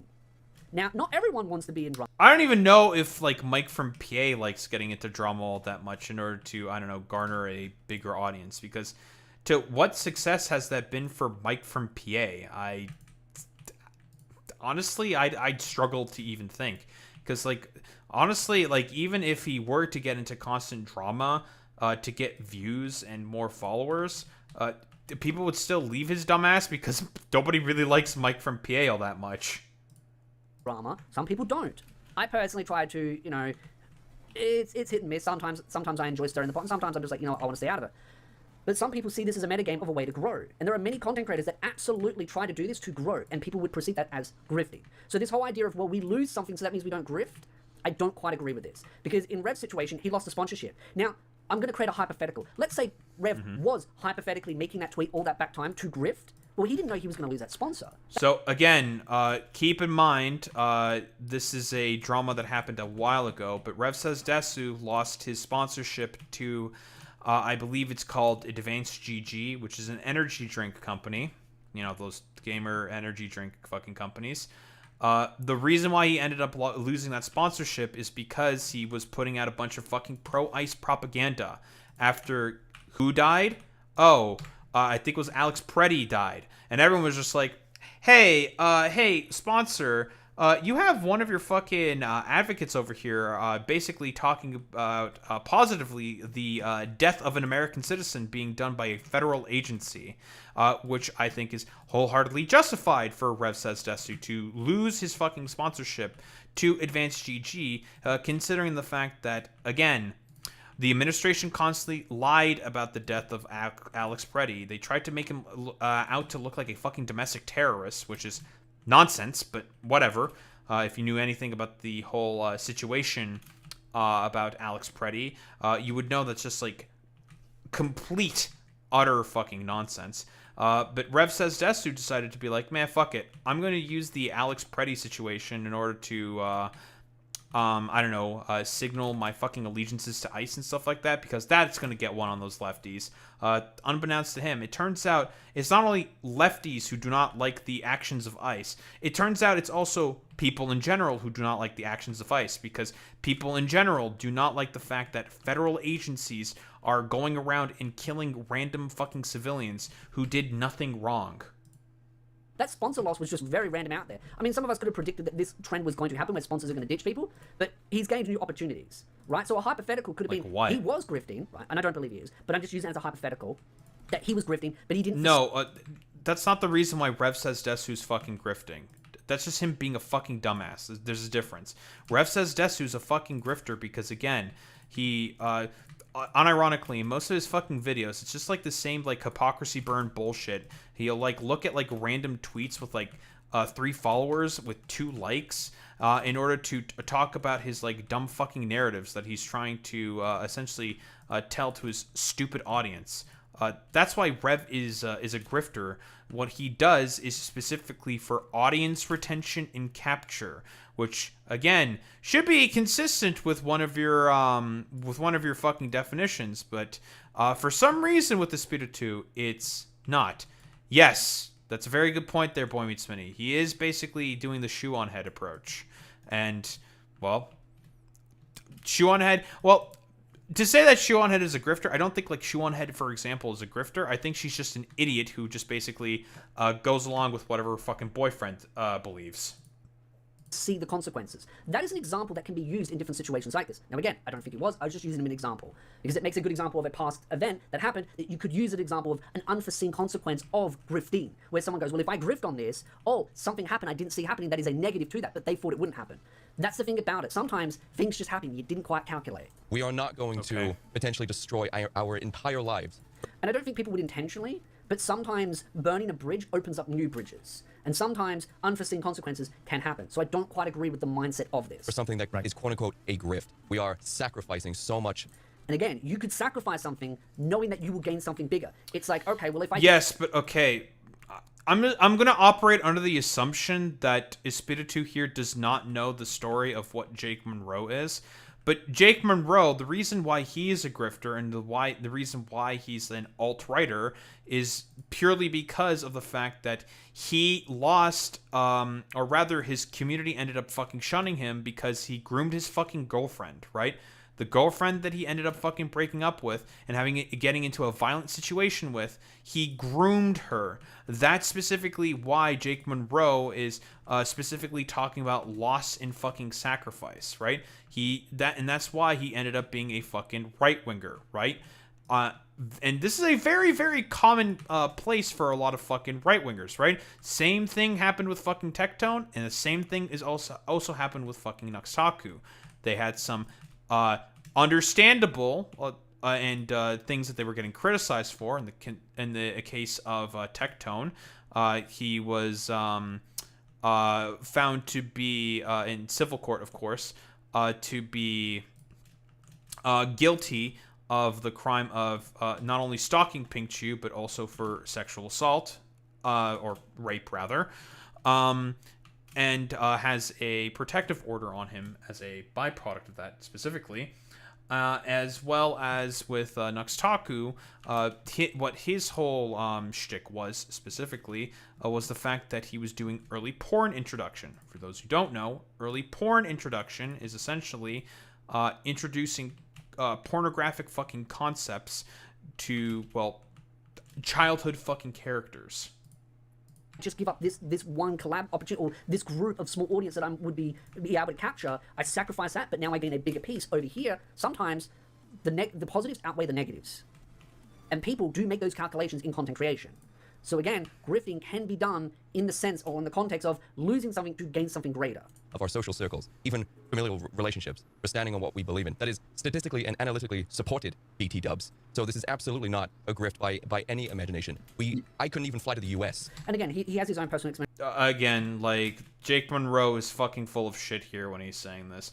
No, the only reason why he's doing what he's doing is because of the fact that he fucking groomed his girlfriend and abused his fucking girlfriend, and as a byproduct got fucking ostracized from the goth community that he used to be a part of. And, you know, again, you can have your own opinions on him. And I understand his personal experiences where he has voiced his opinion. He has said, you know, I believe this, and something negative has happened. He may have not foreseen that, and that's not to say that he is or is not grifting.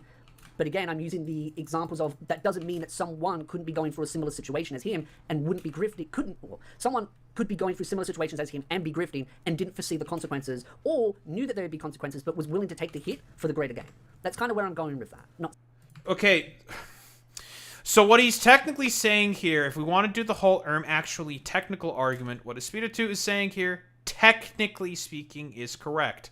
Technically speaking. The problem is we do know about exactly what Jake Monroe did and has done in order to earn the ire that he fucking got. He fucking groomed his fucking girlfriend. That's what he did. And that is why he decided to fucking pivot to being an alt-right fucking weirdo. So, in the case of Jake Monroe, we know exactly what he fucking did. He groomed his fucking girlfriend, and as a byproduct of that, got fucking shunned out from the goth communities that he used to be a part of. That's what happened with him in particular. But I don't think Espiritu really knows about that. I'm saying again that any of these individuals are grifting. I'm just using examples. A couple of months ago. Because I'm on a fucking watch list. Right. They opened my bag and everything, and they delayed my fucking flight, and it cost me several hundred fucking dollars.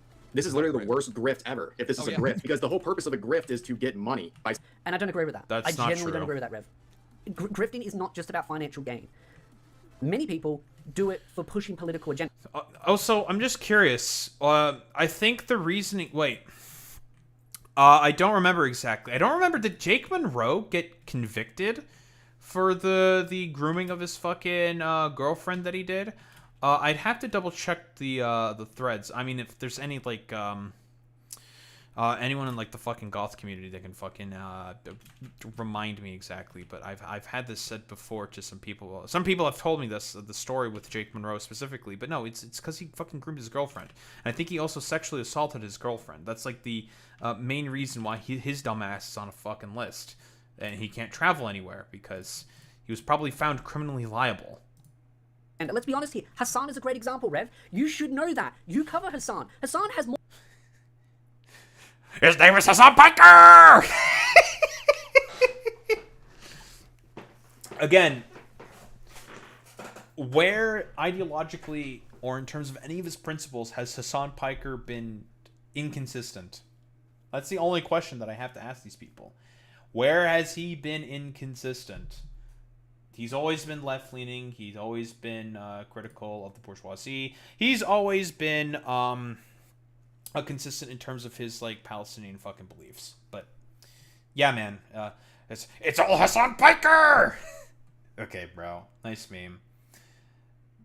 Well, listen, Hassan is a bit of a weeb. Think about it, Boy Meets Spinny. He got the fucking bleached swastika sword that Ethan Klein loves to fucking complain about, and it's just one of it's like Ichigo's Bankai sword. It is very funny. More money than he knows what to do. He's a multi-millionaire. I don't think at this point Hassan is doing... So he's just like going back on his fucking beliefs that he was correct on, by the way. In order to just say, like, communist multimillionaire, therefore a grifter. Dude, that's fucking awesome. His little grift for, and I don't generally think Hassan believes in everything he says, and I know he does grift because he openly admits it. And again, that's a left-leaning content creator. But I'm just using him. Wait, where did Hassan openly admit to being a grifter? What?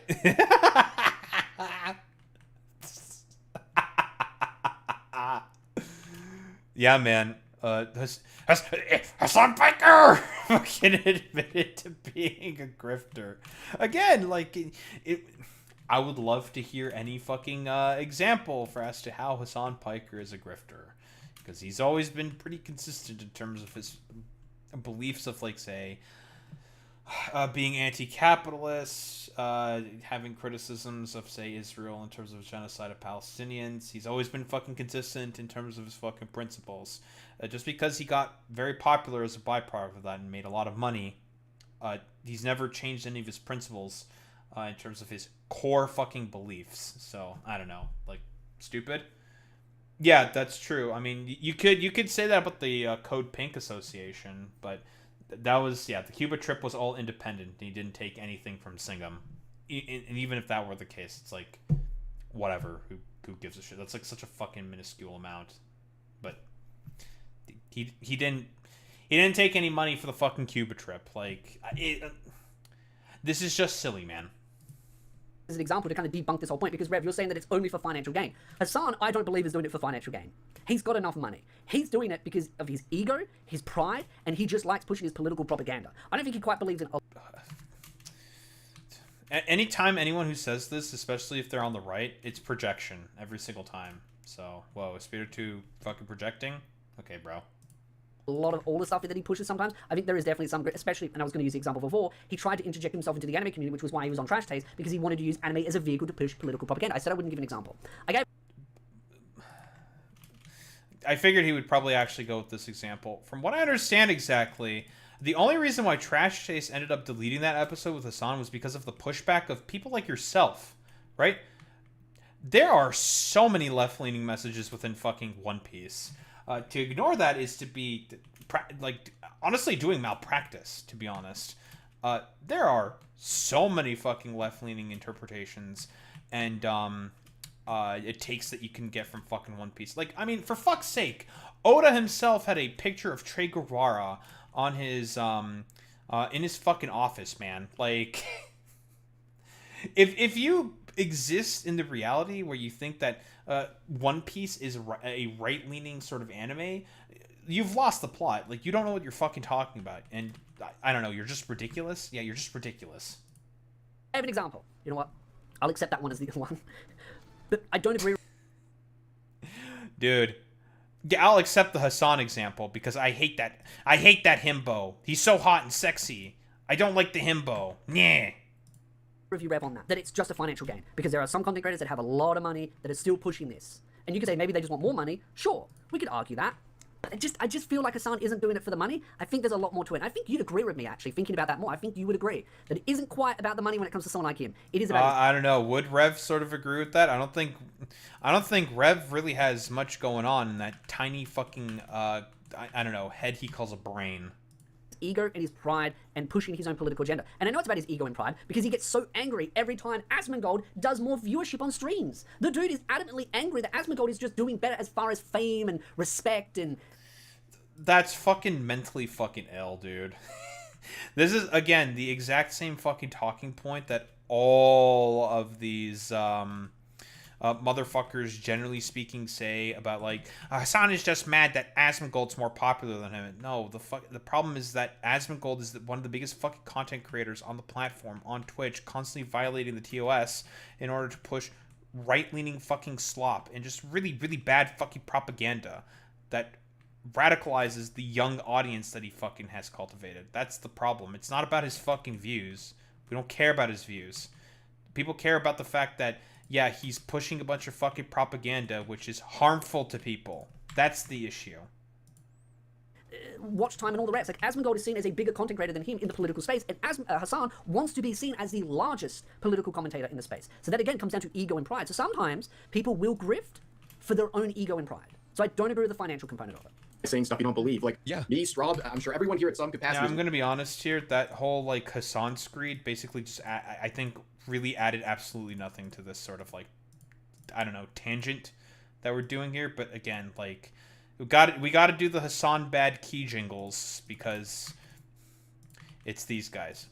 Well, good to see that most of my predictions have been coming true in terms of this quote-unquote video. Lost business opportunities because of... And I'm sure someone like Hassan has lost business opportunities. I'm sure some people on the right that I'm thinking of right now, they have lost business opportunities. Like, what business opportunities has Hassan lost? Has he actively pursued any business opportunities? You should also, like, ask yourself that question. What business opportunities has Hassan gone for as being a left-winger? It comes with the territory that you're not going to get business opportunities if you're on the left.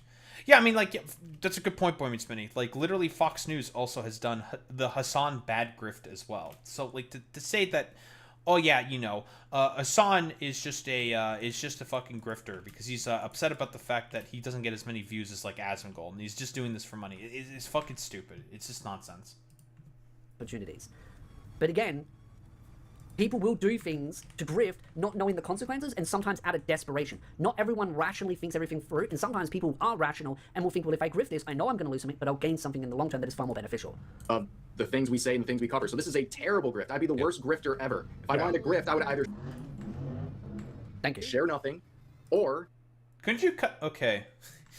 Honestly, maybe this is why Espiritu has not been doing as well in terms of his fucking content. Especially with, like, the view... Bro, okay. Buddy, I film these things live. And if I heard, like, a fucking car revving in the background... Haha, Rev says Desu. I would edit that out. Like, what are we doing here? Sorry, I have to do this fucking nitpick here, okay? Like, I would make sure to fucking edit that out. Like, this is pre-prepared content, dude. Like, you could have edited that out? this is a nitpick, okay? Because that fucking triggers the fuck out of me. It's like, bro, you could have done that.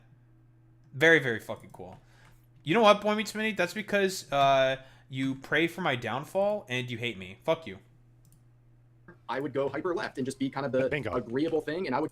Again, I don't agree with this because there are many people on the right, or many people that are pivoting over to the right that are just saying. And also, this is also fucking nonsense here. Like, Espiritu is going to be correct here, but not because of the reasons that he thinks. No one pivots hyper left in order to be fucking agreeable. That's just nonsense. Or not to be agreeable in order to grift. Nonsense. This is stupid. It's the same point these motherfuckers constantly have about fucking Charlie, for example. Yeah, like, gotta get those Soros bucks or whatever. Again, who exactly on the quote-unquote left is offering money in order to be able to, I don't know, believe in, like, broader sort of anti-capitalist beliefs and principles? That's, like, literally nobody. Who is doing that?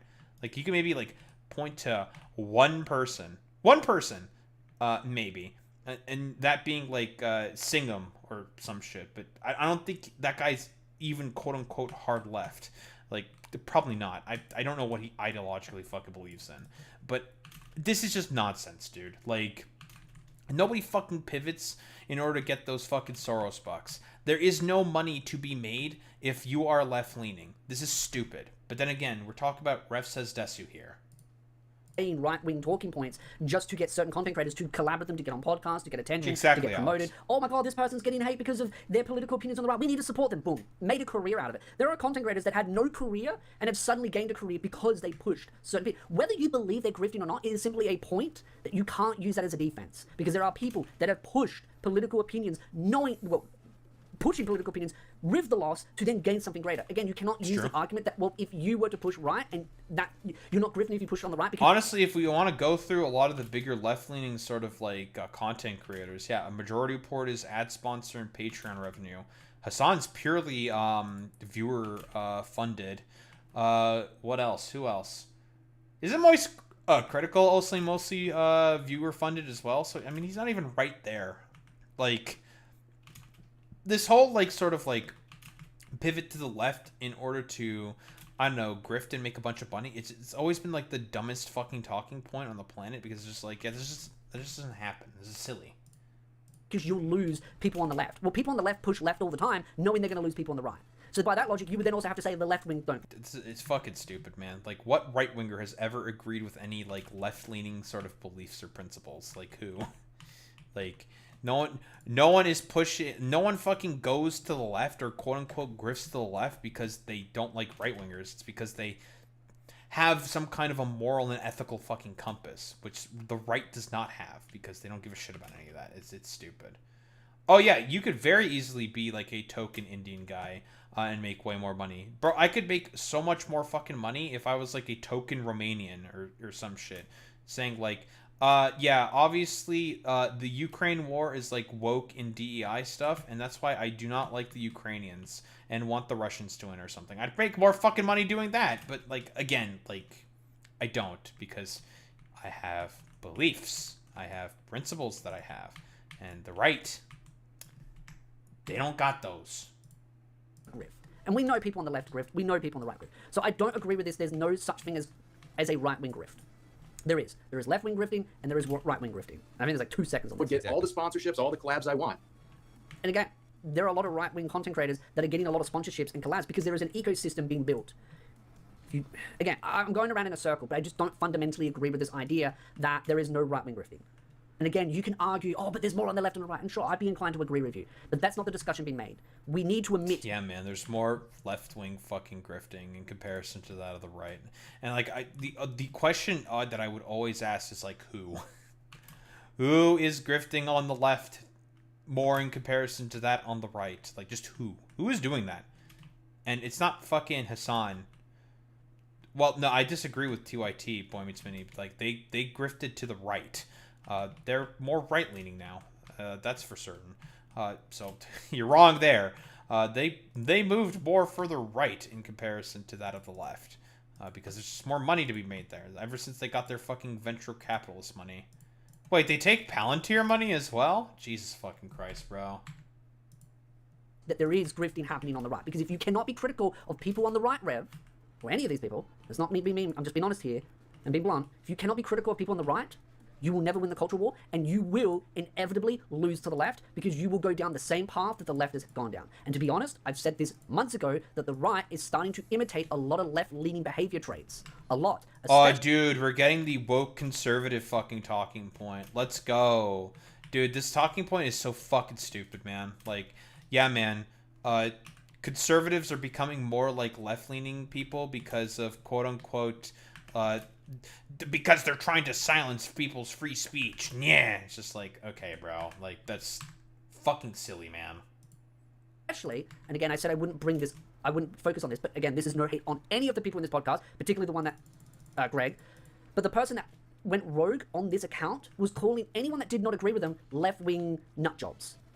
That person was clearly a right-wing individual, a very hard right-wing individual, calling anyone that did not agree with them left-wing. And I know some of the people they were calling left-wing nutjobs are not left-wing. They are very much on the right. So you're using very similar talking points. Some people on the right are. And again, no one on this podcast, just that rogue individual that's now been fired. But that individual proves that people on the right are using the same leftist tactics of, if you don't agree with us, you're a leftist. The left does it as well. If you don't agree with us, you're a right-wing. That's fucking stupid, man. Literally no one on the left does that. They focus on ideological beliefs and principles, you fucking idiot. No one does that on the left. It's fucking stupid. Like, liberals will do that because liberals do not have a developed moral or ethical frames in comparison to that of right-leaning people, although theirs is going to be more further developed in comparison to that of right-leaning people. But this is just not the case. This is, again, silly. Like, we're essentially, it's what's the logical fallacy? It's reducto ad absurdum, right? We're reducing the definitions and words here to such a ridiculous degree where it essentially becomes non-useful. Or not useful, not non-useful. What the fuck am I saying? I always use the horseshoe theory for this exact example because it is something that is happening to the right, where people are becoming more and more extreme, and when you get to the horseshoe theory, the far left and the far right become very similar to each other. And I want to end on one point. Jesus Christ. Yeah, man, the horseshoe theory is totally the reason for as to why there's a melding of the right and the left. This is so fucking stupid, bro. Oh, man, God. Yeah, you know, don't get, like, literally, Boy Meets Minnie, from the stories that you've heard, you've told me about fucking, LADSA, I can only assume that it's probably, like, filled with, like, the collection of either the most annoying fucking Marxist-Leninists or dumb fucking liberals who are pretending to be leftists. And it's just probably, like, a complete, just, like, shit-flinging fest, for lack of a better term. But don't worry, it's all... Guys, we're doing enlightened fucking centrism. Espiritu is the enlightened centrist here, guys. We're going to get the very, very enlightened take here from this Temu Chibi Reviews. Just because I'm talking about this doesn't mean I'm saying everyone viewing this and every content creator is far left or far right. Most of us are in the sort of center left, center right, in the middle. You know, we're all just rational people. But if we cannot be critical of the far left and the far right... Bro, he's unironic. He's just doing the meme, bro. Like, this is so silly, dude. Like... Bro, your Temu Chibi Reviews, you defended ICE, you are on the right, period, end of story. It's actually pretty fucking simple here, man. They will dominate the conversation, and they will steer us in a far worse direction than you could ever imagine. And it's already happening. I saw it months ago, and I feel like some people don't want to have this honest conversation because they're scared that it means that it's criticism towards you.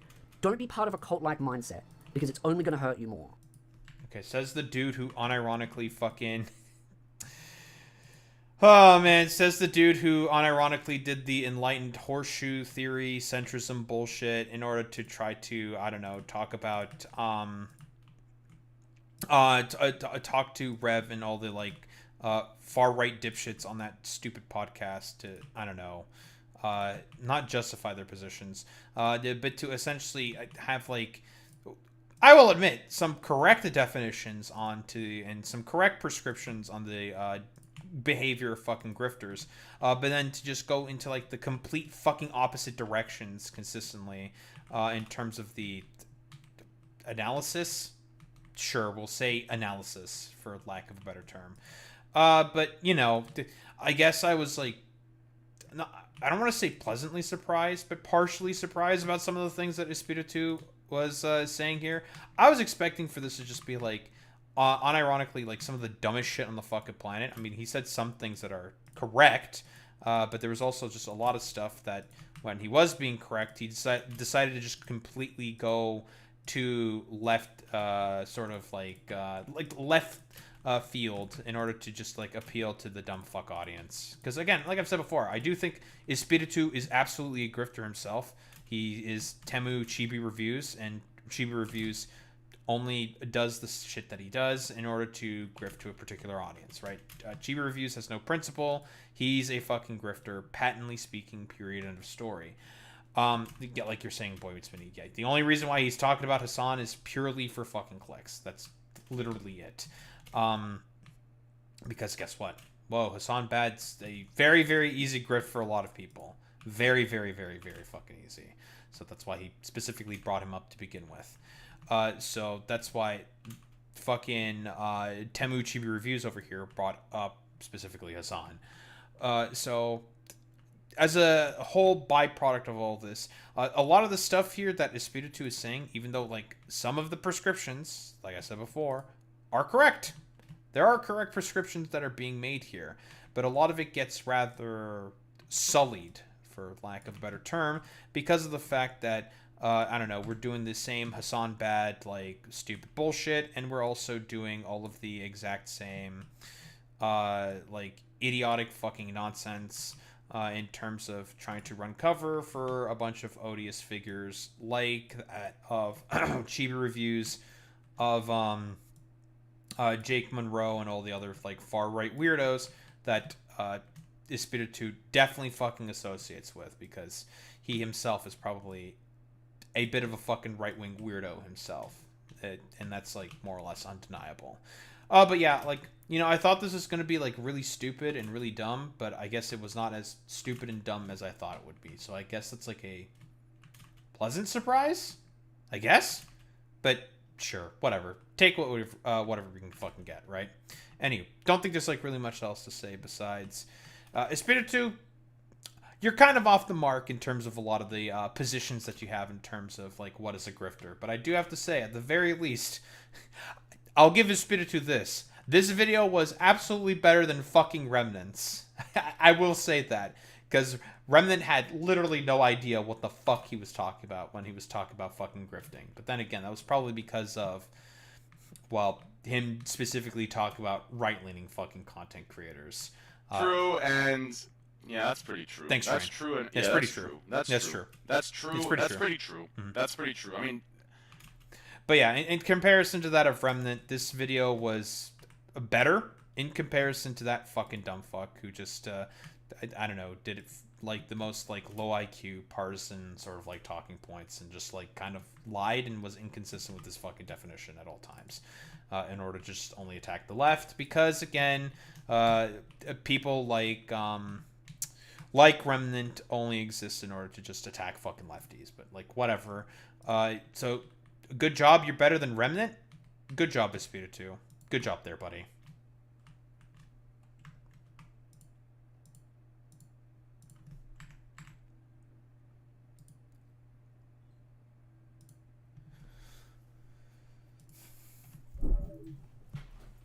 Six notifications? What the? I love Twitter. I love being an asshole on Twitter. It's my favorite thing to do. Oh my goodness, oh my gracious, oh my goodness me.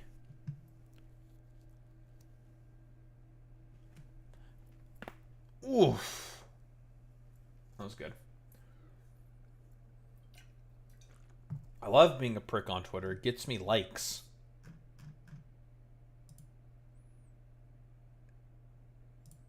I want to just finish up the iron plates because it's almost done.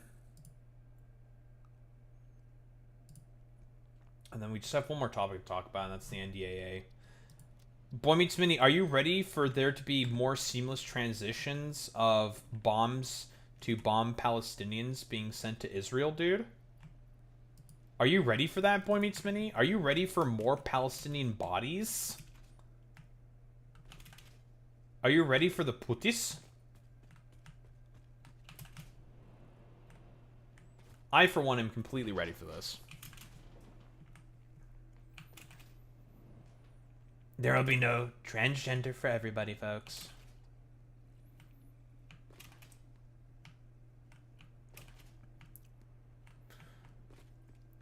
God, I'm so happy with how this turned out, though. This turned out so fucking well, dude.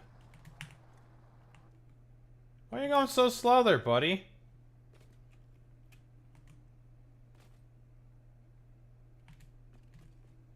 I broke it. Oh, there it goes. Ugh, God, it came out so well, dude.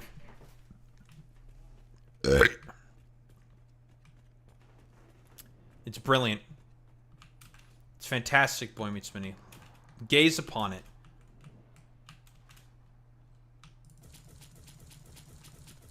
We'll finally just be able to make more sub-factories and then just add like a bunch of stuff, bring in the necessary material, and then just start producing.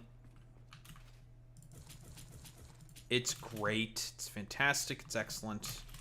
I'm very, very pleased with the result. Very pleased, I must say. I don't have any fucking iron plates on me. Why do I not have any iron plates on me? I did not have a lot of iron plates left. Oh, don't worry. We'll start producing those again. Okay, you guys can go in there. Same with you guys. Take like 2 of these.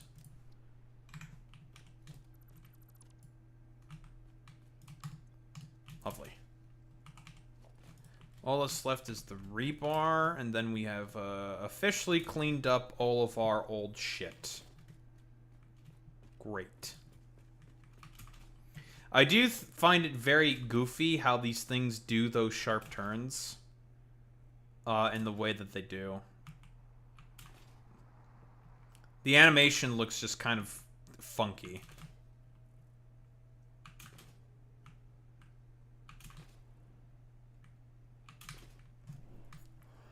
And I have to say, turning off DLSS has been...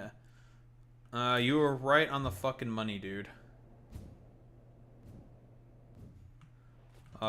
No fucking lag spikes whatsoever. It's running like a breeze. I completely forgot about the existence of DLSS, I'm not gonna lie. It says the truck sim player. What do you mean? I'm literally a truck sim. Do you see how many fucking trucks I have running around just doing stuff? What do you mean? I'm literally a truck sim player. Come on, dude.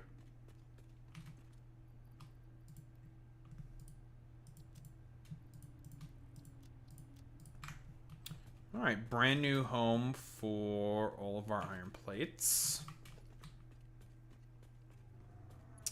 All of these are just going to be for the bringing in of other prerequisite material to be able to make differing rebar ammo types. That's what those are going to be for. Because fuck it, we might as well make all of them just because why not? Even though like a bunch of the rebar ammo types are just not particularly useful, like the shatter, the stun, you don't really need stun. The only good rebar ammo is, besides normal rebar, is explosive. Because having explosive rebar available to you without having to just throw nobelisks, it's just like point and shoot, is very, very convenient. Because you see a spore tower, bop. You see like a threatening creature, bop, shoot with the rebar gun. With the explosive ammo. It does good damage and it CCs. Unlike the stun, which does like no damage and only CCs.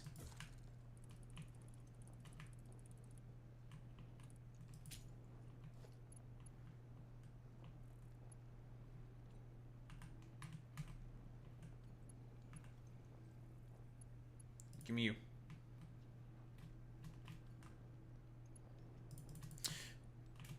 Wire too long. Put this. It's fine.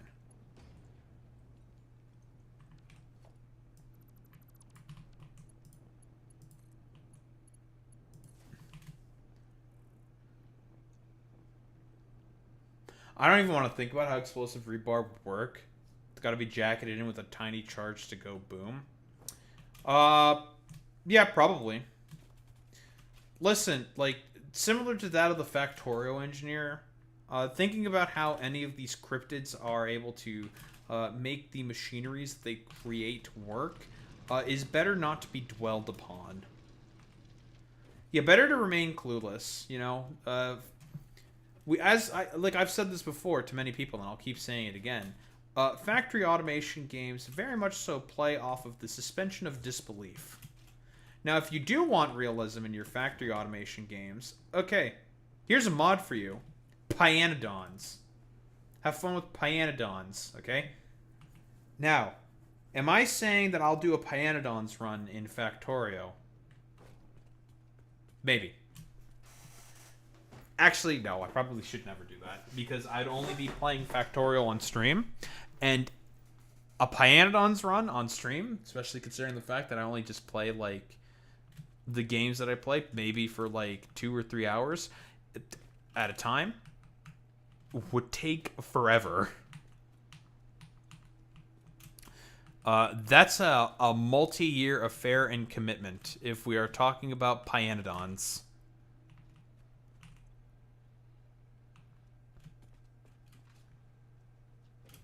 Alright, there goes the iron. Iron being smelted into ignots.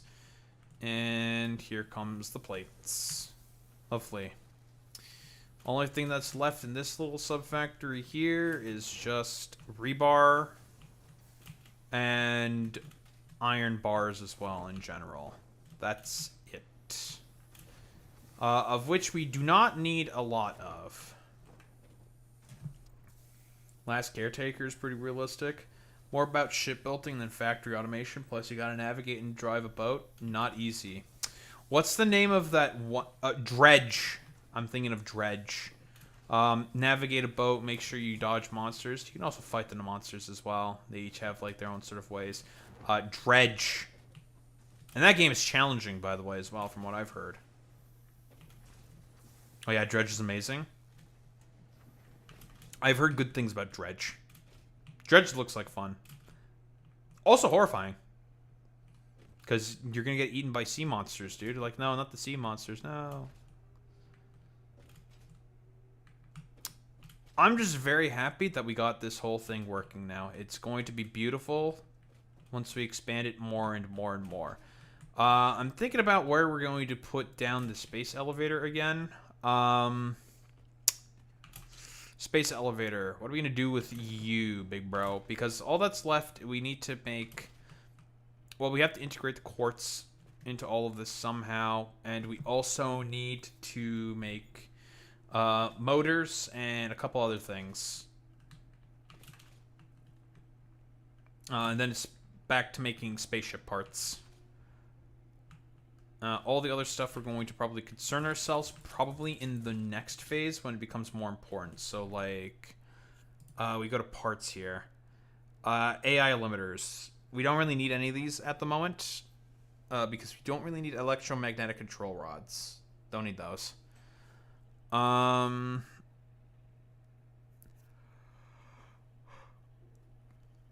Refined carbon. 8 per minute in an assembler. Versus 2.5 in an assembler for automated wiring. 7.5.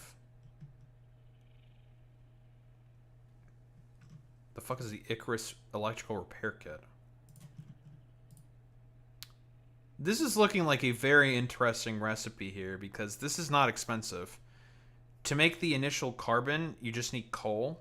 To make carbon mesh, it's just coal and wire, which are cheap and easy. And then carbon is basically just concrete, iron, and some wire and coal. And then you get this reinforced carbon. Daho, what is that stuff? It's a mod, don't worry about it. We're going to convert to steamed copper sheets relatively soon once we get the refineries. You're a later problem.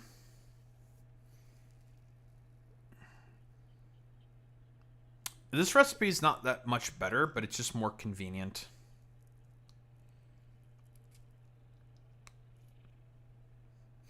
I'm trying to remember, what is the most efficient heavy modular frame recipe? It's whichever one does not use screws, and I think it's the heavy encased frames. Like, this is the recipe you, generally speaking, want to use. I think. Yeah, 240 screws per minute. That's a commitment. In comparison to this, which is much cheaper.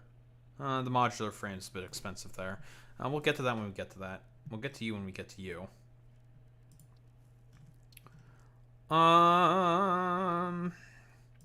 This is simple. This is simple.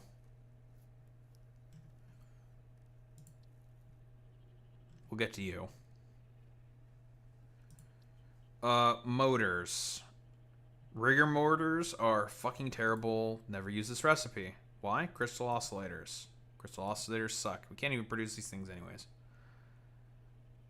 Yeah, heavy encased doesn't need screws. Yeah, and generally the rule of thumb with Satisfactory, if you can avoid using screws, you should avoid using screws. Rule of thumb. That's taken care of. This is taken care of. This will eventually need to be taken care of, but it's cheap. So that's all going to be made on the site with the same fluctuators, but we just don't have manufacturers, so we can't use this at the moment. Stators are being made with the quick wire stator, which is a good recipe. This is a good recipe. We just don't have the belt throughput for it, but it's a good recipe still. We are currently using the molded beam recipe, which is good. This is a good recipe. And it's cheap, relatively speaking. Versatile framework, which we eventually have to build. Okay, so we're not actually missing all that much then.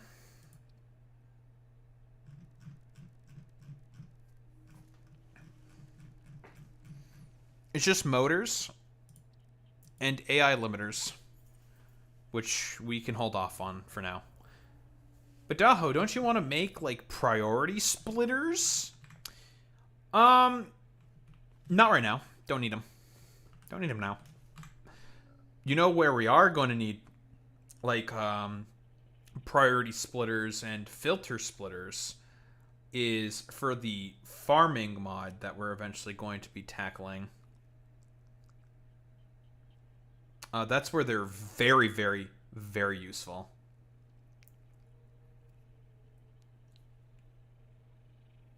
So right now we don't need them, but they'll be useful eventually.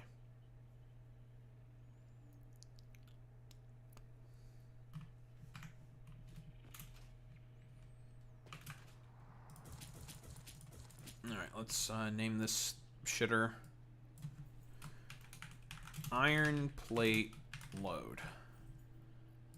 For whenever we need iron plates for anything. This is going to be Iron Bar Load. Now, the problem with this sort of area here is that it's not going to be very expandable. However, I'm more so going to rely on the fact that we have a lot of iron nodes anywhere, and if we really do need iron plates or iron bars for something in particular, we can just make that locally in the sort of like block that we're going to have for various products.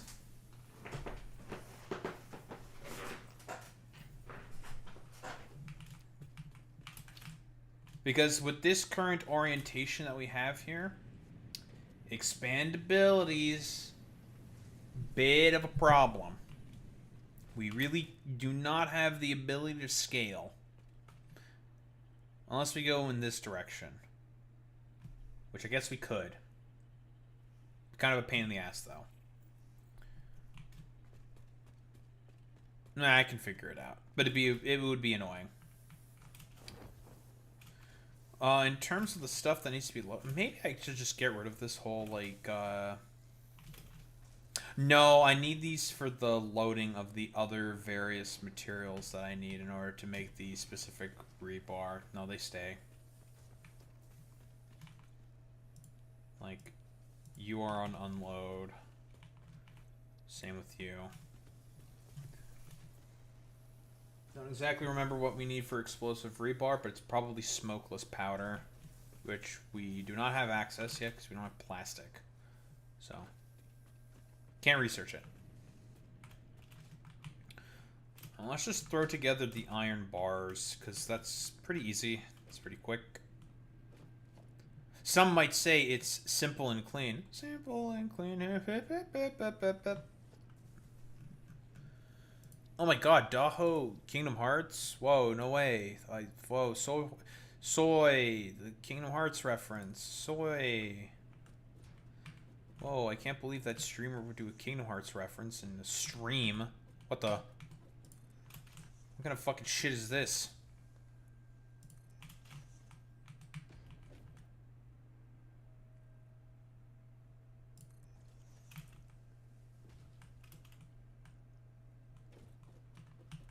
That's funny.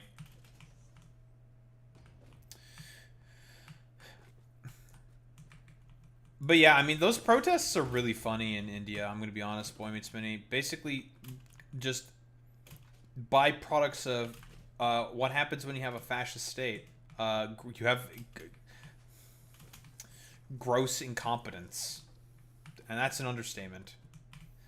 Because, goddamn, how the fuck do you leak exam results that people have been, like, studying for years? And not to mention, you get the farmers involved as well. Because you're also fucking them over with the terrible trade deal that you accepted with the United States of America. Very, very funny.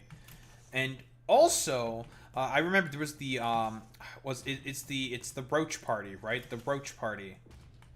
The RJP also decided, they're using this as an opportunity to also fucking just push propaganda and talking points as well, because fuck Narendra Modi, he's a stupid fucking dumbass.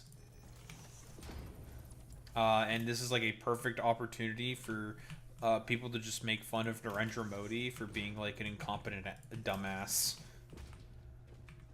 And I believe the opposition, I saw Democracy Now! Bit about this, is also the opposition party representatives who are joining in on the side of the protest, part of the India Congress Party. They have started getting detained and arrested as well, because, of course.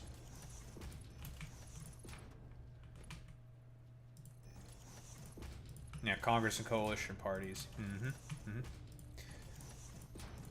Listen, I am not ignorant of Southeast Asia, clearly. Clueless.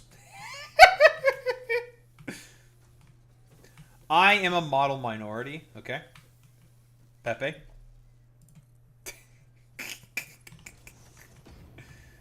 Oh, man, dude. Duh, you're being a bit of an asshole. You're being a bit of a Pepe poster. I am a Pepe poster. Thank you. That's a boop. That's a zoop. That's a whoop. And a moop. I got it.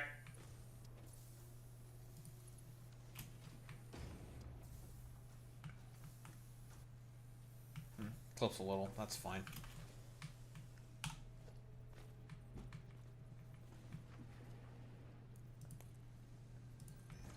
I bet Romanian protests are like this a lot. The only massive protests we had, Boy Meets Mini, was, again, that was back in 2019, just before COVID, by the way, where the government was trying to pass those, it's okay if we do corruption laws, basically. Biggest protests, I think, in Romanian history, with, like, hundreds of thousands of people coming out in Bucharest, of course being the capital, to protest.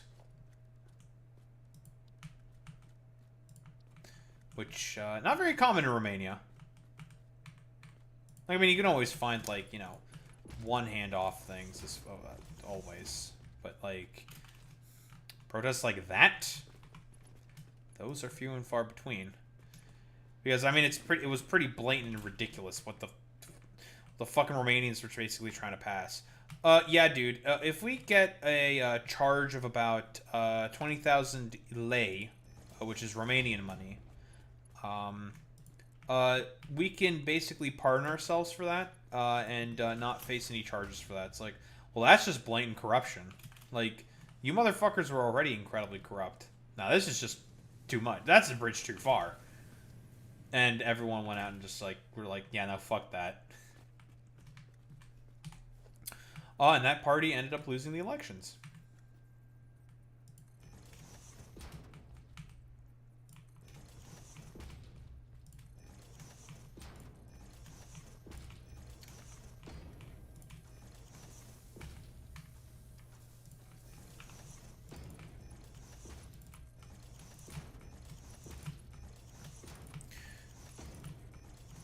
I'm just pushing to fucking get this done, because talking about and yapping about the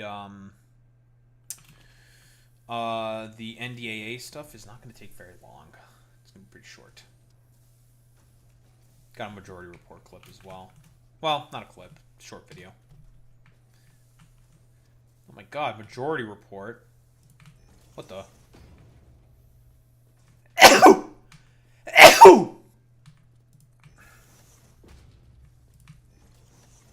Excuse me.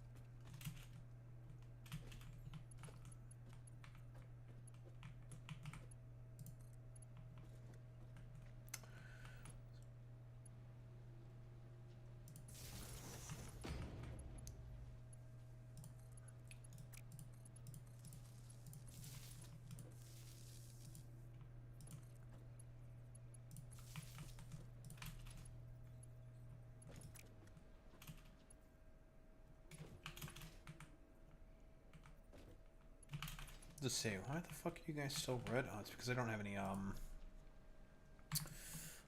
recipes set. That's why. Boom, boom. What? There should be about about 180 rods per minute, which we don't need a ton of this shit, but we have it. Then we siphon some off to make the rebar, and stick all of the stuff into dimensional depots and whatnot. So this area is probably going to have the largest concentration of dimensional depots for all the ammo that we're going to be creating here. Daho, are you creating another military industrial complex and another automation game? Yes. Fuck you. Why, yes, I do think so.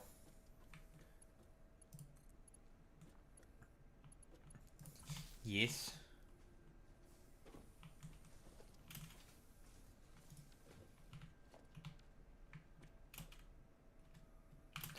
Well, well, well. If it isn't our favorite Chicagoan, One Meets Minnie, you know what to do.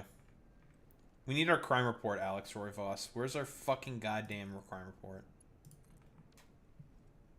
Alright, that's ready to be flicked on now. Parking meter scandal? What the fuck is this? Are we actually gonna get a crime report from Alex Royva? What? Oh my god. We're gonna get something salacious?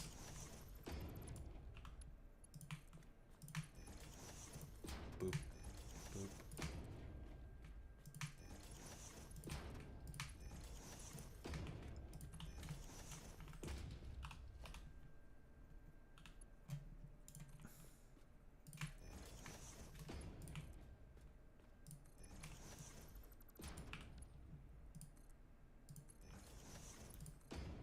parking meter shit is old. But apparently, this time it's getting sold to a company again. Contracts with ICE. Damn, that's crazy. Listen, I personally, as President of the United States of America, which is something I can definitely run for, will push for the ICE is gay derogatory bill, where we will call ICE extremely gay derogatory for the fact that they hate puppies and children. Who's with me for that one?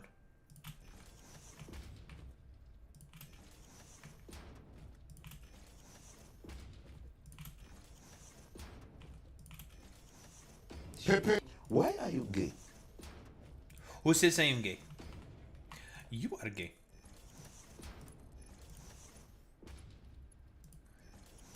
But yes, support me for president. And you too will support the ICE is gay legislation.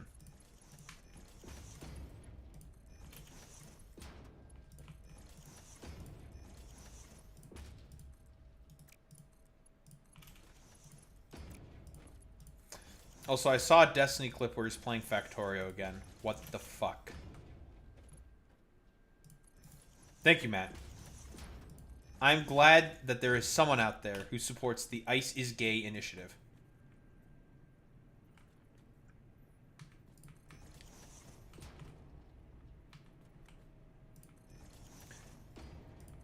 With the help of my fellow Americans, we too can just walk up to ICE agents and say that they are gay for bad reasons.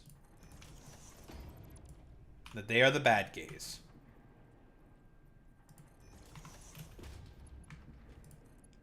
AOC could run on that on win. That's true.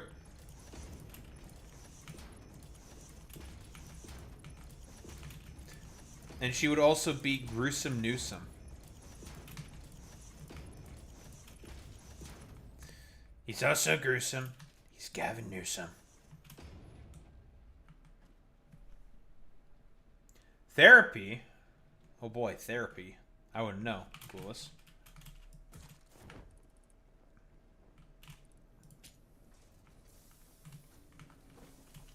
Ta-da! Oh, you don't have power. Oh, actually, two of you don't have power. What the putingus? What the fucking putis pow?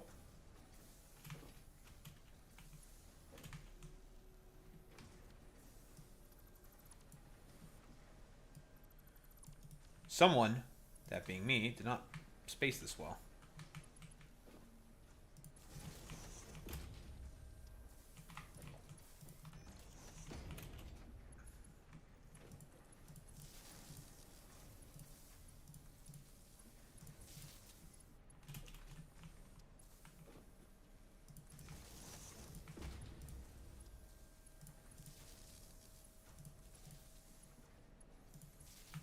Why am I lagging right now?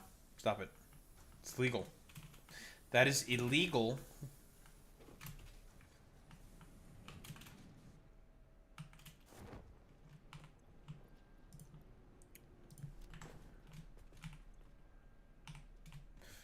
Alright, that's iron rods. We got iron plates. We got our iron rods. And we have more bustling activity. Hooray, look at me. Ugh. So much fucking work. And it's done. Finally. It's operating. As expected. Well, not probably to perfect 100% capacity because we don't have belt throughput, but that's a good problem to have.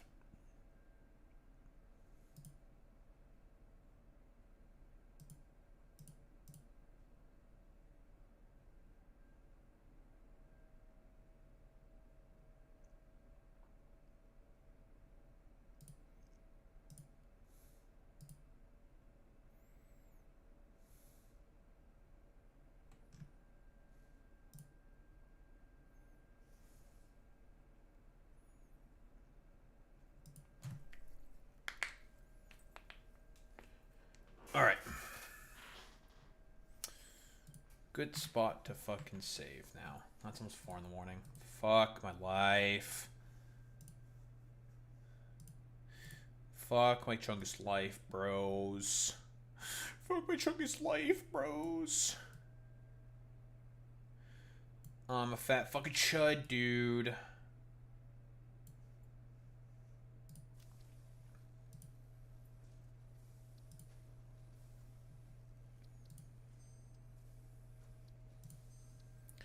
And more like your server is going to be a military fucking industrial complex.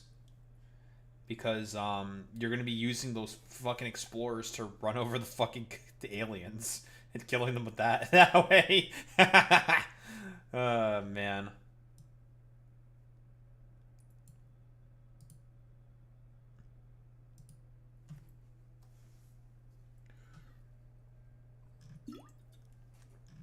Listen, every automation game must have some form of a military industrial complex. It's a moral imperative. All right. Let's get started with this shit, shall we? Well, the must-pass legislation in the National Defense Authorization Act, or NDAA for short, has passed by a thin margin in the House, by a margin of 216 to 212, with, I think like 5 Democrats going along with this terrible fucking goddamn bill. But here, a quick summary of course, the what's in the bill. But it codifies President Donald Trump's Pentagon plans, including his quote-unquote Department of War rebrand, and push denied coverage to transgender troops. Great. Fantastic. Oh man, now one of the reasons for transgender people who typically live in poverty to join the military to get fucking free HRT, well, that's essentially gone now. Not to say that was the main reason why they were joining the military, but they mostly joined the military because they're fucking poor. And we're dealing with, like, quote-unquote macho man military, and they think, well, Pete Hegseth specifically, that can't be having a bunch of them pansy-ass transgenders fighting in my masculine military, yet Pete Hegseth is trying to give out TRT to a bunch of, like, hopped-up fucking 18-year-olds. It's like, okay, bro. Like, nice meme. It's just silly, dude. But of course, the one of the other main sort of aspects that needs to be focused on in terms of this bill is the fact that the military budget is increasing. I'm going to say it again, increasing to $1.15 trillion under this current form of the NDAA. Which, again, has to be sent to the Senate. It's probably going to see revisions, and we'll see what exactly happens there. But this is must-pass legislation, because of course it is. Of course, all but 7 Republicans backed the bill for the... backed the bill. More like probably disagreed with the bill, and the 6 Democrats voted for it. Why? I don't know, because they probably hate puppies or something. Yeah, probably because they hate puppies. But some additional article, the article that's being linked in that particular little tweet here, some additional details specifically. But something that's been trying to be used in order to pass through the NDAA as a provision, for example, or an amendment to the NDAA, which doesn't really make any sense, but whatever, was the Save America Act. So it was a win for Speaker of the House Mike Johnson, who agreed this month to merge the Save America Act with the Defense Policy Bill in order to quell a rebellion from hard-right members, led by, of course, Anna Paulina Luna. And if you know anything about her, she's insane. And of course, the Save America Act, top priority for Trump, would require proof of citizenship to register to vote in federal elections and showing an ID to cast a ballot.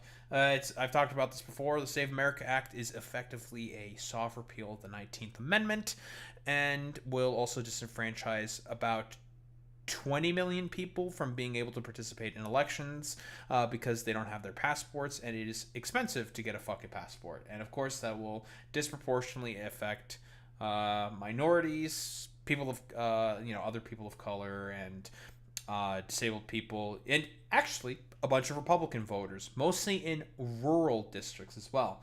They will also feel the effects of this. And by the way, the only reason why Trump is justifying this increase in military spending is through the one big beautiful bill, through all the cuts that he's doing of Medicare and Medicaid. So this is where your Medicare and Medicaid fucking bucks are going. Also, the cuts to SNAP, yeah, that's where it's all going. It's all going to the fucking military. Very cool.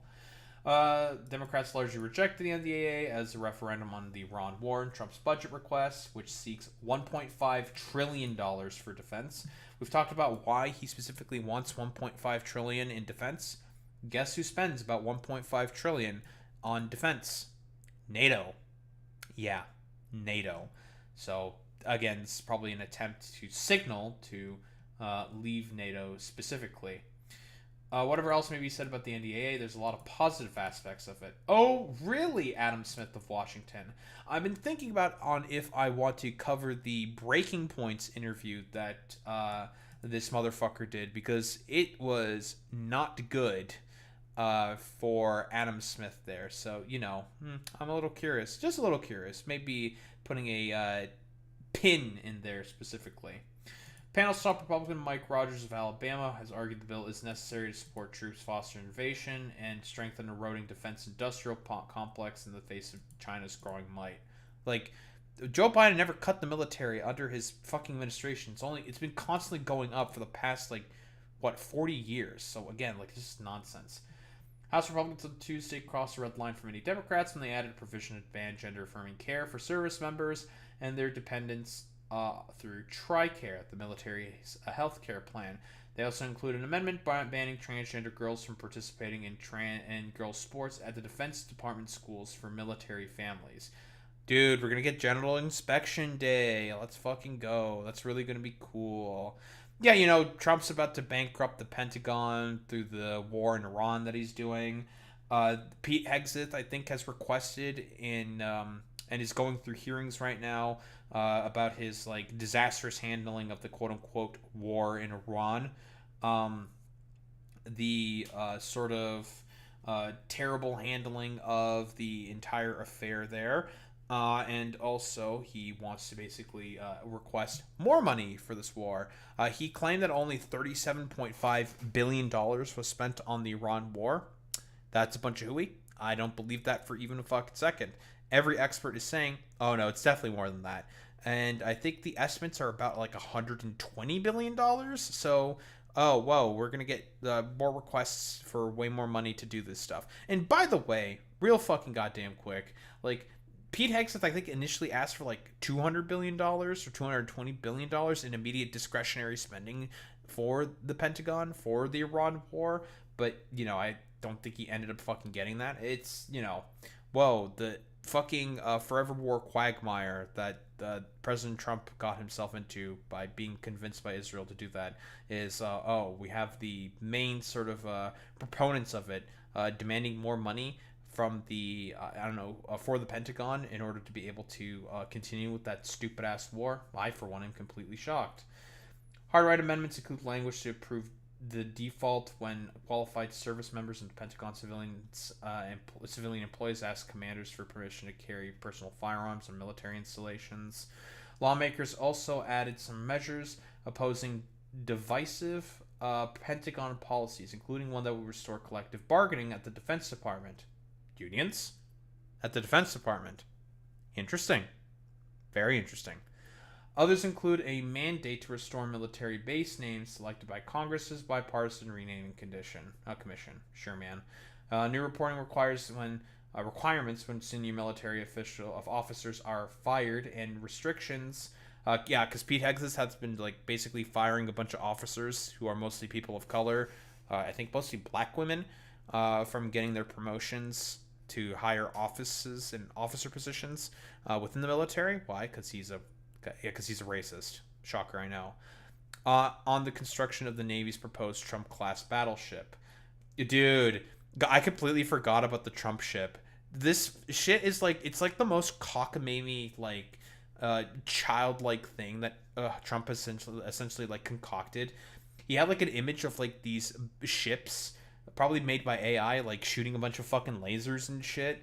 And it's like they're supposed to be battleships, which is a class of ship which has been completely outclassed ever since World War II and have hardly been used, even in World War II.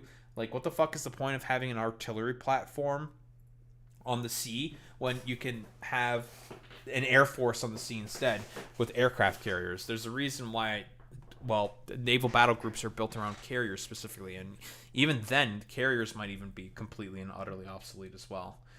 Of course, this has to go to the Senate, of course. Democrats and Republicans typically reconcile separate versions from the House and Senate. Final pass is expected in December. It's mass-passed legislation. Congress has passed and drafted and passed a version each year for decades. Most controversial provisions in the House passed bill have little chance for clearing in the Senate. Yeah, specifically, the Save America Act. And even John Thune himself, I don't know how many times this has to be constantly said to these motherfuckers, they don't have the votes for it. Even when they did floor votes, it didn't even reach 50 votes. And they're not going to suspend the filibuster in order to pass that shit. Not fucking happening. Period. End of story. Because if the Republicans suspended the filibuster, which they could at any point in time, that would mean they'd actually have to do work and take responsibility for their actions. And Republicans don't want to do any of that because everything they propose is very unpopular. Very, very cool. The views of the president, who holds veto power, will also be a factor in composing any final bill. If the Save America Act is not in the NDAA, I guarantee you he's going to fucking veto that shit, and it's going to be a complete... that's a recipe for a fucking shutdown. Guaranteed. It's going to be awesome. I'm going to make the call. I'm making that call. I guess we'll find out in about 5 months. Senate Democrats will robustly oppose any GOP anti-trans positions, said Senator Jack Reed, the Armed Services Committee's ranking member. I mean, getting into the medical diagnoses and all those things, it's an issue that is more to appease their supporters, to not help personnel or make the military better. Last week, Senate Democrats blocked Republicans from bringing their chamber version of the bill to the floor to protest the Trump administration's Iran war, and attempt to gain leverage in negotiations over next year's federal budget. House and Senate negotiators have in the past reconciled a House-passed and Senate Armed Services Committee passed bill. This week, Senator Roger Wicker, the panel chair, did not rule out that strategy. It's not an ideal process. We'll get it done at some point, sooner the better, but it speaks volumes that our Democratic colleagues were not willing to proceed with the bill. Yeah, because it fucking sucks. And let's get to the real reason as to why this bill is as shit as it is. This bill has provisions to merge the U.S. and Israeli fucking militaries. Essentially to closer integrate, or more closely integrate in a logistical sense, a training sense, and even a technological sense. And we all know why specifically the Israelis want this in particular. The same with all the Zionists that exist within Congress. They want this merging of both the U.S. and Israeli militaries. Of course, this totally won't have any security issues whatsoever. No, it won't have any security problems whatsoever. They want this merging because it's going to be way easier to transfer aid to Israel, right?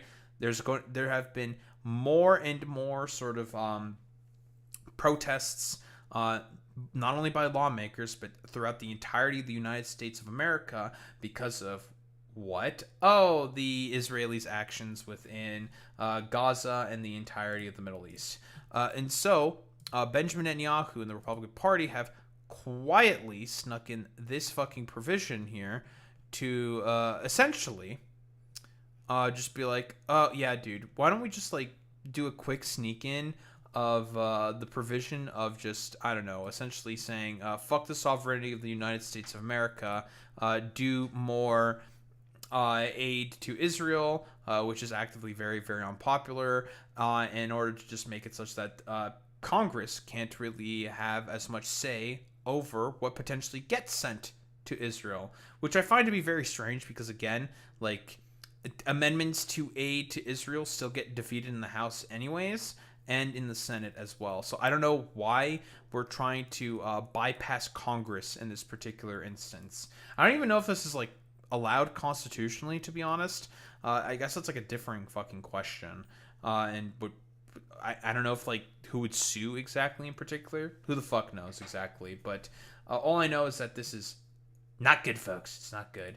But here, a quick majority report segment here, going over additional details on this merging, basically. I mean, in reality, what the point of this is to make it such that it is easier to transfer aid and armaments to Israel. That's more or less the bigger point of this.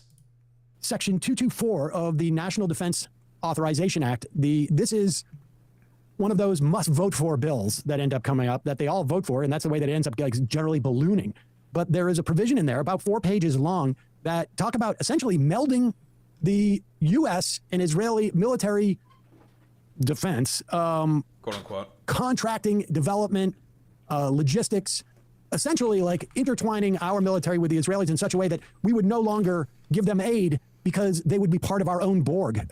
We would no it's a longer little be, on the nose, like, yeah. you know, we. Yes, so that's pretty much the point of this. No more aid to Israel, technically speaking, which is what everyone is complaining about. But that's because they're now merged with the military, and that is, well, we're just going to basically give them all the armaments that they need for free. That's paid by taxpayer dollars anyways. Very, very cool. We were almost just informally having this special relationship with the settler colonial genocidal state, but now we can make it official. Facebook official. Yeah, I mean, it would be, we no longer have to give them aid. It's no longer complicated, guys. The same way that we don't have to give different divisions of the Defense Department aid. It's just part of the budget. And Ro Khanna offered... Like, unironically, your taxpayer dollars, instead of just being like, you know, a part of just aid packages being sent to Israel, now guess what? There's not going to be any debate. You can't fucking vote on it. It's just going to be part of budgetary and discretionary fucking spending done by the United States of America. That's really cool. That's going to be great that that is the case. Even less safe for the American people for the quote-unquote aid that gets sent to Israel. An amendment yesterday to strip that from the bill that apparently came out of the Armed Services Committee. Here it is. The American people are tired of the arrogance and insolence of... We've talked about it before, but that did not pass, by the way. I don't think it got stripped out. Prime Minister Netanyahu telling America what we should do. The entire country of Israel has a GDP that is less than a single town in my district. Yet somehow Netanyahu thinks he can tell the American people what we should do. The person who's most upset with him right now is President Donald Trump. And everyone in America, whether you're a Republican... This was back during the time, I think, the reason why Ro is saying this, because this was about a month ago, obviously. The reason why Ro is saying this in particular is because of the fact that, yeah, there was like a drama between Trump to basically just talk about... not talk about, but basically just be like... hey, you know what we need to do, basically? We're just going to do everything possible in order to keep disrupting the memorandum and everything. Very, very cool. And it's just like, Trump was like, particularly pissed with Israel not going along with any of his plans, and he decided to lash out on Benjamin Netanyahu when he was, going to Air Force One. As a byproduct of that, well... not byproduct of that, but more like it didn't work out whatsoever. And, well, guess what? The further integration and disruptions to any form of, like, peace deal, for example, still not fucking, or still constantly fucking happening under the, or as, from the Israelis. Because Itamar Ben-Gvir, Benjamin Netanyahu, and all these like fucking dipshits have made it very clear that, yeah, if there is a quote-unquote deal that's not going to be beneficial for Israel, they will do anything possible to disrupt it. Very, very common line of behavior here.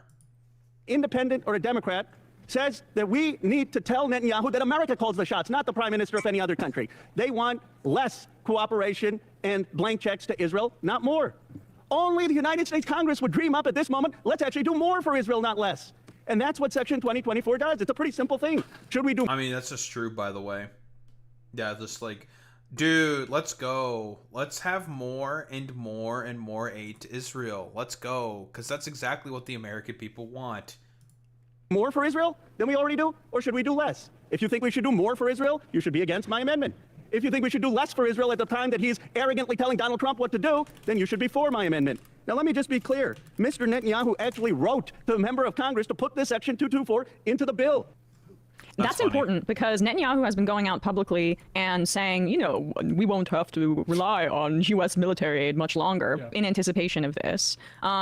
Yes, not because of Israel having to increase its own military production, but just to basically leech off of the Americans instead. You know, he supposedly wrote the language. Not he personally, but it came from Israel in terms of like, hey, as if you know you're headed out to the grocery store. Let me just. Man, I thought that Americans have sovereignty or something. What happened? Right? We're just letting these like fucking freakazoids in Israel to essentially just run roughshod in terms of the American discretionary funding. Like, what happened? What's going on here, dude? This is like genuinely fucking insane, dude. Let's go. Random like I don't know, taxpayer funding just going to more and more bombs for Israel. Epic, dude. And there's no accountability from the fucking people for it. Let's give you the list of what we need. Yes, yeah, Connor mentioned that, and it's incredible. It's also, we should mention that this NDAA, Trump initially wanted a $1.5 trillion Pentagon budget. It's now just a meager $1.14 trillion. The year-over-year increases, I don't have it in front of me, but in the first 2 years of the Trump administration have been exponentially higher, and the defense budget increases every year, and it's bipartisan and agreed upon. The American public is screaming from the top of their lungs to not deepen our relationship with Israel. And yet, we can't get support for something this flagrant from a majority of members of our Congress. There was a poll that came out in... Dude, listen, it's the meme, dude. Suicide pact with Israel. Let's go. Time to, like, go down with Israel as the international pariah states that both the United States and Israel have essentially become. Let's fucking go, dude. Pew recently. It's the same story across all of these reputable polls. 60% of Americans disapprove of our relationship with Israel currently. And it's higher in some other polls. So do we live in a democracy or do we live in a country that is beholden to a well-funded lobby? And a variety of different lobbies, but this one in particular over our foreign policy is... And by the way, that's going to make like the whole Zog talking point only more and more fucking prominent, by the way. Especially considering the fact that this was a bill that was apparently drafted up by the fucking dorkazoids within Israel that was basically just passed throughout in the House. So like for all the like neo-Nazi talking points that out there that talk about like everything is controlled by fucking Zionists, it's all occupied, you know, the stupid ass like Zog talking point. Guess what? Like, just because of this alone, that talking point is going to have more and more fuel to it. And it's going to have, not like relevance per se, but it's going to be made more and more prominent because of specifically provisions like this being allowed and passed now in the NDAA. Is dominating politics because it's insane. We're funding a genocide. And like, what's going on in Lebanon? It's not getting enough attention either. They're using Gaza tactics in the south of Lebanon as we speak. And we should say now the Khanna's amendment in the Armed Services Committee, I believe that was the Armed Services Committee, failed. What was that? It was. Yes, and that failed. But the bill passed out of the committee will go to the floor, and at that point, Massey has said that he will join with Khanna and attempt to strip that provision from the bill. So this fight is not over. The other day we put the names of all the people on the Armed Services Committee, I think it was, into our description with a number and to recall them. But now is the time to start calling your Congress people, whether they're Republican or Democrat, and tell them Section... Too late for that, unfortunately.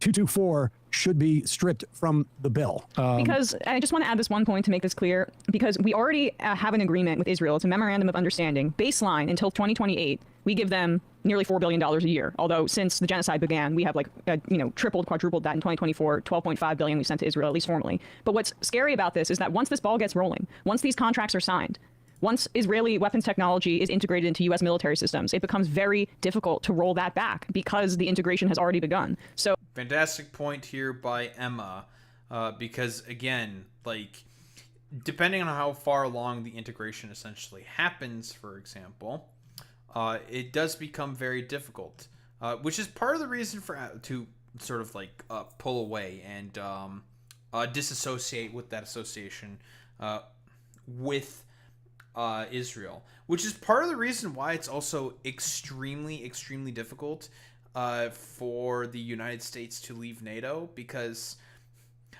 all of the standardized equipment that NATO uses, guess who that's been all that sort of like weaponry is sort of created by? Oh, the United States.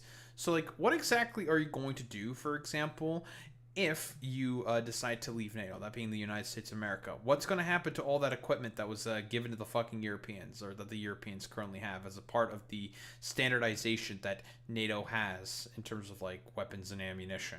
Like, what? Nothing? Like, Trump's not going to accept that. He's going to try to get all that shit back, knowing him. So, again, like, stupid. So it's just important to point out that, like, this is how they cement their influence when they understand that there's a populist anger coming that could get in the way of that after the midterms and into 2028. Hey, folks, don't forget to hit the... So true. And personally, I think that whatever it takes to further disassociate from Israel and basically say fuck you to Israel is always correct, as always. But I mean, like, what else is there to really say? The NDAA has obviously passed. It's a dog shit bill with a lot of dog shit provisions, which is probably going to get probably pulled out by the Senate, if I were to take a guess.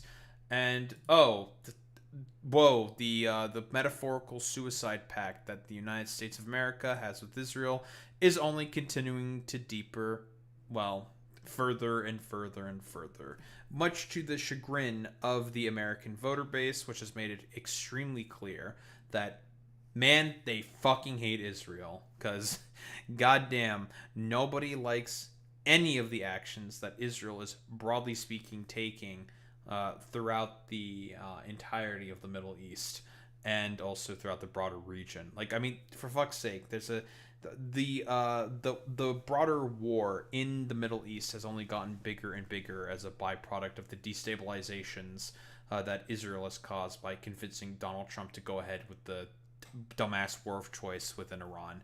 It's so fucking stupid, and it's just, well, we shouldn't be really surprised that this is the point that we have gotten to, where Benjamin Netanyahu in Israel managed to convince the pedophile dumbfuck president in power to go ahead with this elective war, and to probably also go ahead with these further integration of both the United States and the Israeli militaries. So then, guess what? Now nobody can do anything about all of the aid that this rogue genocidal terror state is constantly receiving. Don't think there's really much else to say besides that.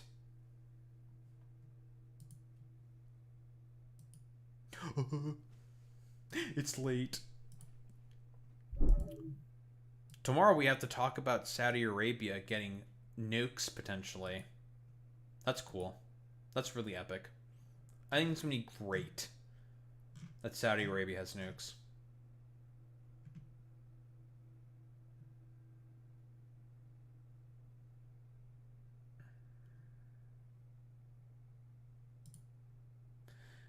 Nuclear weapons, folks.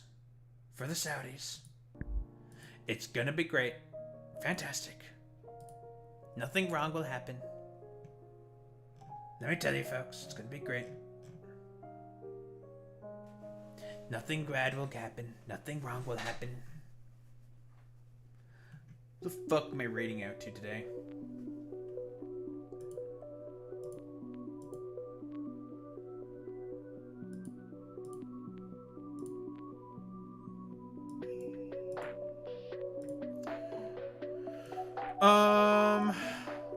Let's raid out to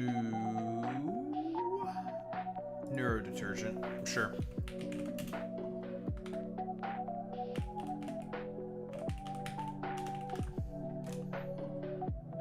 Very cool, very good. Alright, idiots. Raid messages.